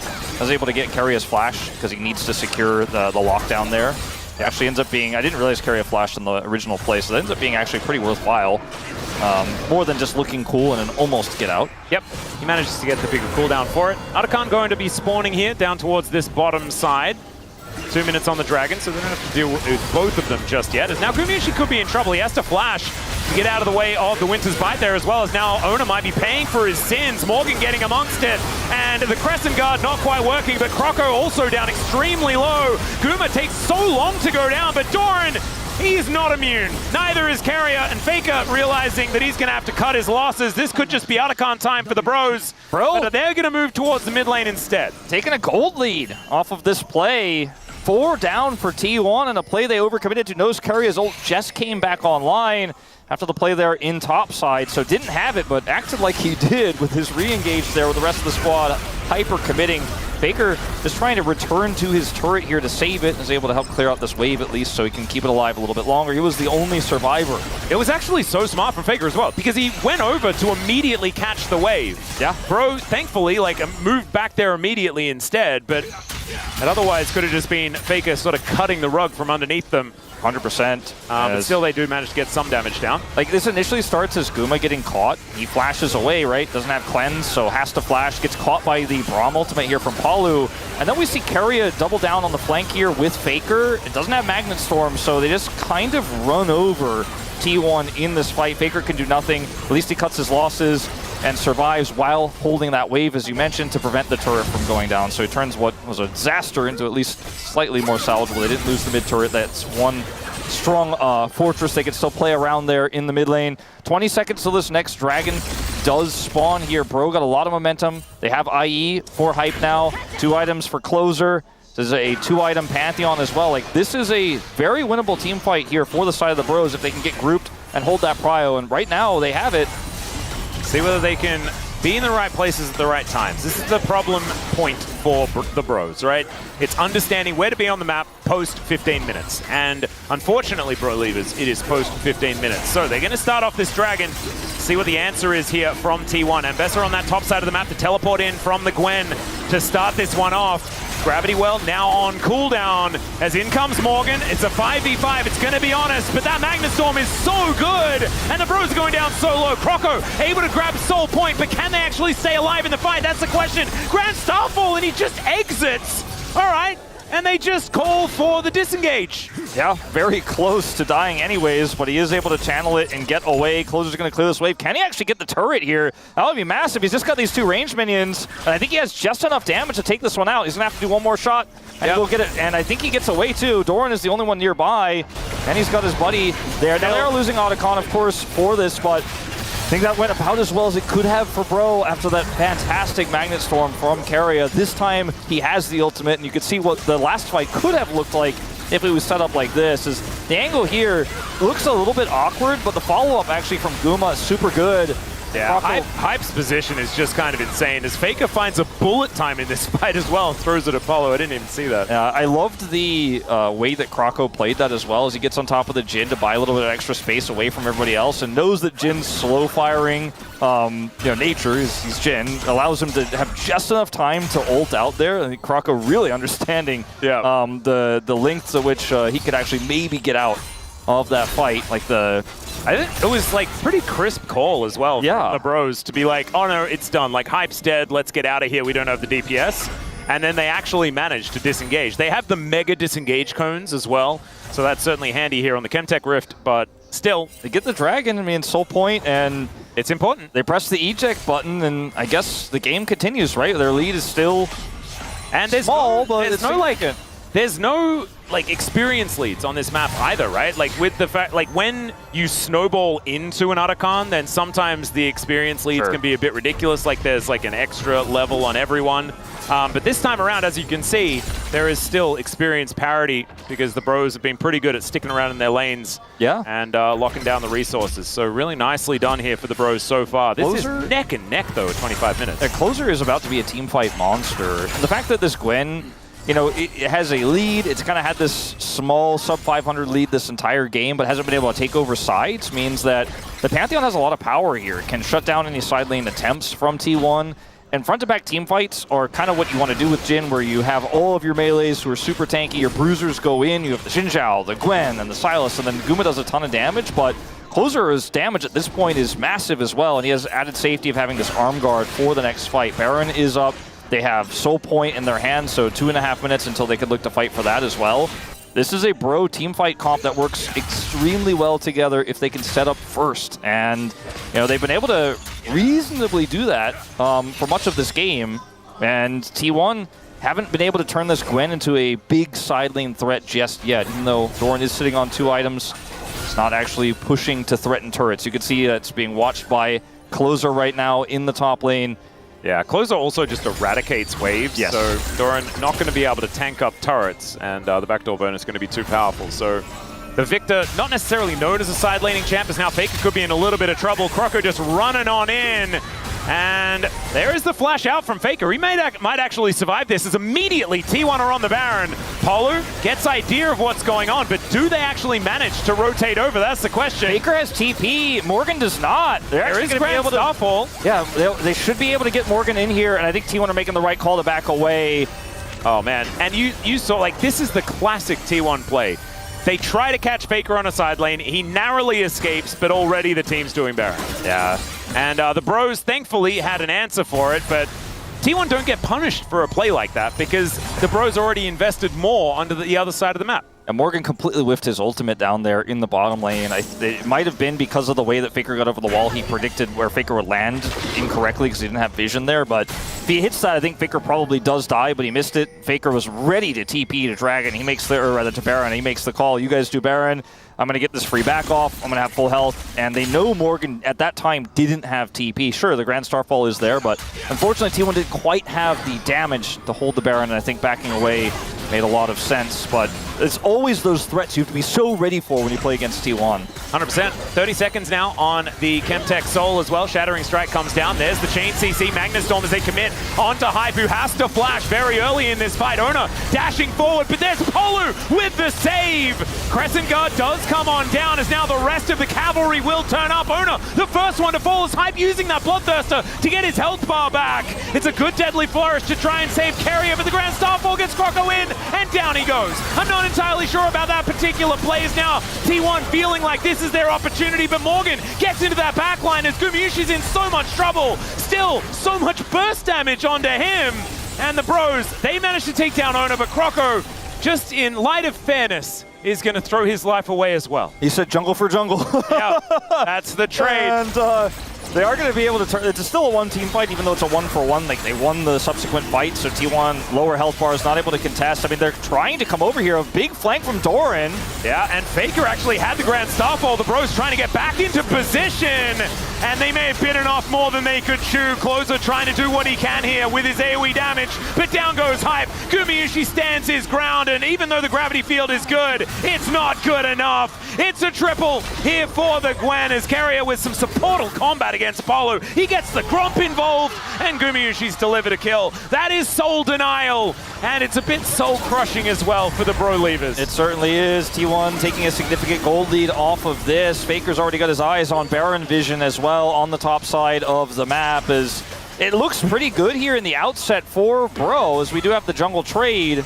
Those, again, they are looking for the Baron start in live. But it ends up being Owner going very deep for this. It's a heroic play from Polu. Stands beside and knocks Owner up with the ultimate there, buying space for Hype, who doesn't actually use his ultimate just yet in this fight. Then Croco gets a little bit far ahead of himself here, while Hype is nowhere near and ends up just exploding. But they end up winning the subsequent fight. Now they're on Baron. Oh god, oh god, oh god. Okay, well, Croco is just going to get executed, and the Baron will go over to T1. Baron plays in T1. They're pretty good at it. And that is going to secure them that. And it's so T1, right? Because this game was exceptionally close for the entirety. They win one team fight pretty decisively. This one, in fact, right here.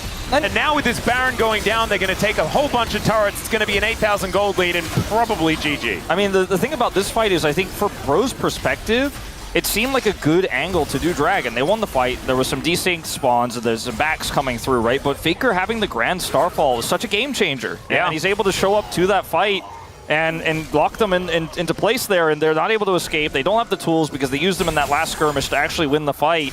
And they just thought T1 were going to give it up. T1 doesn't give up so easily on these big objectives.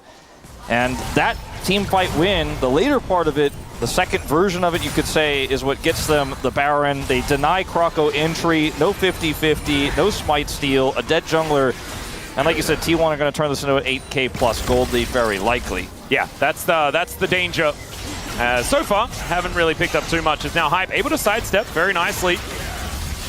But Croco is fighting with Doran, and Doran is just fighting with the turret. And he's going to win that battle, as Croco going to have to flash over the wall. Hype with these auto attacks is pretty scary, and Faker having to go golden, but he's still going to die. And the Arcane Storm also pushing T1 away. So even though they've got the Baron, they're not going to be able to utilize it for the next little while. They're going to need to go back, lick some wounds. And the Grand Starfall actually getting Croco in there. He'll get the stun onto Doran. Is it an overextension, though? That's the question, as Gumayusi at full health, but now he's left out to dry. The rest of the bros chasing after them. 4 versus 5, the advantage for the bros, but still, T1 get away. That captive audience, so high value there as well. That was the moment where bro was just like, there, slows down, we can't chase anymore. As Faker goes very deep for this, actually misses his chains as well, takes a ton of turret damage, and this is starting to get a little bit weird, right? I mean, Morgan's not here, but bro can rotate over. Croco gets over the wall. Faker goes golden, but kind of double up onto Doran as well. Completely pushed him out. Hype really saving the play in a big way in that moment. Clean double up. And Faker does lose his arm guard off of that. He'll have his Zonias in the next big fight, you have to imagine, but we'll don't have it for whatever transpires here. The last 30 seconds of this T1 Baron. Maybe a flank angle for Croco if he had his ultimate, but he doesn't. He used it in the last play. And it's only a 5K gold lead. We were talking about the fact that T1 pretty good at ballooning it. I think with that last play, doesn't quite work out, as Croco is possibly once again dead. Carrier able to use the Magna Storm and get out, but Croco will survive for the moment.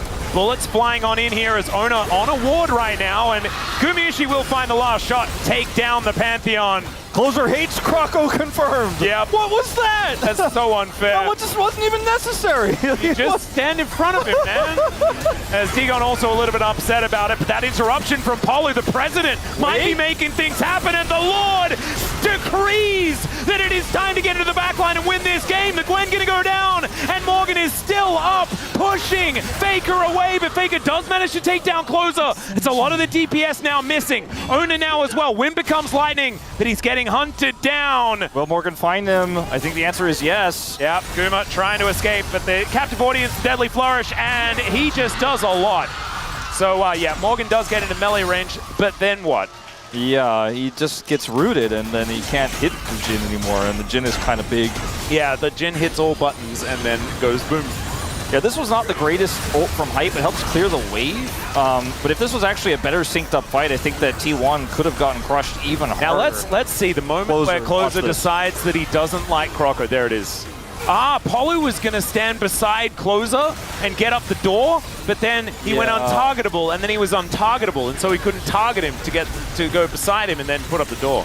No, I think No, I think it's Closer's fault. Yeah, I think you're right. I think Closer just doesn't like Croco. It's weird. Yeah.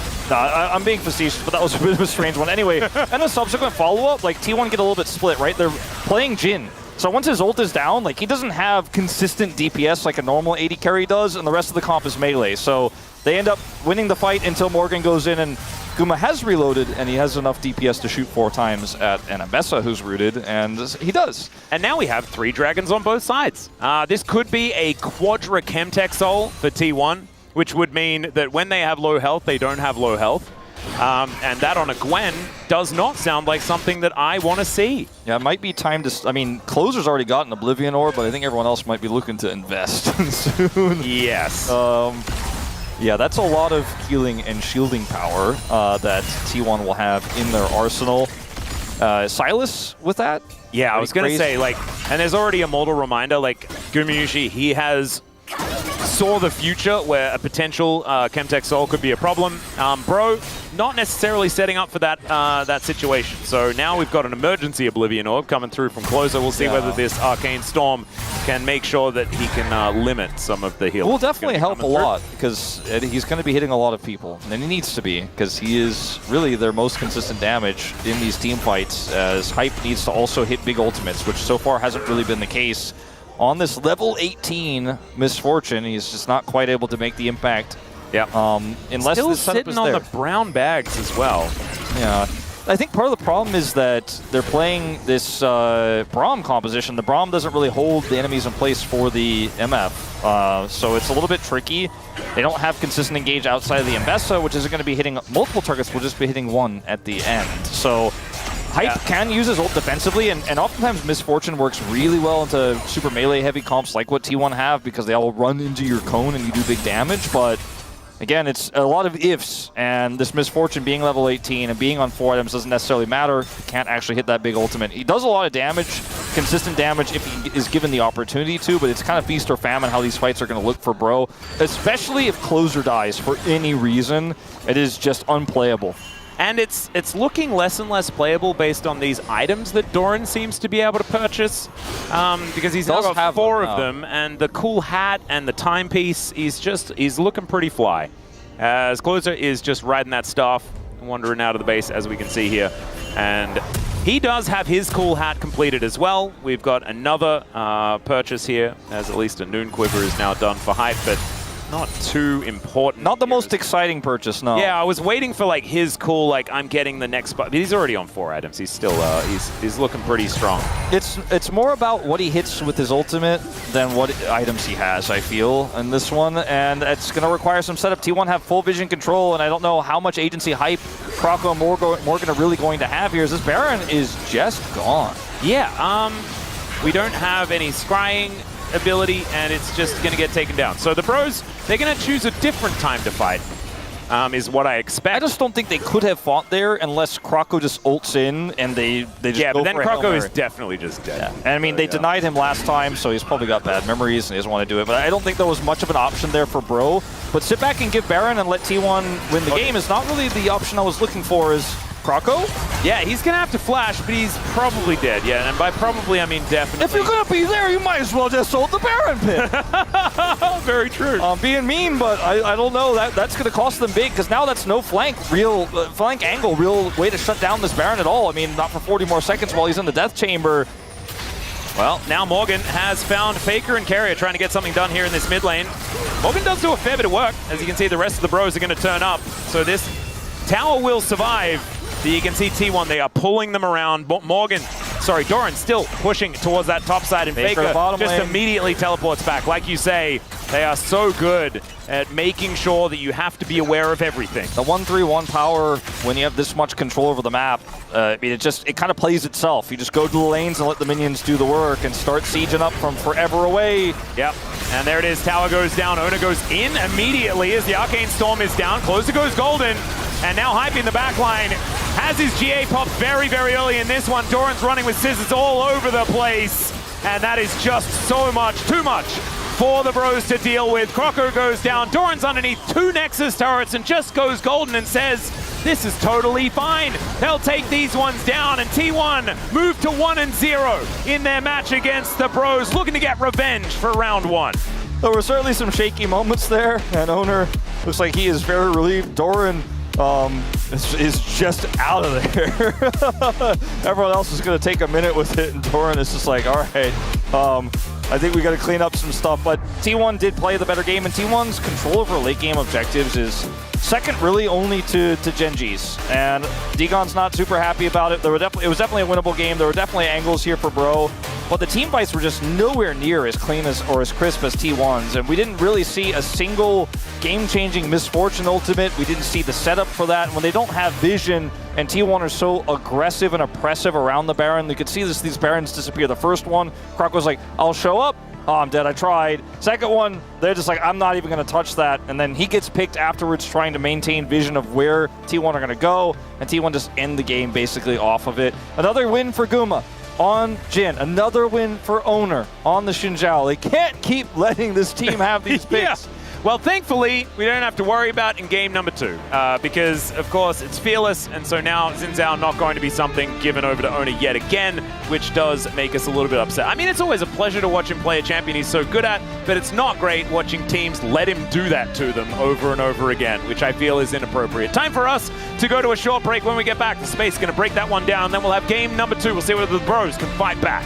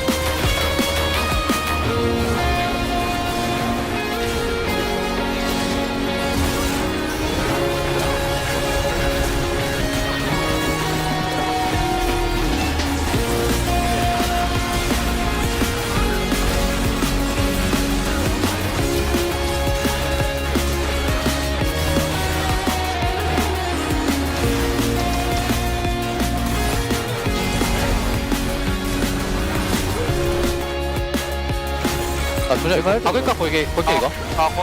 가면서 아래. 이쪽다. 삑. 도냐 있어. 빅 거의 잡았어. 삑. 좋아.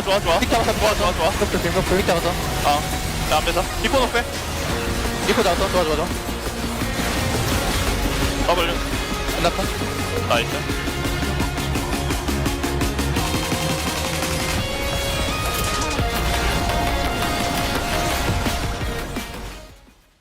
와, 이거 사방에서 아리가 지금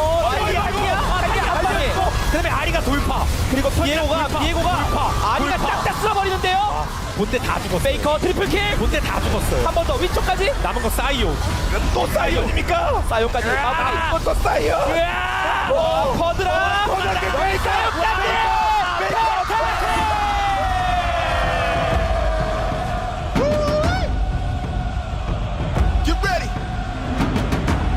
Chegando junto com essa galera toda. O Mireu faz uma entrada meio tímida ainda. Tá longe o Weiser, ele vai buscar um flanco, mas o tempo tá acabando. Lá de trás o ultimate do Snacker não foi muito efetivo. O Mireu também não. Vai cercando o Carioca, tem que sair com flash. Ficaram atordoados e já morreu o Curi. Caiu também o Weiser. A galera da Isurus vem. Os amigos do Barão vão garantir o ace pra acabar o jogo. When I was young, I had my back on the ropes, looking like I never had her on roll. In school of hard knocks, I get hard crooks. Dignitas are starting up the Dragon, and FlyQuest don't want to allow them to stop that soul stack. Whippo making his way forward towards the Dignitas lines, Chains of Corruption, finding massive pop blossom from Buzio. He's on a rampage, and Dignitas is on a one-way road to the cemetery. A beautiful engage from the FlyQuest support. Massive team fight for Fly. Get loud and ready. It's time to settle the score. Get loud and ready. 3 kills to Vitality and an exposed Dragon. No jungler alive, but Vladdy, he's feeling himself. He's got the killer instinct. Pop Blossom, in fact, was the one he stole away. He gets in, Niski's down, the Drake's still there as well. Oh, they've just done it! They've deleted them in front of their home crowd. 4-0 from Vladdy and Kalist. In the 2 versus 4, Vladdy and Kalist make magic happen. The life that we relish, I'm telling it. I'm the star of the show in the regiment. Can't stop me, bro. Ain't no pedaling, ain't no riding the wave. Staring right in your face. 扣一下 Miko， 内库的老牛在底下塞太博，还想来做出了嘎啦这个进化子，闪现一进去杀2只，我有同样的地形，小姆拿了个3杀，还有无敌4杀，5杀在手，塞太博被减速到了，再杀1杀，老母也能拿5杀吗？游戏音效修好了，就是这么给力。刚修好了，进来就听到一个 Penta Kill， 原来是为了要听 Penta Kill 的音效。You know the crowd is ready. Get loud and ready. It's time to settle the score.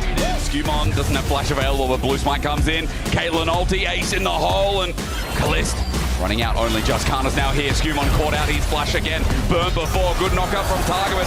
Pulverized into the wall and snapped down by the Seamstress. Kalist picks up the kill while Kana is getting free hit by Hansama, who's stacked up lethal tempo. Kalist jumps in! What balls on this kid? Onto LeBron, the ulti block, but there's the Weaver's wall. Vladdy will seal the deal shortly. LeBron has flashed away. Kalist somehow, some way, that 18-year-old came to play. Kalist styling on Hansama.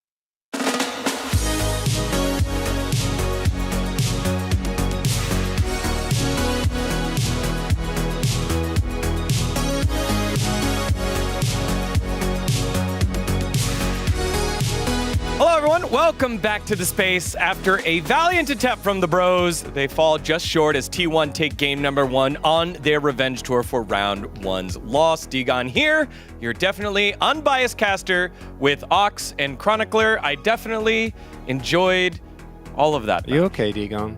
Yes, I'm fine. Want to talk about it? No. Yeah, it was pretty close, you know, and it's only game 1. There's still more for right? Think about it. KT lost game 1, and what happened there? They gave it their all, champ. You'll get him next time. That's right. They did lose game 1. You know, it was the fact that KT won that last one that then, you know, started creeping up the hope. And then in the early game, we're doing well. You know, we give them Xin Zhao. We give them everything that they want. We're still looking okay. Let's start there at the draft, y'all.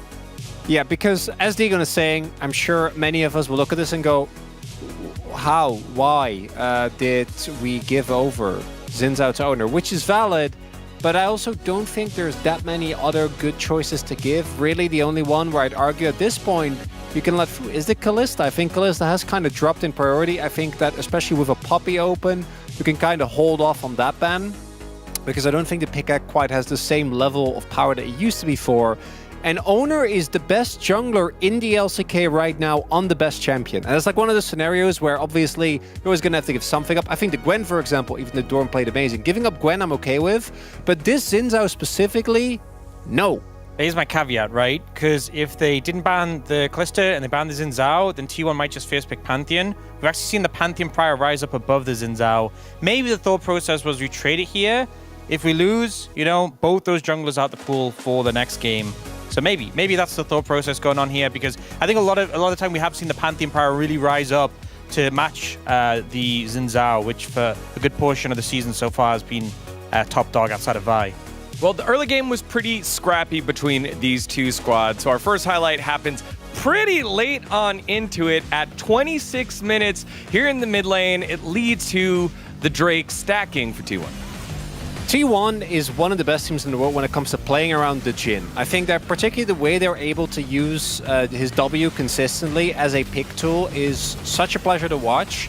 And even though T1 still look a little bit shaky in many of their executions when it comes to playing around the map, really all they need, which they know against Pro, is one mistake. That's the play from Croco here as he ends up going down. I think they actually already had tempo to play towards the Dragon, even without Croco going in.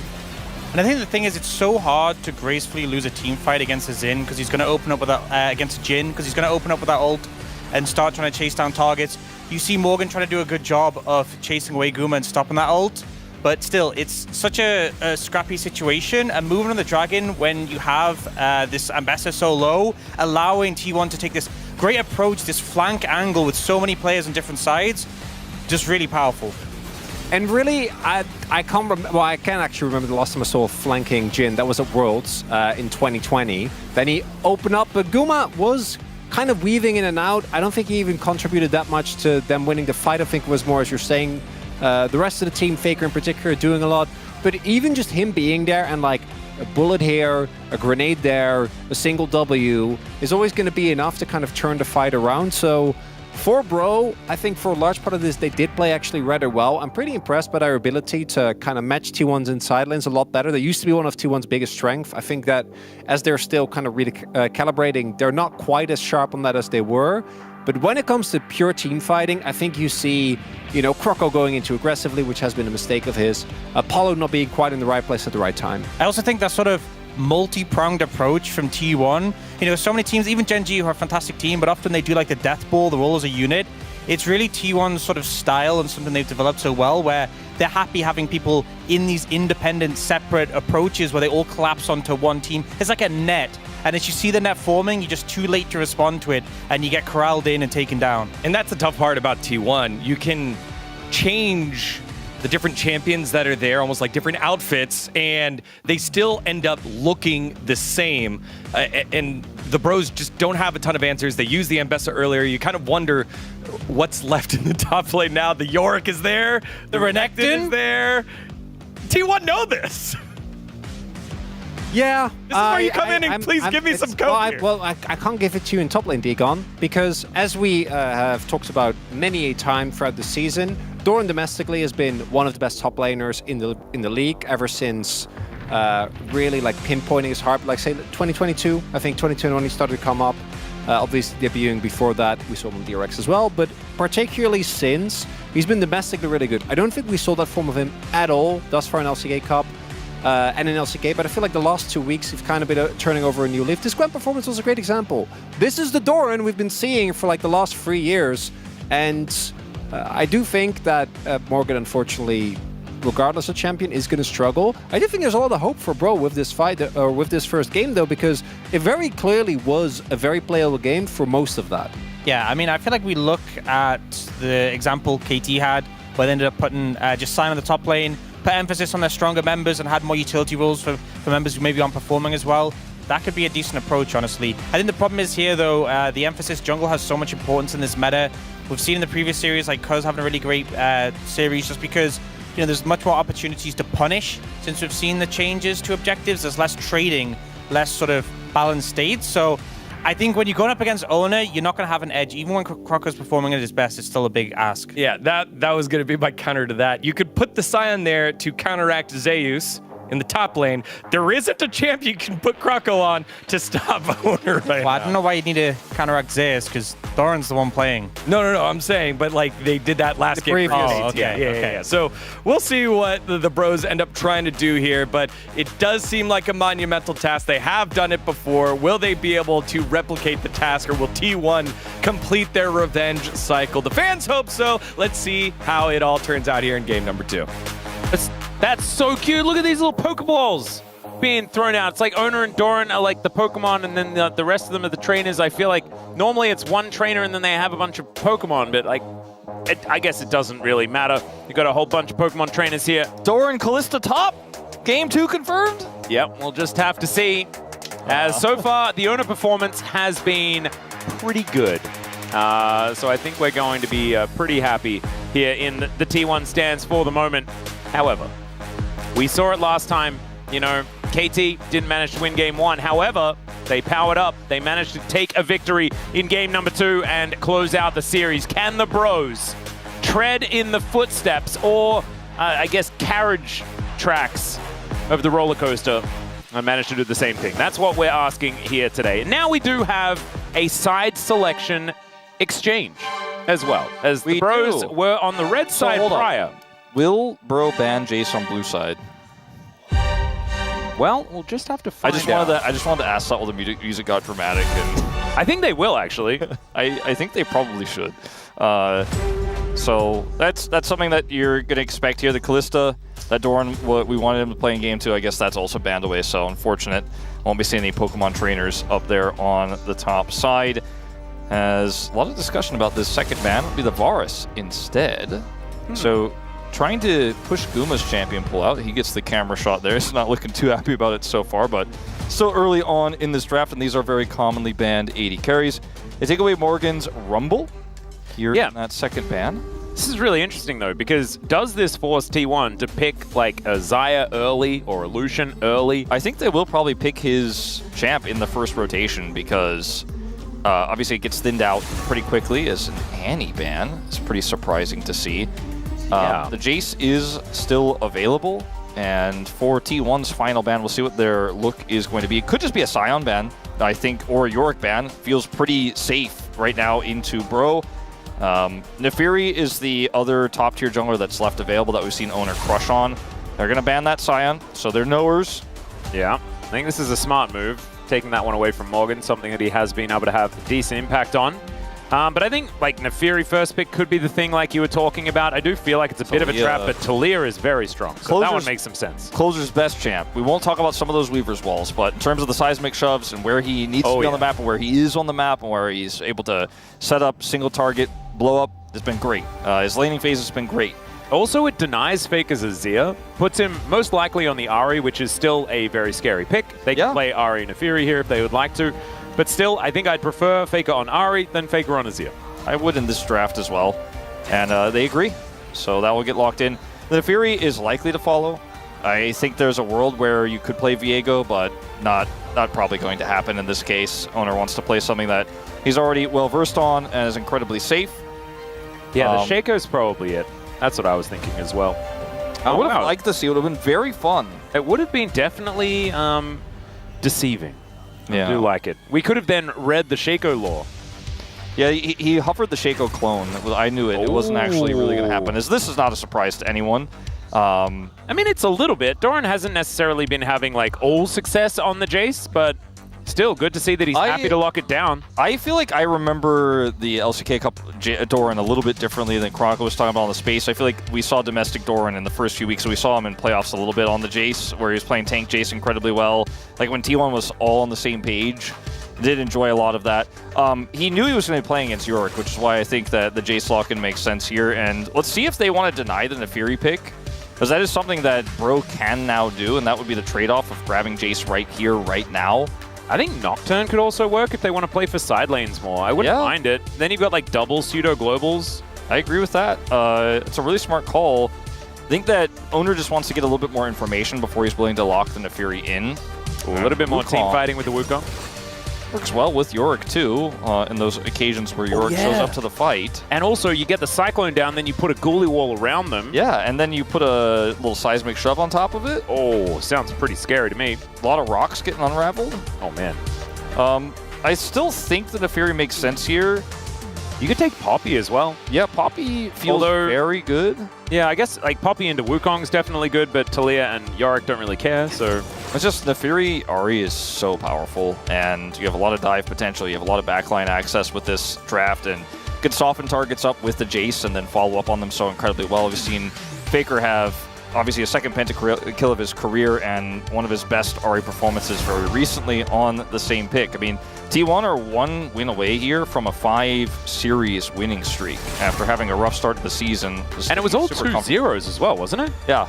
Kind of absurd. Now, you mentioned this, like we talked about maybe Guma was going to get his pick in the first rotation. We kind of went past that and didn't actually talk about it anymore. Now, the Lucian is going to get taken away again here. The Jhin is gone. We'll see if they'll target him further in that final spot. I already wrote Xayah. Yeah, I already wrote it down. I think Xayah is pretty safe here to ban, and we'll see what Guma wants to go to this time around. And Kai'Sa being banned only makes it more understandable. It makes it pretty apparent, yeah.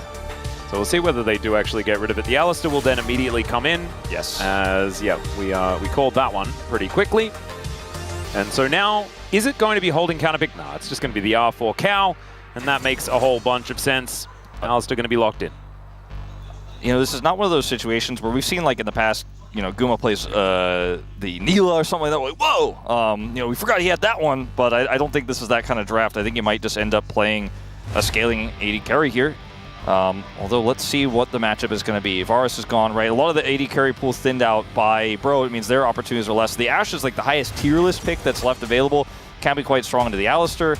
I actually quite like it. And Poppy? Then Ashe Poppy, because you know they've already picked the Alistar, so you're not going to get punished for this. And so the Talia Poppy combo will make things a little bit difficult here, as the Ezreal is going to be locked in. And Yushi. Huge cheer to the crowd. Yeah. You can see, like, I think Goom probably heard it as well. Bit of a sly grin on his face as well.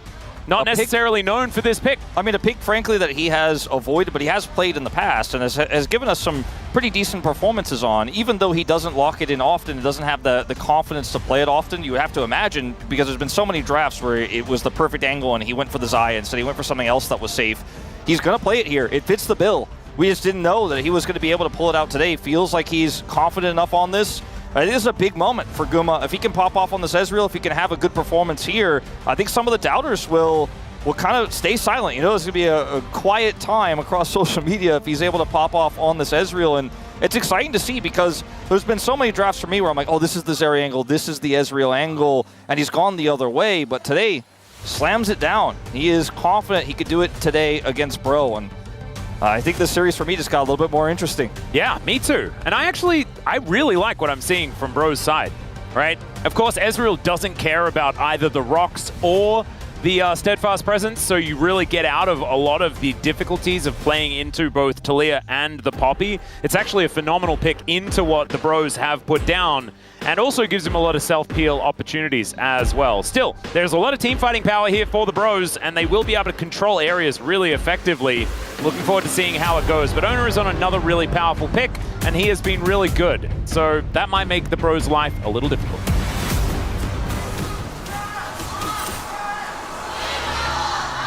소환사의 협곡에 오신 것을 환영합니다. All right, here we are, ladies and gentlemen. And that is that's the true Akami skin. It's a little bit corrupted, but I think it's about the closest that you can get. Thank you, Ona, for that one. As the bros moving in for a little bit of an engage to start us off. I just want to go and zoom in on Ona and have a look at this this Nefiri skin. I do like the hot dogs, but I'm such a Akami fan that I just prefer that skin. Yeah, I agree. I've given my whole. Yeah, you've had a spiel on that one. That's one that we definitely share. And 미니언들이 생성되었습니다. if I take the nameplates off, I kind of like Bros Draft, and I think that the Yorick pick is the one that stands out to me as this one could backfire. It does weaken your team fighting, but it's extra side lane pressure against a T1 composition that I think both scales decently because it has the Ezreal and the Jace poke damage for neutrals, but also kind of needs to be in control of the game, or Guma has to really pop off. Like, if you fall behind in this draft, Doran and Guma have to land a ton of poke. Thank you so much, G-Sun and Yundo, for that one. Because we get to see it, and you can see it's not like pure white, like Amaterasu is, but still pretty close. As far as the chromas are concerned, it's the closest. Yeah, I kind of looks like Garurumon as well. We've got to get the Digimon in there. Yeah. Let's see how this lane goes, because Ashe versus Alistar, feeling pretty good. Poppy also can be quite strong in the early laning phase, but Gomacaria going to look to be aggressive. There's another headbutt out, as Hype spending most of this lane just running back. But you can see, not exactly getting a whole lot of power until level 2, level 3, and that is exactly where T1 make it to. As level 2 first. Actually going to zone Bro away from... No, not the next one as well, but they almost missed out on experience of one of those melees. In fact, they did. Actually pretty cool, though, to see that headbutt from Keria affecting the level 2, getting them that angle, pushing Hype away. It's actually pretty clean, and guarantees on level 2, and now they can start looking to put the pressure on further with the Ezreal. Bulk shot, spots out Ona, gives them the good old thumbs up. You like to see that. Important information to have. Closer, once again, aggressive laning, working in his favor, but dead even in CS. Yeah, nothing really to worry about here as the Jace is on a 5-game losing streak. Kind of crazy. Especially with King and Zeus on that list. Yeah. Zeus especially from the last series. A bit of a struggle. Best performance, exactly. Yeah. Keeping an eye on this bottom lane as level 3 is hit here for Keria. Good steadfast presence, though. Will interrupt the combo. That's just otherwise, though, Alistar is a pick that we've talked about for years as it kind of auto-loses lane, but it has just been so stable. I think both, some of the buffs to the picks that we're seeing with it, like Ezreal, have made it a little bit easier to play out, but I think teams have really figured out how to stave off the pressure better with the Alistar, and we're just seeing it win lane so much, and it's Gomacaria, so... Yeah, and it's also against a Poppy, right? So you're also not going to be in a position where you do a whole lot of winning if you are on the Poppy. You have to use the terrain. It's quite challenging when the other team knows that you have that limitation. So, good measured play from Gomacaria. Well, this is a bit cute. Okay, never mind. He's just going back. So, Doran not going to get punished or anything like that for his positioning, but Ona is going to double scuttle. And there's not a whole lot that the pros can do about it. Teleport back in from Doran. And so a lot of the lead is going to be this jungle, as Ona will be able to just clear out a whole bunch more. Also able to go back, grab his wolves before he goes back home. We'll see what he can actually put together there as Croco with a rock and a sword. Both junglers pinging where their jungle opponent will likely be to their team. It's pretty cool to see. They're both exactly correct. Owner pings the Krugs where Croco is heading. Croco pings the Gromp where Owner is heading. So both teams very aware of where the junglers are despite not having vision. Just love to see little things like that from pro gamers where they're able to track the pathing incredibly well. I think Hype as well, being able to spot which camps are up and which aren't on the minimap, on the map as well, as Polo looking to come in and deny Faker here. He doesn't actually have level 6 as the Ignite is ticking down, threaded volley needing to be flashed. And so Faker not going to die, but is going to be in a little bit of trouble. No teleport available either as a seismic shove just barely misses. Man, Faker, such good reaction on that flash. Ends up getting punished for his positioning there, but does not die. He's just so quick. No matter how long this guy has played, he is not going to lose. So those core mechanics. Yeah. But still down a flash now. Doesn't feel great. Successful gank there from Palu. And Carrier in position, not able to find a follow-up onto Closer. There's a lot of vision for T1 in the river and near the Raptors. Like, they had so many wards there, so I guess that Paulo was able to avoid that on his way over his door and almost gets ghoulied. Yeah. Jace is very good at dealing with the ghoulie wall. You can just accelerate your shock blast, and you only needs like a few shots and it goes down. Sorry, you press your acceleration gate button in, sorry, the W. Yes. Yeah. It's not acceleration gate because that's the other. That's the other one. Yeah, that's Z. There's AoE down. Owner cannot necessarily win this 2v2 here. He's actually just going to go untargetable and run away. That was a peculiar move there, but Doran does stave off the pressure. No Dragon attempt here by T1 as Bro just... Ooh, nice shove. For some pressure more, Faker's flash still down. He used his charm. Charm doesn't actually hit onto anything at all, but Owner is moving in here. Shredded Volley doing a fair bit of work as Croco just trying to bide his time as now Faker getting on in there, and Croco is in so much trouble. He flashes, he finds the Q! And the monkey will live! The doggos don't find the daggers either, and Closer is now looking to finish off Owner if he can. Carrier comes in, and that is going to be the cow saying no to all these shenanigans. Wow. A lot of animals in the mid lane, but a big win for the bros. Flash Q from Croco, and Doran's in trouble now. Wait, the flash forward, the ghoulies, the maiden! Are they going to be able to get the kill? That little ghoul! It's not going to be enough, okay. Whoa. Okay, the Lord and Savior of the bros. Not quite able to get a solo kill, but that is definitely a better look for Morgan. Yeah, but it is a Jace out of the lane, and he's going to be able to pick up at least a plate here. Doran is going to miss a ton of experience and gold here on this wave as well. Morgan very happy with the exchange. He knows Doran doesn't have teleport. Would have been happier, of course, if that ended up being a kill. He's picking up a pretty significant lead, and it's really only Guma's Ezreal that has a gold lead right now here for T1 anywhere. As well, once again, solid early is Faker. Where are you at? Oh dear. Rocks are down. Yeah, the rocks go down, and Faker not going to be able to do too much about getting out of the way of this one. It's good charm onto Closer, but I don't think it's going to save him, and it in fact does not. There is yet another kill. Faker 0-2 right now, as we're going to have a look at this mid tango once again. Yeah, this is a really close fight here as Owner comes over. Faker kites back, right? And then Owner puts a lot of damage onto Croco as Faker is trying to look for the follow-up here. But Closer hits him with that extra Q, and then Croco flashes to take him out. That flash was really critical. And they know Faker, of course, didn't have his from the previous gank. Here it's a Weaver's Wall, and Paulo got the full wraparound. I think it's a pretty greedy from Faker here, but also a nice catch, a nice punish by Bro from long range, using the Weaver's Wall for a pretty short distance, but it's enough to trap Faker there and lock him down. So 2 deaths now for the GOAT. A flash immediately comes out as well from Doran as we head back into live. Hype being able to at least grab that cooldown. As here on the top side, we do have a little bit of pressure put on by T1. Hype grabbing this wave is a little bit of a worry, but the bros feeling very confident, especially with Faker towards this bottom side of the map and showing on vision. And it is going to be grub number 1 going on over to the bros. Yeah, they got it without smite, so they still have a smite for a second one here, so looking very good for a 2 for 3. Yep, Hype moves on in. And the True Shot Barrage getting a fair bit of value. In fact, over all 3 of them is massive, but it is a 2-for-1 trade as far as the grubs are concerned. Doran getting prior there on the top side really warped how that was going to go. Nice avoid here from Carrier as well.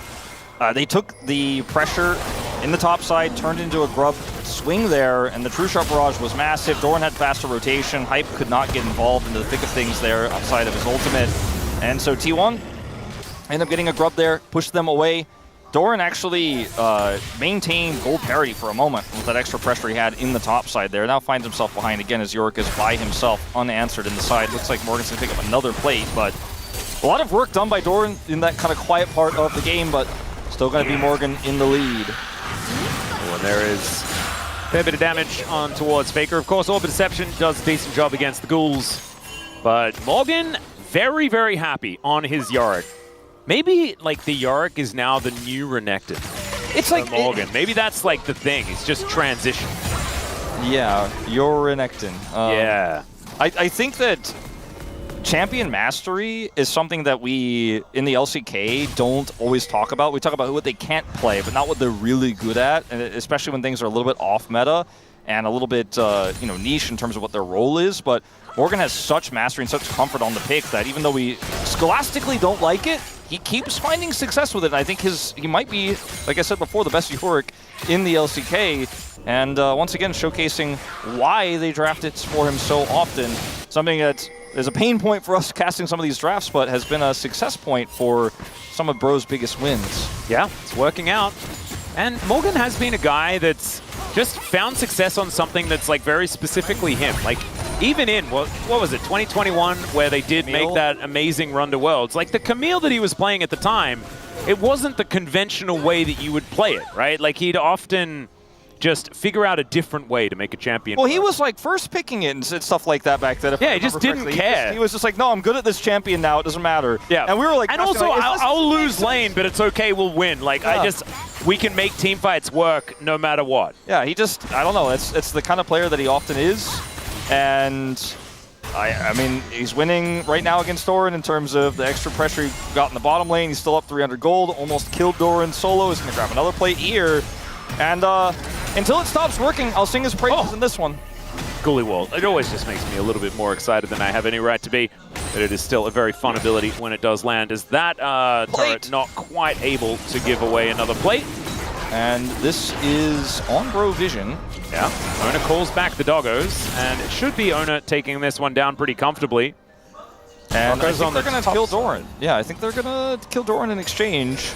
But Doran, potentially aware of this, see what he decides to do. They're going to get a plate at worst case scenario, but I think they're going to get a Jace too. As here comes the Wukong.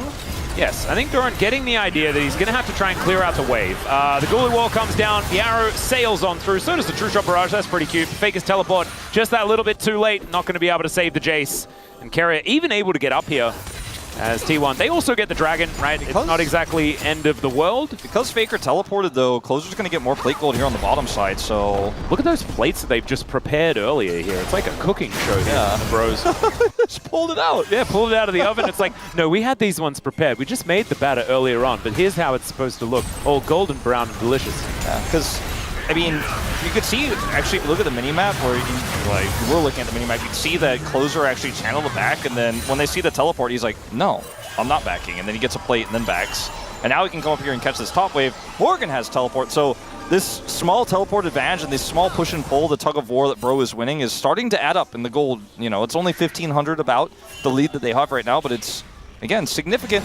A lot of that's on the York, so, you know, your results may vary, but well, I mean, they're making it work. He's getting pressure on the map, and they're utilizing it. It is also very important for a split push side lane champion to be ahead. Otherwise, you definitely do nothing. You know. So investing into the Arc is something that they will have to do. Hype misses that CS, but it was hiding behind the turret, so it gets a bit confusing there. Still, the Bros playing slow, and I think that's totally fine. Yeah. About 1.3k going to be the lead here. Looking to try and lock down some feats of strength. Need a couple more objectives if they want to make that one happen. As next dragon going to be an Ocean. Let's see what the Soul is going to be moving later into this game. Faker, looking for that first item still, is significantly behind. Closer has been trying to patch up some of the top side. Is now getting pushed in by a York. Yep. And, you know, in terms of objectives, there's nothing yet. The Herald is up in 1 minute. See, owner will reset and will be able to return before then, but Faker still doesn't have his teleport. So Morgan is kind of playing around this. He's like, are they going to gank me? Because he can either hard pressure the turret and give up the Herald, or try to keep Faker interested. Obviously, knowing that he can teleport at any time is pretty massive. Like, you know, not that he wants to fight, but the fact that he has teleport means he can utilize it for extra pressure. That topside turret's still alive. He can commit. There is the arrow. Yeah, arrow not going to connect this time around, as now Doran trying to get away from these rocks. The threaded volley really starting to hurt from Closer. And Doran realizing that he is not safe towards that topside flash or no flash. Still not something that he wants to do, is now Ona going to be forced out of here. Nice little front flip. Jace, TP to the bottom lane. Okay, Gumayushi doing a lot of damage here to Kroko. That's pretty massive right before this objective, but Doran went to the bottom lane here to try to deal with this Yorick. Lost half his health bar, and his turret is still looking like it might fall. Oh my god. No demolish proc. He got the wave, so he's going to keep the turret alive. But T1 in this awkward spot now where Faker didn't have TP and now has to rush over. They don't have their Jace. And the Jace is going to have to back. And the fact that this Herald is up, they're using it, Bro are using it very well to actually continue to pressure T1 on both sides of the map. Yeah, and Morgan will be able to, like, because there's no one here yet, Morgan just needs like 2 Qs and this is dead. Oh yeah, 100%. Like, he's going to get this Demolish proc he didn't get a second ago, and it's just gone. Yep, that doesn't cancel teleports anymore, so he may be dead. Well, he's just going to teleport himself because he knows, oh, the charm has to land, but it does not get it there in time. And so Faker trades his teleport for this, but they still lose the turret. Oh, God. And he gets out with his life. York mastery. This is just lordly, No, the performance. And dare I say it, is it a good bro macro game? Well, it is so far, but remember what I said about 15 minutes, Wolf. It is now 15 minutes and 50 seconds, and now is about the time where things fall off the rails. So they're going to need to keep it up, but so far, yes, it definitely is a good bro macro game. At Grok, is it true? Or bro winning the macro against T1, defending world champions? I have a feeling I know what we're going to learn about, and it has nothing to do with League of Legends. Let's just say that. Okay, Morgan back up here towards the top side, level 11. The Maiden well and truly powered up now. And he's even got his steel caps, couple of red rocks, just feeling fantastic. Rift Herald going to be considered by both teams. So we'll see who's going to be able to get the priority around Shelly. Right now it's looking like Bro are in a good spot. I mean, Closer does not have teleport, so the edge they had for sure, the Shelly was there. It's not there anymore, but it's okay if they can maybe get a top turret for this and Closer keeps pushing. But also, Faker has to come on over and catch this wave as it crashes in the bottom lane. Yeah, and so with Weaver's Wall, of course, the Talia can kind of be anywhere. Gumayushi also possibly in trouble as the Arcane Shift going to be employed to get out of the way of the Seismic Shove. I think in part, like, T1 were very slow to try to punish as Doran's caught. There it is. Ghoulie Wall goes down, and Doran going to flash out of the way. The Maiden still getting upset. You can see Morgan with the most gold in the game. I think there was a real window for T1 to try to do something a little bit more aggressive while Closer was showing there on the bottom lane and try to make something happen for this Herald, but they instead kind of slow-played it. Faker was a very long rotation down to the bottom lane, and now Morgan's going to get this turret for free. He doesn't need the Herald for this one, and I don't know if Faker will be able to say the same about this bottom turret. He has Owner with him, but others are coming down. Closer has Weaver's Wall, and he's going to get a lot of this turret. I'm not sure he's going to get the whole thing, and I think he won't. No, he's going to have to run away from Closer here, and even going to get thrown back. Nice charm was already in the air as Closer running pretty quickly. Hype has arrow. Phase Rush does proc, and it does work against Faker, actually, as Owner here in position. And wisely, Closer is going to move back. Polu not going to be as wise, and so instead going to need to use that heroic charge. Seismic Shove goes wide because of it, as there's the Keeper's verdict. The verdict is no pets allowed. And we'll just evict the dog. Yeah, I mean, I guess trying to lock an Ahri down would be pretty hard for Hype. He doesn't commit his arrow, but definitely had his finger hovered on that minimap, I think, at that moment in time while his skirmish was breaking out. Paulo losing his ultimate, but doesn't lose his flash, and there's no objective up anytime soon here as T1 were able to secure that second dragon of the game here, so I don't think it's going to matter too much that there's no Keeper's verdict here for Palu, but it's a turret lead here for Bro. They have a Rift Herald they can drop in the mid lane. Not a great timing or anything like that to try to secure Dragon Prio, but that's going to be standing gold, or at least a significant charge in the mid lane for them when they want it. And see if they can keep this control, because like you said, it's the team fights and it's the later game. It's the post 15 minutes where Bro do fall apart oftentimes, but they have so much control now. As long as they just keep putting the pressure on just like they have these last 8 minutes, it's hard to imagine that they're simply going to give up the control of this game. Like, they just keep putting the pressure on. We can carry it. Yeah, great Seismic Shove going to connect onto the cow.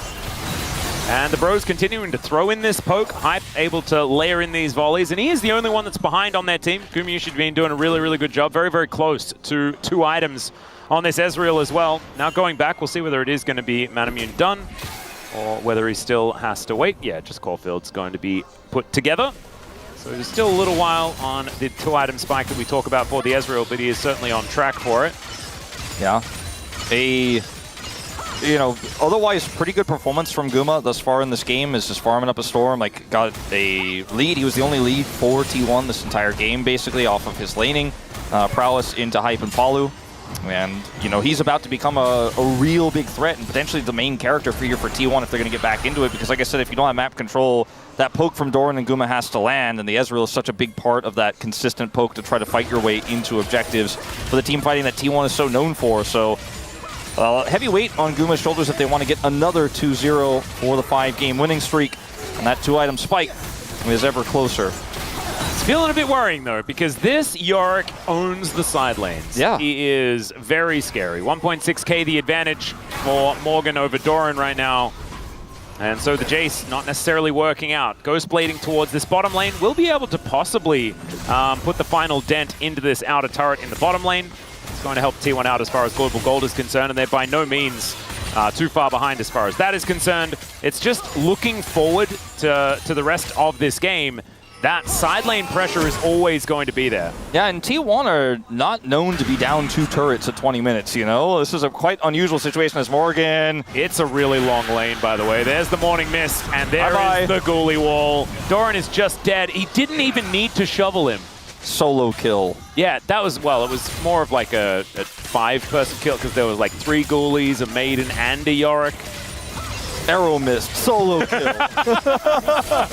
Well, I mean, that's actually what it was. You know, if Hype stole the kill with the arrow, I don't know if we'd feel good or bad about it. I think we'd just have a giggle. Yeah. That's probably where I'd be at. As, yeah, Morgan's like, okay, my minions are better than yours, Morgan. I mean, he's so big. He has Shojins. Yeah, look at this. Him if he doesn't He's able W. to flip out of there. But now it's Gumayusi's turn. Faker comes in. Great sidestep. I think Morgan is definitely dead, but he's demonstrating that he's pretty scary. Gets a bunch of his health back. He's running around in circles. The Ghoulie Wall is cute. And the Maiden is going to go down. So Maidenless and dead is Morgan, but Otacon is also dead. Yeah, I liked it when he killed Doran. That was the good part. The rest that was the good part. Was kind of cool because they got Otacon. It looked a little bit funny, but so many people have to come to deal with the side lane pressure threat. That is exactly what you want with your side laner. If Doran dies again, then it's 100% worth, as he has to go in because he knows that he's dead. Good flash comes out there, but Closer puts himself in. The Cyclone from Croco is extraordinary, and they just keep the doggo in the sky, and Closer survives. Yeah, untarget all this! Yeah, exactly! As the turret also goes down, as the cannon minion acting as the 6th man on the rift. Oh man, the slow comes through here. Morgan. He's and the arrow just spectating. There was a camera, there was like a GoPro on that arrow, so you get that really cool, like, the camera angle. Yeah, it's like a sports cam. Yeah. An instant replay from like the horizontal view. It was a great flash from Closer. Watch this. Croco said, "Ah!" Yeah, no. And Paulo said, "Not my mid laner." And they did the CC, and the dog was flying, and then down. Yep, and now Faker is looking to get a dive onto Closer here. Seismic shove actually headbutted into. That was so weird. Not my mid laner. Yeah, they are all defending Closer. Saving Private Closer. That's kind of the way here for the bros, I guess. And so many T1 members top side, and guess who's in the bottom side? Split pushing and looking for an inner turret with Demolish procs at the ready. It's my man Morgan. Yep, and now Doran is fighting Croco. I think my money's on Croco if it's a fair 1v1. As Morgan, like this is just gone. The Maiden going to be put back together. Morgan no longer Maidenless as he gets this wave put together once more. I mean, Paulo also standing his ground against Ono. That is a sign of how this game is going. I mean, we're one big team fight away from T1 getting back into this game. Like, I want to make sure that we do recognize that T1 is 5,000 gold down, but they have a really good team fighting composition, and they have some of the pieces coming together. Like, the Muramon is almost done for Doran. Guma's is finished. Faker's on 2 items. I do feel like if one fight goes awry, Bro can lose this game, but it just doesn't look like they're interested in losing this game. They are not letting control of sides at all this game. They're playing so well. Oh my god, how did the seismic shove work? Yeah, I don't even know. 나이스야. 너무 잘했는데? Yeah, wow. Nice, you did a really good job back there. And the thing is, like, how Bro are playing and how well they're playing around denying T1's catches, I feel like they just... They're feeling themselves right now. Like they've reached the penultimate Bro like confidence and coordination.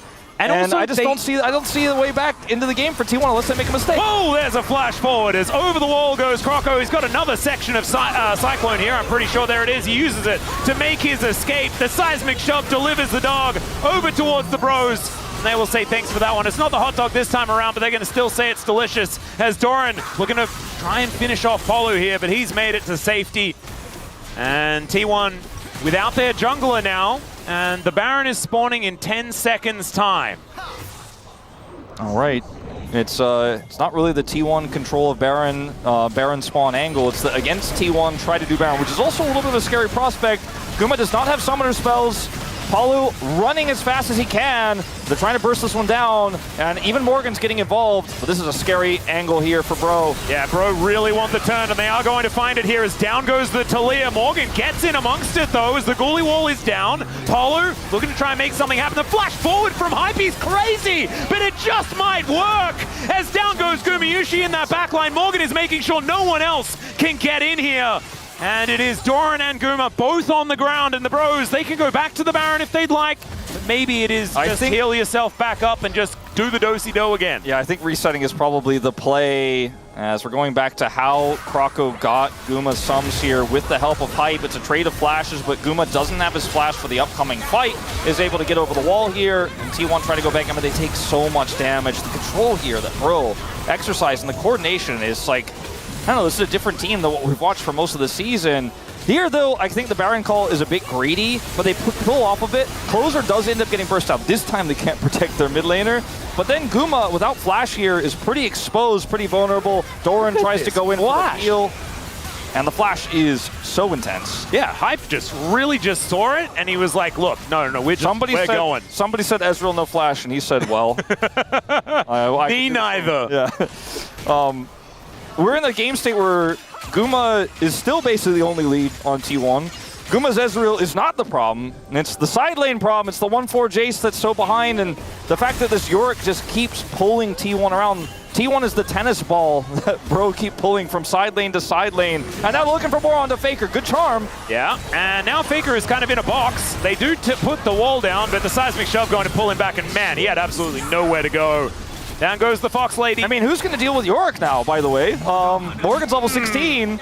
I don't really have anyone to elect for that one. Is Polo going to stop Ona from getting on top of him? And would you pick meantime, the inhibitor turret? Can you think the inhibitor turret can deal with Morgan? I don't think so. I don't think this inhibitor turret's got it, man. I don't think so. Doran is shoveling, man, and he's shoveling strongly. Doran comes on over. He's going to stop the inhibitor itself from going down. Morgan is digging T1's grave, and I think he's about 5.8 feet deep. Well, Kroko's grave might also be there, as never mind, they aren't going to push any further forward.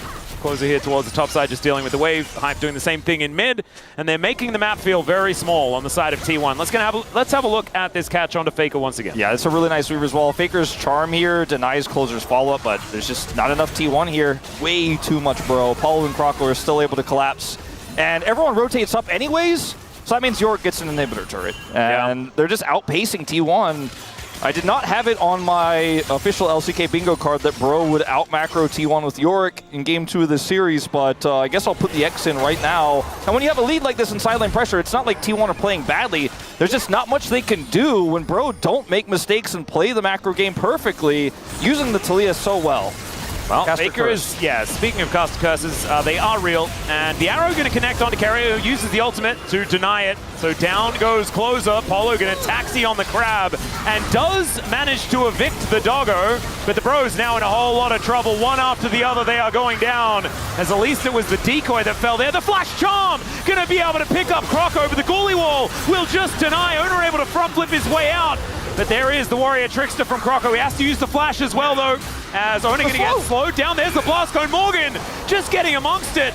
And he puts a goalie wall down. That's going to make sure that even the Maiden survives. I mean, there's a potential Baron angle here if they're confident enough to do so. Yeah, Kroko is still up, but you're right. With 3 versus 5, I don't think Bro can fight for it. I just don't think Kroko can reasonably get there. I think they have enough damage here at this point. Shojin is done for Guma to burst this one out. We're going to see the teleport coming through, but it is a Yorick. Carry is holding the line here on the edge. Hype can't get through, and T1, off of the skirmish, will take the Baron. Yep, teleport going to come in from Closer. We'll see how many Barons they can actually take off the map, off the back end of this one. I think Doran is definitely dead, as they're just trying to work out whether they can get anyone else. So here's the consolation Jace, and T1 absolutely happy. I wonder if Bro could just push this naked inhibitor in the bottom lane and try to take that out before T1 can get reset here. Send somebody down there. Faker teleports to the turret. Arrow? Yeah, going to get the ulti out of Faker. Should mean that this inner turret is going to fall down. So against the flow of play, Bro going to be able to at least get this one back. The Rebel Baron power play getting closer and closer to the negatives. As there's 2 Cloud Drakes, by the way, already picked up in a row here for the Bros. And they're looking for Soul Point. This is just Morgan now pushing the top inner turret, while the rest of the group of Bros are threatening a potential take of that inhibitor, forcing T1 to rotate over. And they do eventually go and deal with that Yorick as it all starts off here. The closer ends up getting caught. If I was talking about how he's been playing this Talia so well inside. It ends up being a really long and extended fight though with some attempted saves here. It's going to be a really long replay. So the crux is many bros die, and it's a really cool ghoulie wall and slow by Morgan, who gets betrayed by Kroko, almost blast cones him to his death. But it's a really good flash here from Faker, hits the charm. Morgan comes over for the ghoulie wall assist. The Cyclone is really well placed here.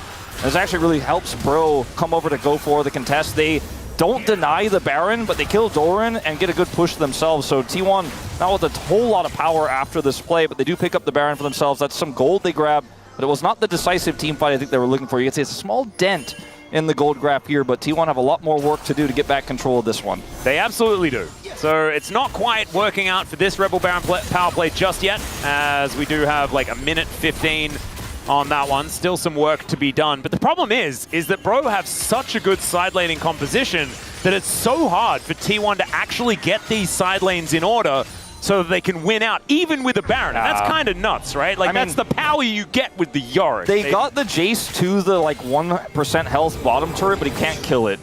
Yorick deals with it. Now Doran's just alone inside. Almost got the turret. Good try. Dearie me. Well, there goes the shield. You don't have turrets. Heroic charge comes on in. Weaver's Wall going to block him off, so that is just a free kill onto the Jace. I mean, there's turrets everywhere for Bro. Like, T1 only got the mid turret. Every other turret is alive. So Doran has to go so deep and like can't kill the turret. Then he's just cut off by a Weaver's Wall, and that's the inhibitor. You know, it's just stuff like this that is Bro running circles around what is it, a very attempted Baron power play, but barely in the positives. Faker picks up that top side turret. They're second of the game. But Bro are like, cool, it's your Baron. We're getting more. Inhibitor down, and now threatening the mid inhibitor turret as Faker returns home. But this is the end of the Baron, and it's not a positive. It's not. And the arrow going to connect on to Carrier, who doesn't press the ulti button, holds onto that one intelligently as well. There's now Morgan throwing out some mist, but as you can see, it's Hype getting to work on the second inhibitor for the Bros. And the base is getting so small here for T1. They just don't seem to have too many answers for Bro just closing in and breaking their stuff. They just can't get a true 5v5 team fight because they're always a man down. They're always, sometimes multiple members down, trying to kill this Yorick. And we've seen Morgan do this on other picks. We've seen him do it on Jax. We've seen him do it on Camille, where he's just this insane raid boss side laner. And this is one of those games where you need 2+ people to deal with him. Because if you just send one, then Closer's like, okay, I'll be right there. And he just Weaver's Walls over and kills you. And if you send 2, like, you might still die, actually, because he's so big and has a hull breaker, by the way.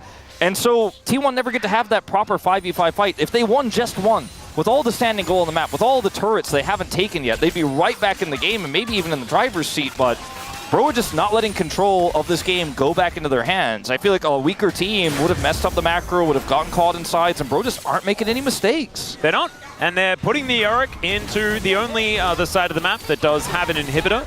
As I say that, he's teleporting into the mid lane because there is a soul point to fight for. Ona goes untargetable to avoid the arrow. And we'll have that one back off cooldown relatively quickly. Morgan moving on over. Remember, the Hull Breaker not doing as much at this point in time now that he's grouped with the rest of his team. They do want to make sure that they can confirm this dragon, and all they have to do is wait. Yeah, there's a huge wave in the top lane that Doran is dealing with. He can teleport over. Super minions starting to stack up 2 of them in the bottom lane.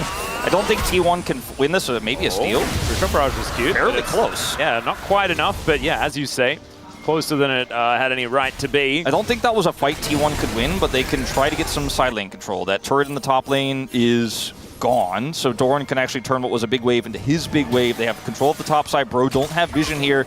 Hype, careful on taking wolves, careful on moving over here alone, because hide on bush is definitely kind of the traps that need to be set here for T1 to catch members where they have pockets of vision missing.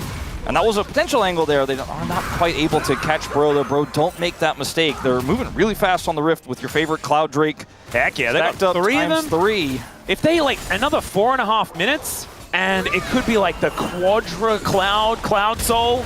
Oh, it's my absolute favorite. I told everyone they paid their taxes. I mean, we did check on this. Oh, yeah. Maybe we've had a few extra subscriptions as well, so the Bro Flags are also in there, which is like the best way to pay your Bro tax. Highlight the Bro Flags. The 4-1 here is so insanely strong, and trying to peel off to kill Morgan is just not realistic. And also when you've got 2 inhibitors down, it just makes this play so comfortable. The Unbreakable Will onto Carrier there as the Charm will connect as Morgan is making his way over, but I don't think you're winning that 1v1 as the flash forward from Polo is massive. The triple knockup from Croco as well on this Wukong. Gumayusi goes down and Carrier alongside him. And Doran, of course, is dead at the same time. Faker still in this 1v1 as the Blast Cone might save his life. And the popcorn for Digon is tasting better and better as the bros look to knock down the Nexus and bring us to a Game 3. Oh, what a day for a 6-gamer, Wolf. Oh man, back-to-backs, in fact.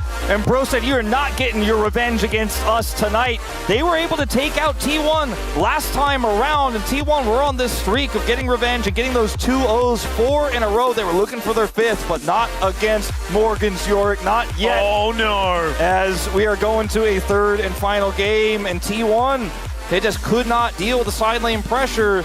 And I better not see any fingers being pointed at Guma's Ezreal because he was not the issue. They got pushed out in sides and there was just no recourse. And Doran on this Jace from as behind as he wasn't going to be able to get it done alone. And the fact that they had a Talia to play through that side lane meant that Closer always had so much agency. Morgan, nearly top damage in the game, but that honor will go to Gumayusi. But at the end of the day, this is just a lot of global power. Hype's vision, the knock shots, the arrows, the fact that they could control objectives with keep resorting. This was a masterclass of draft. Was worried about what it was going to mean when we saw the Yorick lock-in, but I said too, take the nameplates away. I like Bro's draft.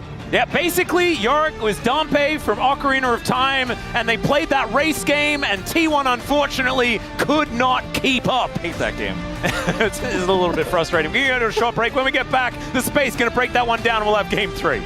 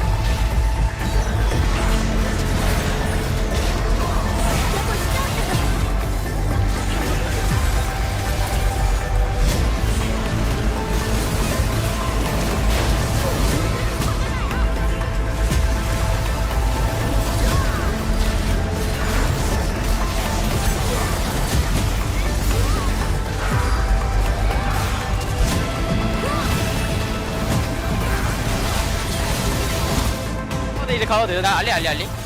아, 더 가도 돼. 알리 너무 야 벗게 된다. 야, 알리 보자 이거. 볼게. 그만 볼게. 나 알리 볼게. 야, 이제 이제 봐줘. 야, 이제 노비전. 잡았어. 데이터 잡았어? 나 미드라인. 밀어와자. 애쉬가 들어왔는데. 자, 끝나겠다. 너 어떻게 볼래? 가. 내가 끝나 얘들아. 나이스. 야, 방금 알리 책 끄는 거 멋있다. 나이스. 한번 다려. 야, 동대 잘 봤다 이거. 동대 나이스. 그래, 캐리 좀 됐다. 네. 계속 천천히 하면 이길 것 같아. 우리 잘하는.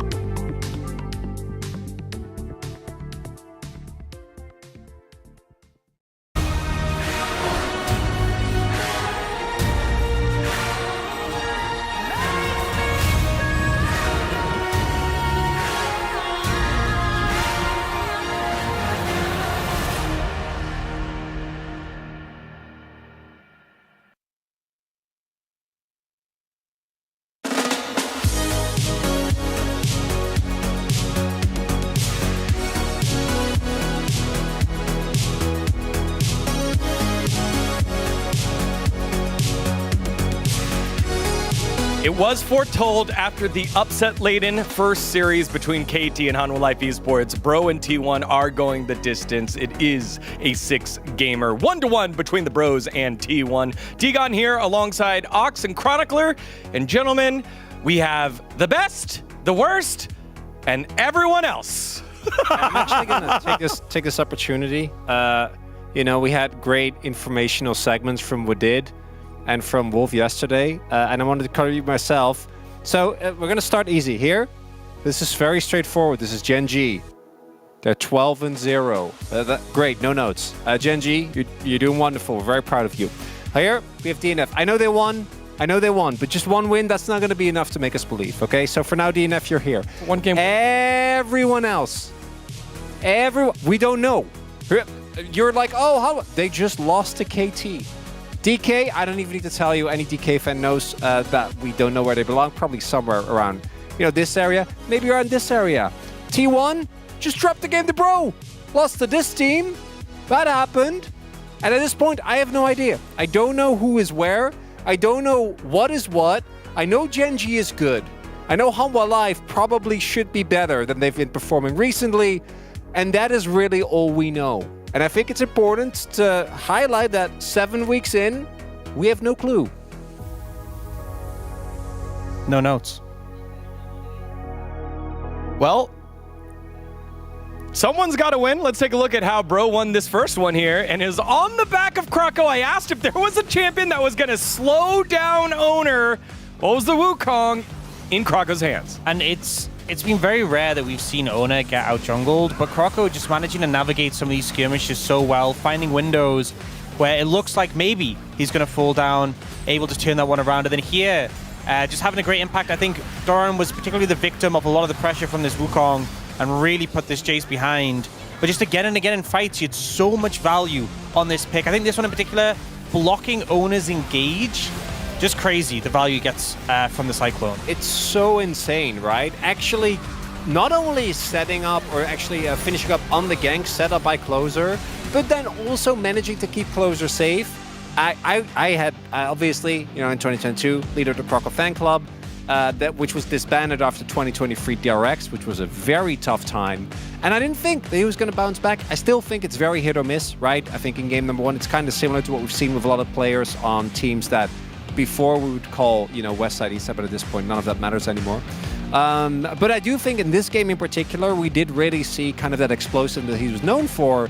And it also, again, highlighted the reliance of T1 on Owner, which is something that can't be overstated, because if Owner isn't having a good game, I feel like so many of the other holes in T1's armor are just very apparent. And I think that Owner is the one that kind of patches all that up, but as soon as he gets out jungle, things look rough. Yeah, you know, we praised very well, and rightfully so, Doran in game 1. Doran in game 2, into this Yorick Jace matchup, not the case here, and then, oh boy.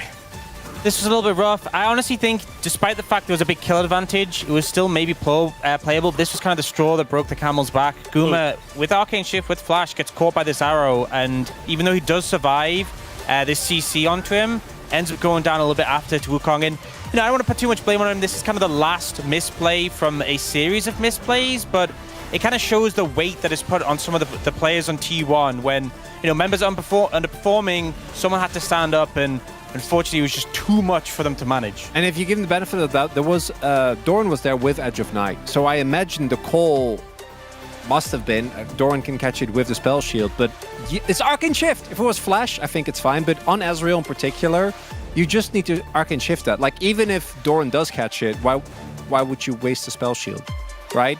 And for T1, again, we need to make sure that Owner is set up for success very early on.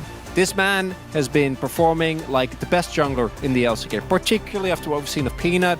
Canyon, judging him is a lot harder because of the way that Gen G plays and really centers around him farming a lot early on and relying on their laners, but this man is making it happen for the team. I mean, we saw what happened earlier with KT, where they try to stabilize some of the points that were underperforming and put real emphasis on Cuz. You can do that with T1. I think if you look at the performance over the course of round 1 and 2, so far Owner has been the strongest jungler, despite the fact that T1 are the third place team, which is kind of crazy to say. you should really set them up for success. I think that should be a key point going into every game. You think, hey, how can Oner take over this game? How can we facilitate that? If you think you can't get a favorable matchup for maybe one of your lanes, then just put them onto something safe so Oner can try and take over and really have the support from his team. Yep, a huge emphasis going to be onto the jungle pool as we move to a very important game number 3. A lot of the teams in the eastern side of the standings found their wins. Will the Bros be able to keep up, and will T1 be able to solidify their position? Or is it going to be another crazy game here? Let's find out as we send it back on over to the casters for game number 3. Thank you so much, gentlemen, for the breakdown of the Bro victory. And here we are, game number 6. Can we make it? 6 game, 6 game, and then 6 game, 6 game, 6 game for the maximum games in a week. I hope so. Do you know what we're asking? We're asking DNF to take a game off Gen G. If that can happen, then anything can happen. And in fact, you know, the Bros have won this series before. We thought the T1 back on track, but maybe the Bros just have had their number throughout this whole season. Would also have to take a game off Hanwha as well for that to happen this week. DNF have a really rough week. It's a really rough Oh, week. no. I think that a lot of Bros' really good tools have been exhausted, though. You know, they ended up committing the Yorick here. Oh, yeah. They don't have closers Talia anymore. I feel like that's been his best champion. Uh-huh. Tell me more, Wolf. Tell me more. I'm thinking...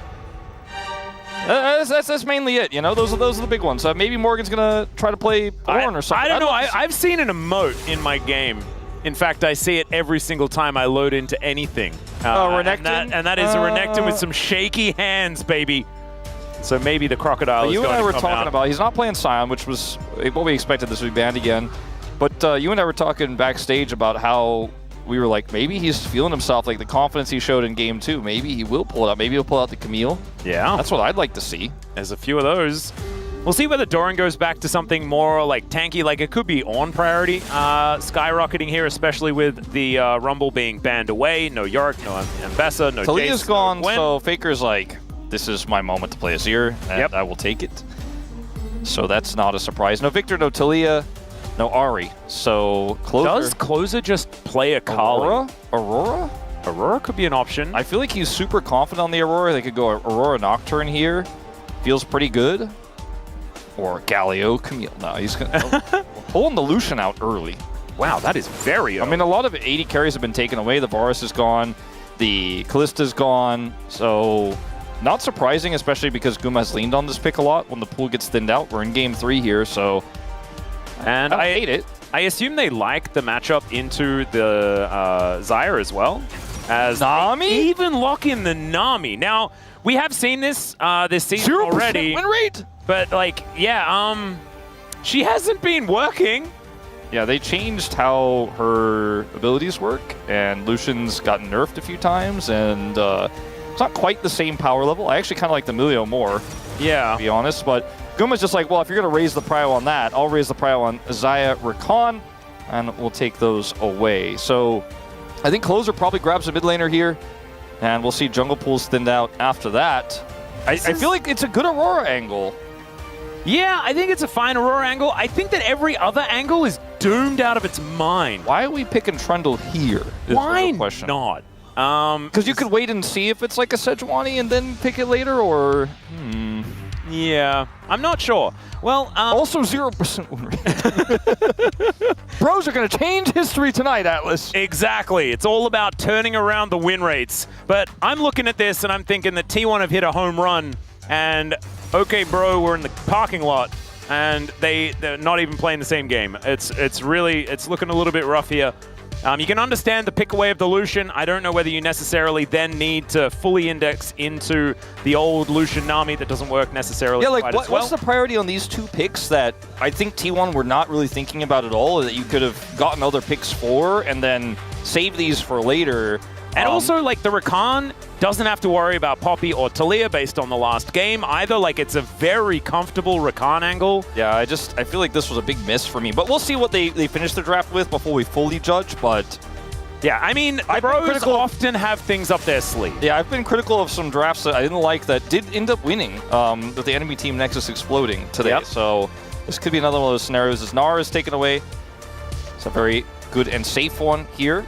as we still don't know what that top side is going to look like just yet. I don't think it'll be Trundle top, I can tell you that. It could be. It depends. We might have that lore matchup, right? Like if they lock in Darius, we might be able to actually get that 6 cinematic, the Noxus cinematic, with the Trundle versus Darius. We don't get the Renekton, so it's not going to be Renekton. It's not going to be Renekton. Zoe just locked Zoe. in. Closer, this was one of his best picks. What year is it? This is one of his best picks when he was playing behind Faker in that year, 2021, where Zoe was meta. We saw Faker play it. We saw BDD play it to great success. Even Chovy every now and then. Sejuani is going to get locked in, it looks like here. No, that would be ridiculous, wouldn't it? I mean, it wouldn't be very good. Yeah, because like the Frost Armor helps the Subjugate, which makes like Trundle unkillable. They're not going to lock that one in. Jax is going to be taken away here by Doran. Great team fighting Jax player. And now Owner is considering a Nidalee. Or also considering Zed. I would prefer the Nidalee. Canyon had some struggles on the Zed, even though he did pick up the W. He did. Technically. It didn't feel like he did last time that was played.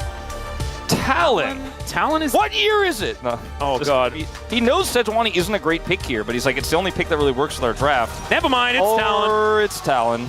Well, I love that they actually hover the Sejuani first and then lock in the Talon. And then we get the insta-lock Shen. Oh, God. Top lane. You know, I've actually been I've been watching this guy. I've forgotten his name, and I really should be able to credit him, but I've been watching a bunch of, like, Shen videos on YouTube. You know what? Like full games of Shen. And Shen, when he gets going, is absurdly good. You know what? I guess you guys were right all along. Fearless is pretty cool. I guess like the 1 out of 80 games we'll get the crazy one. Of these two teams, I feel like are pretty well known to have pretty succinct champion pools. I think we can all agree that both T1 and Bro kind of keep their champions close to the chest. Yeah, they both got a wind of that and banned a lot of these picks out, and it got a little bit weird. Priority got a little bit strange in this one. But it's been a while since I've seen Shen in the top lane, but it does offer a lot of global presence for a team that's already been playing really well through side lanes. So I'm excited to see how this one is going to eventuate. The Trundle is not going to be playing into Sejuani, but I'm not 100% sure how this is going to work out with the Talon pick, especially with the Shen shield that's going to be able to come through. But otherwise, a pretty squishy draft here for Bro. Yep. So... I mean, it's a squishy draft for T1 as well, because it kind of has to be, because you want to be denying as much Trundle value as possible. But still, I don't think Talon wins in the 1v1 against Trundle necessarily. Of course, the Chomp is just so good against other AD champions. Yeah, it's very strong. If, however, Owner runs away in the matchup, it will be a big old problem. Traditional Trundle there as well. I see you, Croco. That's what we like to see. Let's get into game number 3, T1 versus Bro. 소환사의 협곡에 오신 것을 환영합니다.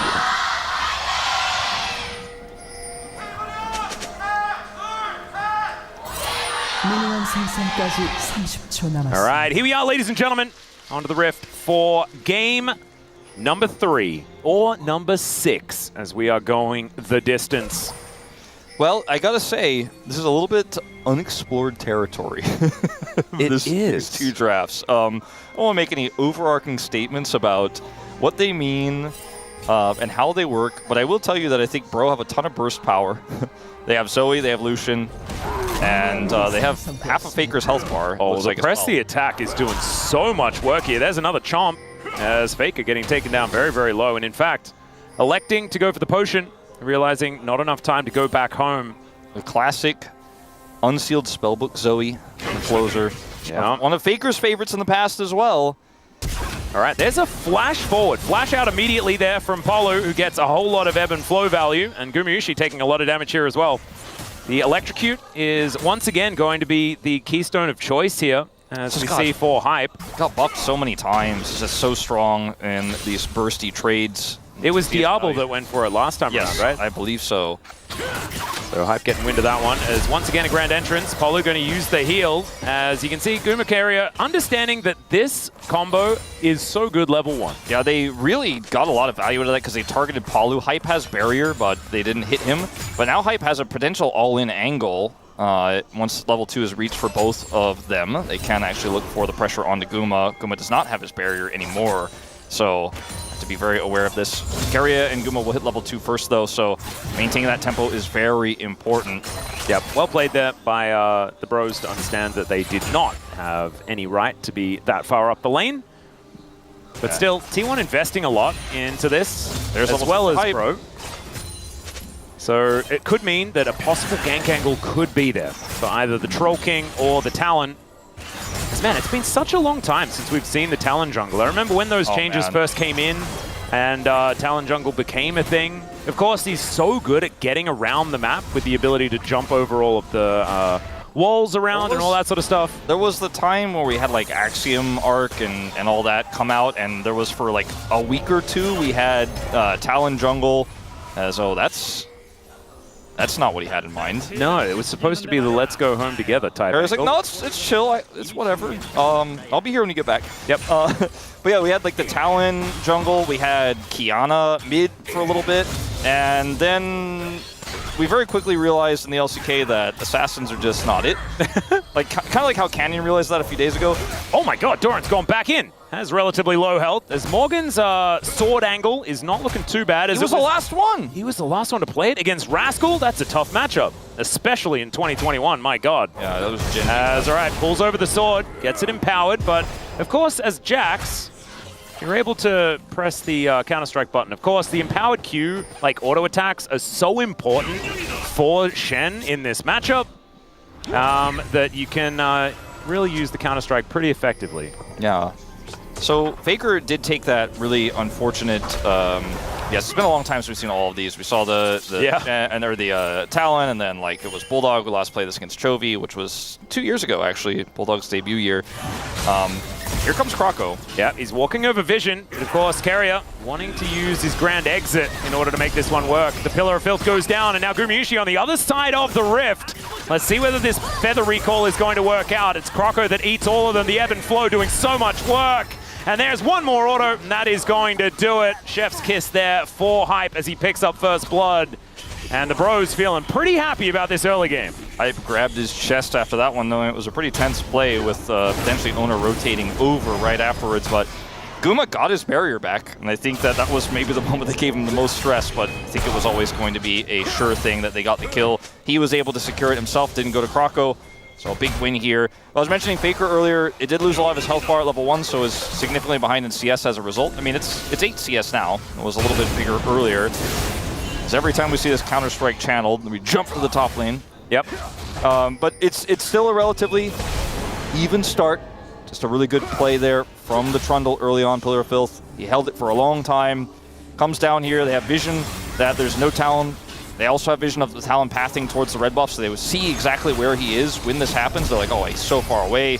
And then Guma ends up on the wrong side of this fight and got his barrier back, but does not hit the root here onto Hype, which is critical positioning for Hype. Very nice. Guma's barrier buys a little bit of time, but ultimately he still dies. Now down both summoners. Yeah, you can see Owner was actually in the area, but just not quite able to get there in time. And they knew where he was because they had that really good ward on the red buff. So they're like, okay, we have just enough time. The pathing is really good from Krako. He's got the wraparound angle there. Now we're going to see a swap. Yeah, Doran moving down towards that bottom side. Gumayusi here in the top side of the map. As Morgan, no teleport, does have level 6 though, so Stands United going to be there. Can always use that to taxi yourself towards a teammate. In the early game especially, it can work out very, very well. We're going to lose a lot of farm here on the top side potentially though, because he doesn't have anyone to go to there, and they're going to commit to the Drake.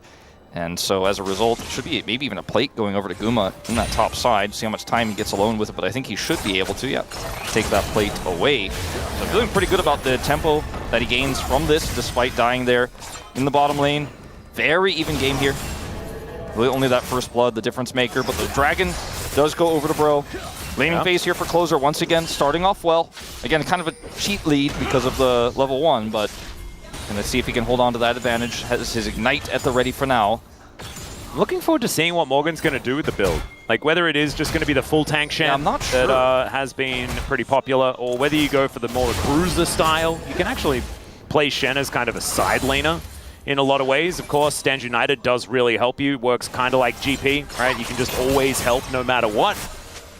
And I think see whether he does go for something like a Titanic Hydra into, you know, some more like battle stats. But it looks with this Giant's belt is looking a little bit hard steely. With the burst that they have, I think it is going to be hard. So with the burst that they have, and the fact that they have a Trundle, like it means that Talon, if you just build tanky, Talon can't do a whole lot of things to you. I mean, they have a lot of Zoe food on the side of T1. There is a lot that if you get bubbled, you can possibly just die. Yeah, no, it's pretty insane. So I feel like you just build tanky and you become so difficult to deal with later on, and there's so many ways to catch the side of T1, and then you can play through sides really aggressively even if you don't go like Hull Breaker, because you're Shen, and you can teleport in, so you can go deep in the side, and even if you don't have your teleport summoner spell, you still have your teleport ultimate. And the fact that this Lucian got the kill earlier on is already accelerated is really huge for Bro. They're going to have this explosive mid-game where they have so much pick potential.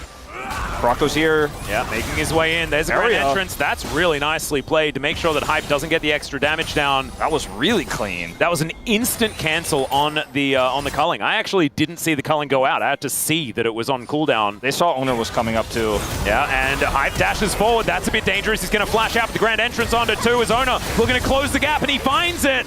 The bleed is ticking down from that Q. Is now Faker taking a lot of damage. Croco is at full health, and he's still pushing forward. There are 4 people here, Croco. Yeah, that was very scary. Closer is showing up as well, but they have vision of him. I don't think he hits this bubble onto Guma. No way. He's not even going to go for it.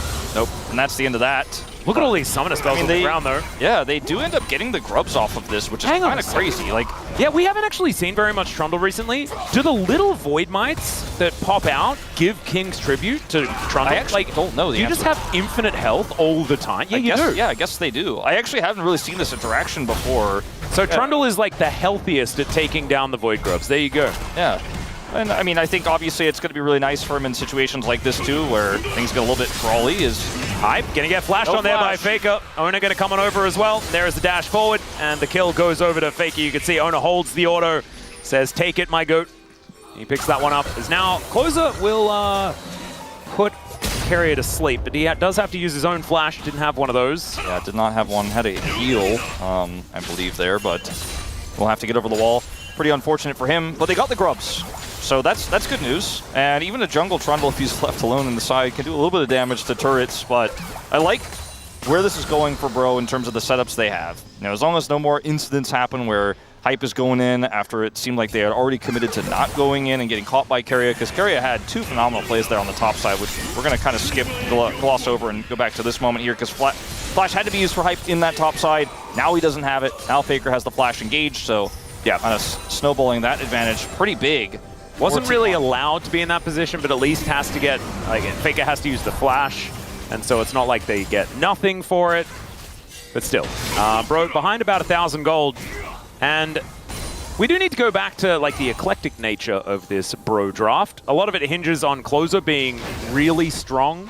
Like if Closer is not really strong, then they just kind of don't do a whole lot of damage. Yeah, he needs to be the bursty assassin that Zoe should be. Yeah, the bubbles need to be scary. If the bubbles aren't scary, then the Bro composition kind of doesn't do anything. Yeah, he does have Unsealed, so he can do some niche things like look for some objective plays, as Morgan does have Flash. Let's see if he has to use it. I don't think so. He's got Shadow Dash as well. He should be fine. Yeah, he's fine. The Luden's Companion, which is a rarely picked item these days, does get locked in here, and that's the kind of bursty champion that is going to look for that. As Keria is hiding on this flank angle here, Owner's coming over. Trying to dive his Shen, though, is going to be tricky. Yeah, he's teleporting towards the top side of the map, as Doran is going to be shoving that wave in. And so Morgan able to pick that one up pretty comfortably, but still he's 26 CS behind. The Jax is doing a fantastic job. The Shen pick isn't working out just yet, and they haven't been able to use any Stand United macro plays. They haven't been able to turn any plays with it just yet. Still early days, of course, but... Ooh, bubble. Looking pretty nice here as Keria going to get denied as Croco puts down the pillar. And there's a big old shield, but it's not going to be enough. The Tidal Wave going to get a cute little knock-up onto Faker here. But now Hype moving on in. Will he be able to find any value? That's the question. There's the culling right on top of Gumayusi. And yeah, their health bars are getting lower, but I don't think the Bro's going to be able to finish anyone off. It's going to be really hard. I don't think they should try for it without Palu's ult here. Stand United was interrupted as well. Yep. Morgan tried to use it to get in on top of Closer, and it doesn't actually work. Yeah, and that's a dead Zoe. And we know what the composition of T1 does. The Talon part of it is a little bit weird, but otherwise it's a pretty standard draft, right? That part is still pretty meta. Yep. You got a Jax, you got a Xayah, you have an Azir, you have a lot of skirmishing power, you have a lot of safety with the Xayah as well, and bro need to be respecting the power of these skirmishes, especially the burst damage that this Talon does bring to the table. But even still, after a kill does go over, they are going to be able to get a second dragon, and they still have this Shen inside, so things are not as glum as, if you look at the gold lead only, would have you believe. I'm just not 100% sure about how bro is going to execute on team fights later on. It's also a 2-dragon lead into Chemtech Soul, so that's not really great either, especially for this comp. I mean, Trundle's Trundle actually loves it. Trundle loves it, but everyone else is kind of like, And, you know, there's healing on Nami. There's at least that. Sure. Yeah, but otherwise, it's still a Chemtech Soul. Yeah, Hype playing this incredibly aggressively. If it was a different jungler that had, you know, big CC, he might actually just be in there. But he probably wouldn't have made the play, of course, knowing that it's Talon. Yeah, Morgan not being able to get there was just such a big deal because you couldn't have anyone go in and start the fight. The amount of like layered CC that they can have, then you put down pillars, and Hype just, even though he has short range, it doesn't actually matter because the battlefield is so difficult to navigate. But as it turns out, you just cancel that, and then it's not going to be an issue. As Closer getting on over, but doesn't quite find the paddle star. Not quite. Close to it, though. Don't think it would have killed, but would have felt nice to collect some extra damage. Keria is going to back anyways. Yep, you can see the gold, like, it's barely different between these two squads. But as you said, very standard draft coming out from T1. Keria is on his Rakan. Like, there are so many things that make this look so difficult for Bro to figure out. But they have a strange draft. They might be able to catch T1 unawares. Yeah, the thing is, I think that Faker is very aware of how to play around Zoe. He's played a ton of Zoe games himself. You consider Doran's Jax has been at times quite legendary. And he is winning the lane. This time around, he is Morgan's boss. Morgan was the boss of him in game 2, but very different reality we're living in right now. And the Shen doesn't look like it's necessarily ever going to come online if he doesn't get some attention soon. And it's really difficult to gank a Jax as Trundle because he just kind of leap strikes away and says, nice try. You're going to need a lot more resources than that. The good news is that they got all 3 grubs, so the Jax doesn't have that extra side lane pressure. That feels nice. Yeah, and also it means the Shen has a bit of side laning power, which is kind of nice. Heartsteel now done. See how much brawling he can get done in that top lane as well. Yeah. Right now he is moving down towards the bottom side. Top players kind of do stack that. Yeah, exactly. It's a little bit better than some of the sad jungle performances we've seen as far as Heartsteel stacks are concerned. Not quite ARAM, but definitely better than being a jungler. As now Hype set up alongside Gumayusi here, but Owner and Keria waiting in the wings. Deep vision that T1 have all over the map. Like, there's no flank angle they won't be aware of. And, you know, Zoe, if she's missing an aside, it's really important to have some deep vision like that because you want to know if Closer's going to pop out of a brush, sleep you, and kill you. And I'm able to track him pretty well so far. Just love to see the vision game here from T1. Oh, Closer actually picks up a heal. That was pretty cute, but the Trouble Bubble not going to quite connect. As Gumayusi continuing to just keep things shoved up. Closer picking things up from the ground. Owner now possibly out of position as he dives onto Croco. Croco going to get a big old shield as the bubble is decent. There's a knock-up from Polo as well, but only lands onto Gumayusi as now the culling from Hype zones them really nicely. Doran able to get himself out of there with the leap strike, but the Trouble Bubble is going to come through. Closer, can he find the paddle star? The answer is not quite enough damage as Hype wanting to get it done, but the counter-strike was so good, still he just flashes in. That's the way to get it done. They'll take down the Jax, and in the meantime, Morgan is in the side lane. I think he gave a good old shield to the Jax, and not too much more than that. Sorry, a shield to his team, not much more than that.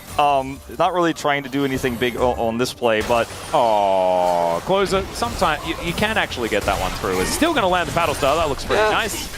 And Faker takes a big chunk of damage. Croco is still here, by the way. Faker's already dashed. The pillar looking for Guma. The pillar is such high value alongside this Zoe as Gumayusi's in so much trouble. A jump! And it's going to be Croco that takes him down. Still, the bubble connects onto Keria. And it's a 1-for-1 trade. Closer picks up a flash, and he may need it. But the Trouble Bubble going to come through there. The flash comes forward, and Hype's going to look for another one. Doran is respawned and come back in, and will just eliminate the rest of the bros. And in the meantime, Morgan in the bottom lane. So like I said, a little uncharted territory with this one. Yeah, a little bit of that. A little bit of that. Do you know what the result is as far as gold? The gold swing, if you will? Yeah, it's 0. Yeah, none. So this fight here from T1 is a little bit greedy, I feel, considering the power of this skirmishing composition on the side of Bro. They obviously have the Nami ult as well. Owner gets chunked down super low.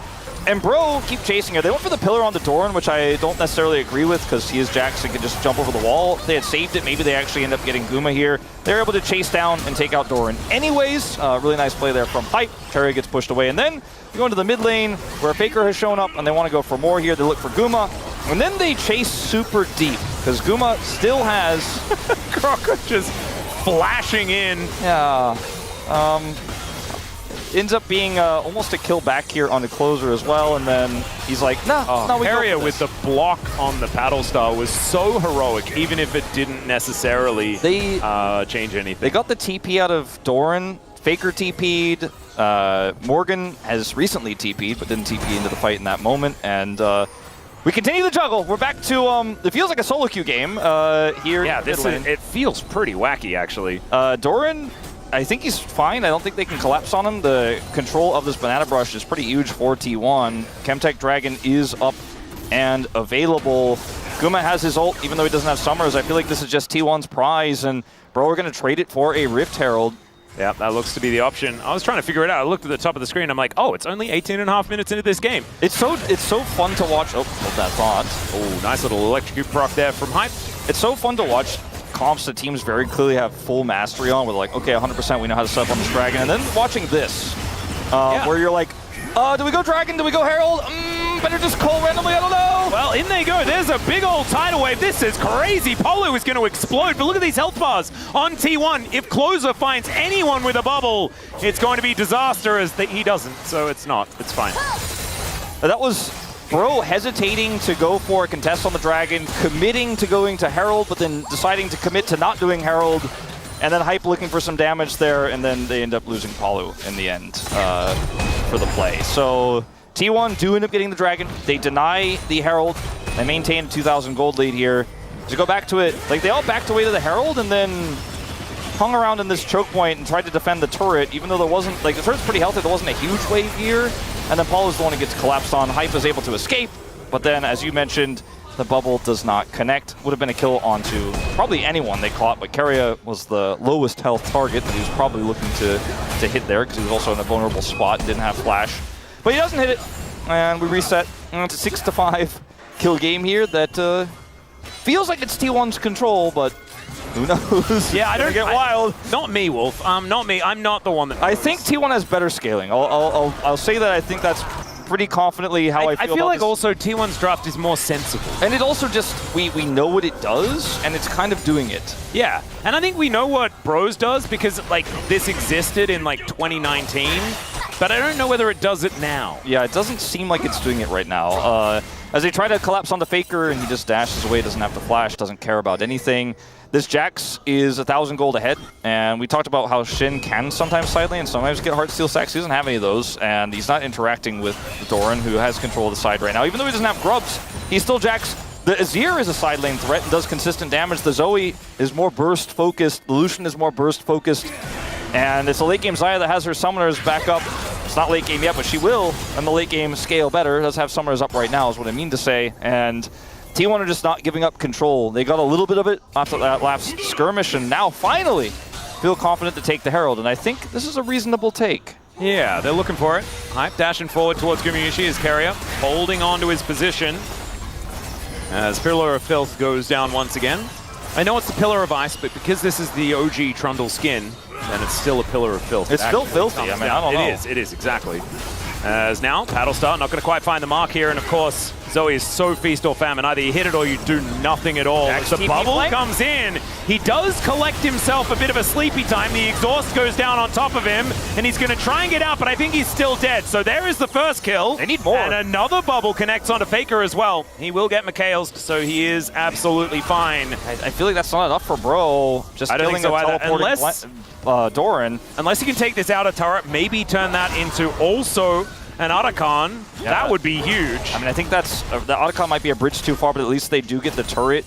They're going to clear that ward, it looks like, in the mid lane as Morgan's going to defend Faker's push, because this is a strong side laning Azir, you know, that does have Nashor's Tooth. Yeah, look at those Heartsteel stacks though, baby. There you go, 42. All right. We're getting bigger. Yep. Going back to this play, this teleport from Doran would have been incredible if there wasn't a Zoe on the team that could just sleep. Yeah, teleports are very, very hard to do into the middle of the enemy when there is a Zoe. But like, if there wasn't a Zoe, it would have been sick. Like, lock him in place. Paulo also has a really nice ult to follow up, or deny any follow-up from T1 there when they do commit to killing the sleeping Jax. But T1 still end up getting the Herald. And that's why we're saying, like, that wasn't alone enough, but they got the turret. So it feels like a relatively even exchange here. 1,000 gold, now the lead for T1. Shrank a little bit to that last play. There's a lot of damage. Ooh, Horizon Focus finished here for closer. This is a big spike right before this dragon does spawn, so could be an angle there. Hallowed Radiance up for Morgan. They also, less of a spike. Yeah, they also had the Feats of Strength, which is pretty cool. So Bro now getting some upgraded shoes as well. You can see Closer puts his Lucidity upgrades together. Yeah, value of that triple grub take. Yeah, nice coming in strong. And Morgan still with those 42. It's not super great. He's having a lonely time here in the side lane. Picking up those kills actually pretty significant because he's going to get his IE pretty soon. They didn't quite realize how ahead he was, but that is going to be one of their biggest win cons here because he is one of the most consistent damage dealers on this squad and does have a lot of upfront burst as well when we come to fighting for neutrals. Morgan has teleport and his ultimate available, so can just stand united with his team when the commit to this Drake take does actually come through from T1. Flank here from Croco. Yeah, Bro, I think wanting to get themselves soul point this time around is Doran on a great flank angle. Zoning sleep pretty good. Yep, Stand United gonna have to come in pretty soon, I think. A preemptive one would be great, as there it is on top of Hype. That's a lot of damage onto Carrier, though, not able to get too much value, as finally Morgan actually gets into a battle. Still, the Zoe goes down and Doran gets a great counter-strike. The flash out from Croco might keep him alive, but Morgan not gonna be so lucky. Everyone just lying on the floor, and unfortunately, the composition for the Bros just not quite working this time around, as there's the rake, and he just pops over the wall, and there it is. Yeah, just like dried leaves, the end of autumn, down he will go. And this is going to be mid-turret for free. By the way, Herald not even employed just yet. Oh no, still Shelly. in training, in fact, yeah. All right, so she does have a job. She just hasn't turned up yet. Yeah. She starts on Tuesday. It's all right, good. We'll let you know when Tuesday comes around and she charges into one of these inner turrets. Because this fight here from Bro, like the sleep, I said it was zoning, but it really just missed, to be frank. And it was avoided. The ult here from Palu does kind of mess up the engage that Carrier was looking for, so he gets punished, but Zoe's just so low and so squishy. And then Doran comes in here and locks the rest of these members in from retreating. You can see Morgan gets rooted. He's going to get taken out here as well, and it's basically just a full wipe as Palu runs away very sadly. He's like, maybe I get out. I got the bubble. Dried leaves at the end of autumn, yeah. All that sort of stuff. So I'm still wondering when Tuesday's going to roll around, because I think T1 can try to utilize this Rift Herald to get an inner turret, potentially. But I think that might have been the back-breaking fight, frankly, because now this Azir is huge. Has an extra arm guard. Look at the build from Owner. Like, he has Cleaver and now also Serpent's Fang unlocked. He doesn't really care about Shen shields that much anymore. Yeah, no, Owner is kind of gigantic in this game. As we can see, has the biggest lead. As Morgan just tries to walk past to Jax and is otherwise going to struggle, but the pillar not going to be enough to interrupt Faker there as he teleports out.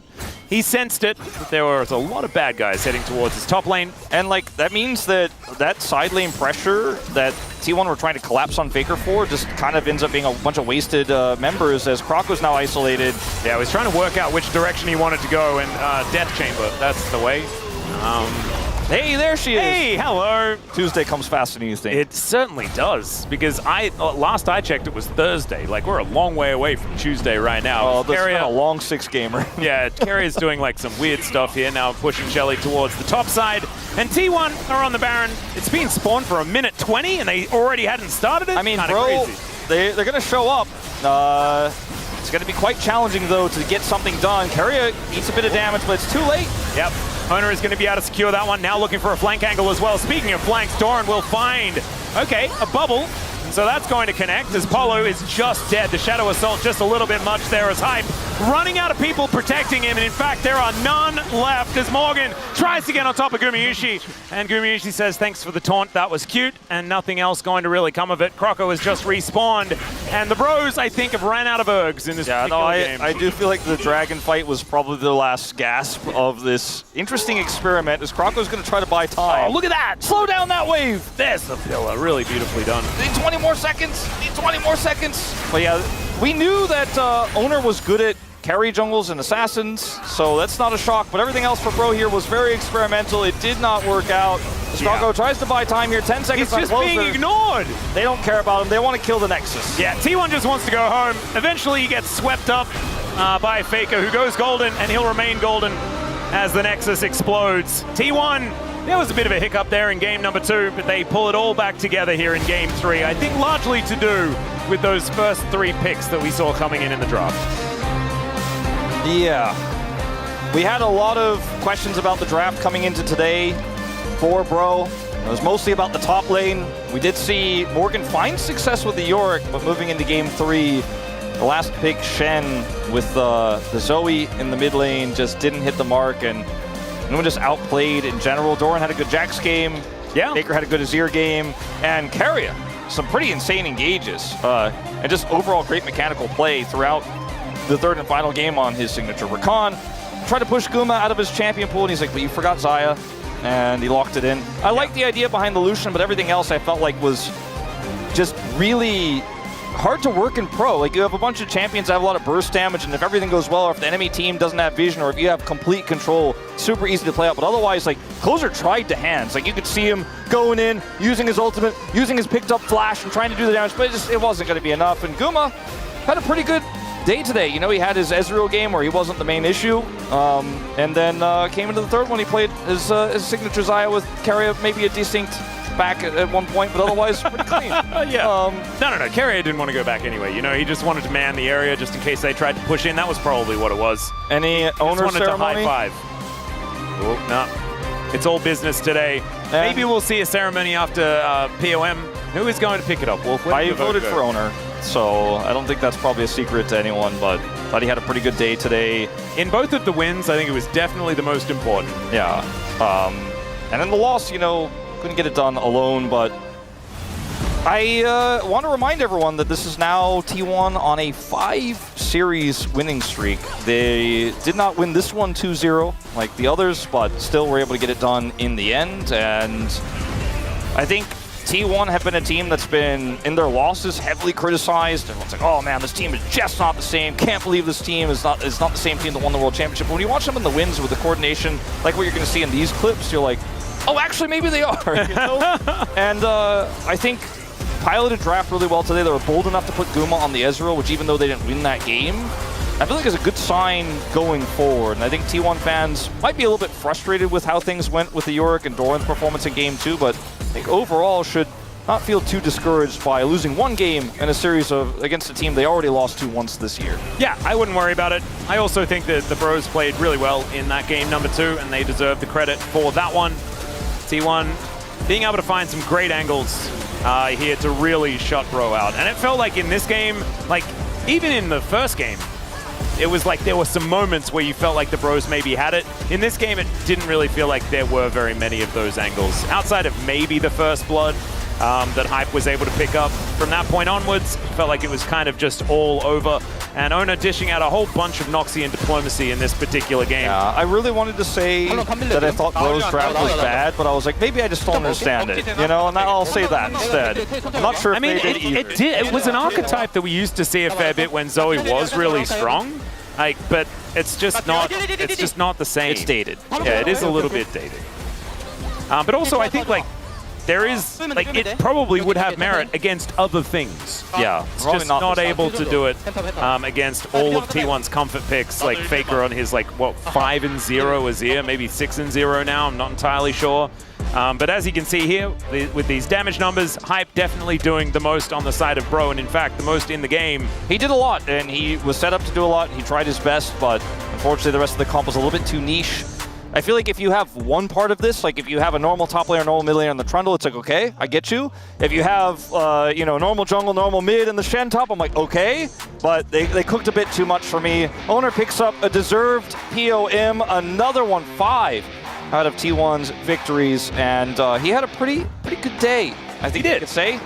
I would agree. I think his Xin Zhao still absolutely illegal. The fact that he got to play it was a big issue here for the bros. As you can see, moving closer and closer. Owner and Zeus actually even on points here. Still underneath Chovy, but so is everyone. 800 points is a heck of a lot of points as the 6-game day has concluded. But we're not quite done here, of course. We still need to hear from Owner, who will talk us through this Talon pick, how much practice has been doing on some new champions and fun stuff like that. Yeah, I'm also looking forward to seeing what he thinks about the Bro Draft, if he has any thoughts. Oh, that'd actually I'm still hoping to learn more, so I hope he has some ideas for us. Yeah. I mean, Closer's a good Zoe player, we know that, but, you know.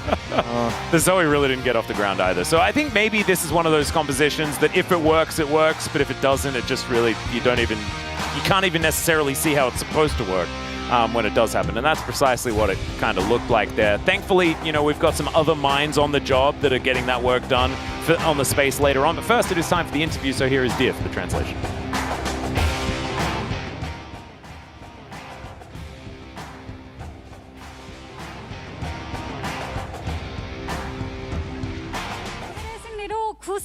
Thank you very much, guys. This is Dear for the POM interview translation, joined by Owner on the side of T1. Congratulations. Thank you. You took OK Savings Bank Brion down and got your revenge for round 1. How do you feel? Back in round 1, we lost against Brion, and it left a lot of regretful memories, and I'm just glad that we're able to get our revenge today. And you are able to get 500 POM points as of today. So did you predict and expect the POM today? Honestly, I do believe that my teammates did a lot better, so I didn't expect I would get it. But I'm just grateful that, you know, I got the votes, and that just shows that, you know, people saw that I did a good job. And as it was a close 2-1 today, Bro had a great momentum. So what was the most troublesome aspect about Bro? No, Bro, Brion is quite solid as a team, and I think that really reflected on today's match. So I think that's really what gave us the most trouble with. And in Game 3, we really wanted to sort of disrupt their team synergy, and that's what really worked out today. And it was a rematch with Kroko after a while, and after joining Brion, he is named the new general, so what was something you were looking out for against him? Yeah, it's been a while since I played against him, and it was really fun today.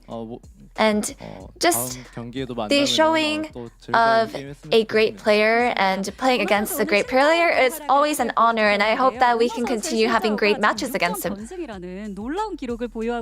And Owner, your Xin Zhao is undefeated out of 6 games, so what do you think is so great about Xin Zhao? I think just as a team, we're able to utilize champions like Xin Zhao. You know, he's really good at the engages and team fighting. And in Game 2,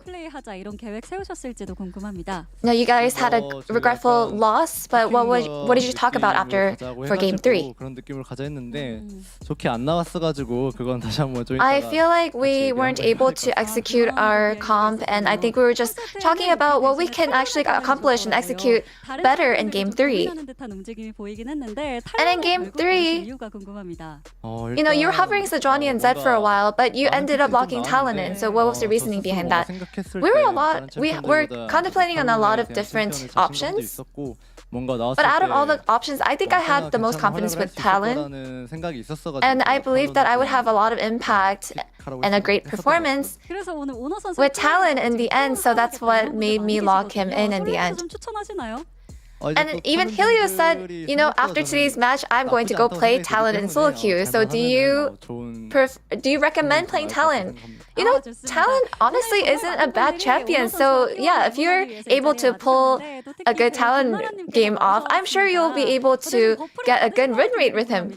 And yeah, actress Kwan Nara is also here to cheer you on site. Yeah, I think we're able to win today due to all of our support. And so, you know, thank you, Nuna. I hope you can keep coming here to cheer us on. And now that you got your payback today, your next target will be Genji. So what is your goal? Every time we face Genji, we get really fun and awesome matches. And Genji did defeat us, and I really want to get our revenge. So we will make sure that we are well prepped for that match to make sure that we can win. And that's the end of the interview with Owner, and back to the space. Thank you. All right, the Nada buff there for Owner. You know what, King? Diego, you got do your thing. You have something in your hair. It's called being a fan. You take it in the wins, you take it in the losses. By the way, thank you, dear. Yeah. Is that why you're waving that? Because you're trying to be a fan for us? You need to wave a bit faster, more like that. Fine, Diego, the 1-in-1 week dream is still alive. It's a solid 1-in-1 week, even though KT just had a big upset. There's always next time, bros. Let's get to the POM comments. As it was a valiant attempt, but they run into, yet again, my MVP candidate, if I got a vote here for MVP in Owner, who just finds yet another answer here. What is going on with something? It's just a dash of everyone. Mostly Owner. He played Ezreal. That's what Soup thought. And he did good in game 1. That's what Soup thought. The Darn vote feels... I think his Jace performance was pretty rough. His Jackson team fights was better, but still not... It wasn't clean, right? Like, I feel like you need to be cleaner to actually get the actual vote. Yeah. Faker, I think it was fine, but I think it's... what was... I think the first game, this Ari game was not great. To be fair, Owner did get gapped in game 2. So like no one has a clean slate. No one was didn't have. I think that's the thing, is it's harder to vote in a situation where like no one has a completely perfect series. But I think, you know, most people went for Owner. I think obviously I went for Owner. It was pretty stood out. I think particularly in that game 3 on the Talon. I do like it though when we do have every single player get a vote, and it's not just like 4-4-3. This is clearly Owner's game, but you could see the highlights for all the other players. The glimpses. Yeah, the Gen was good, man. The Gen was good. The Gwen was good. I mean, he had a good Gwen game, to be fair. But yeah, I mean, I think if you're a T1 fan right now, there's been some hiccupy performances. It's not been smooth sailing, but Owner just... I think without Owner, I can't imagine what position the team would be in, because he is just having so many hard carry performances. I feel like it's a good thing when they carry jungle meta at the moment and leaning more into that. You know, people talking about Cuz meta. I mean, this is prime meta for Owner to just keep taking over games, because he is doing so much work right now. And when things do look shaky, he is the one who brings the game to a close. Yeah, I can't wait for the inevitable backlash, because we keep hyping up Owner and he keeps doing well. As I actually ran it, which I love. So this, if you're not familiar, is an NBA copy pasta.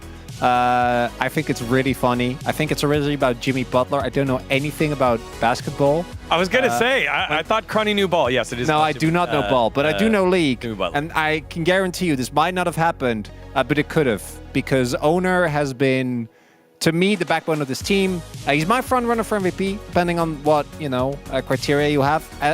Echoing what Oak says, take Owner out of this team, replace him with literally any other jungler, and I think things are quite dire. I think it's funny as well, because obviously he dominated the gym in every way. It's left over from being a basketball quote, but it applies. I know, I did it on purpose. Because you could change it to Rift, but let's be real, it's Owner. Yeah. Pretty sure this happened when Jimmy Butler was at the Minnesota Timberwolves, and then he got traded to either the 76ers or the Miami Heat. Chat will get me on that, but... Thank you. I got you. Yeah, I have no idea. You know, have ball not sports, watched, I know a thing about ball sports. sports. Have not watched an NBA game in my life. I'm glad we have an American translator here who can give us this context. Let's go to another American. Wolf right here saying, get talent, bros. Tal-owned. Wolf Tal-owned, bros. The dad jokes are next level. It's crazy. Even bros, you know when you're like, get talent, bros, but they're playing against the bros. It's perfect. Just very succinct. Great comment. 2 for 2 for Wolf. Let's see on the opposite side. Helios, solo queue alert. I'll be jumping over the wall tonight as well. Helios is going to get called out here. That's the same comment. Yes. You said this about Jarvan. Yes. Like 2 hours ago. Well, I guess he would also theoretically could also be jump jumping over walls, so I guess. Guys, I don't think we can be too critical, but what we do need to do is we need to track Helios' solo queue account and verify, because if he goes home, and it is late, by the way, I'm going to say, if he goes home and he doesn't play both Jarvan and Talon, that's, you know, I'm questioning the validity of Maybe the thing is just to go home and now play 15 games of solo queue. Yeah, who would do that? Who would do that? Definitely not me. Let's take a look at who else we have here making comments on Owner's performance. It was the unshakable comfort.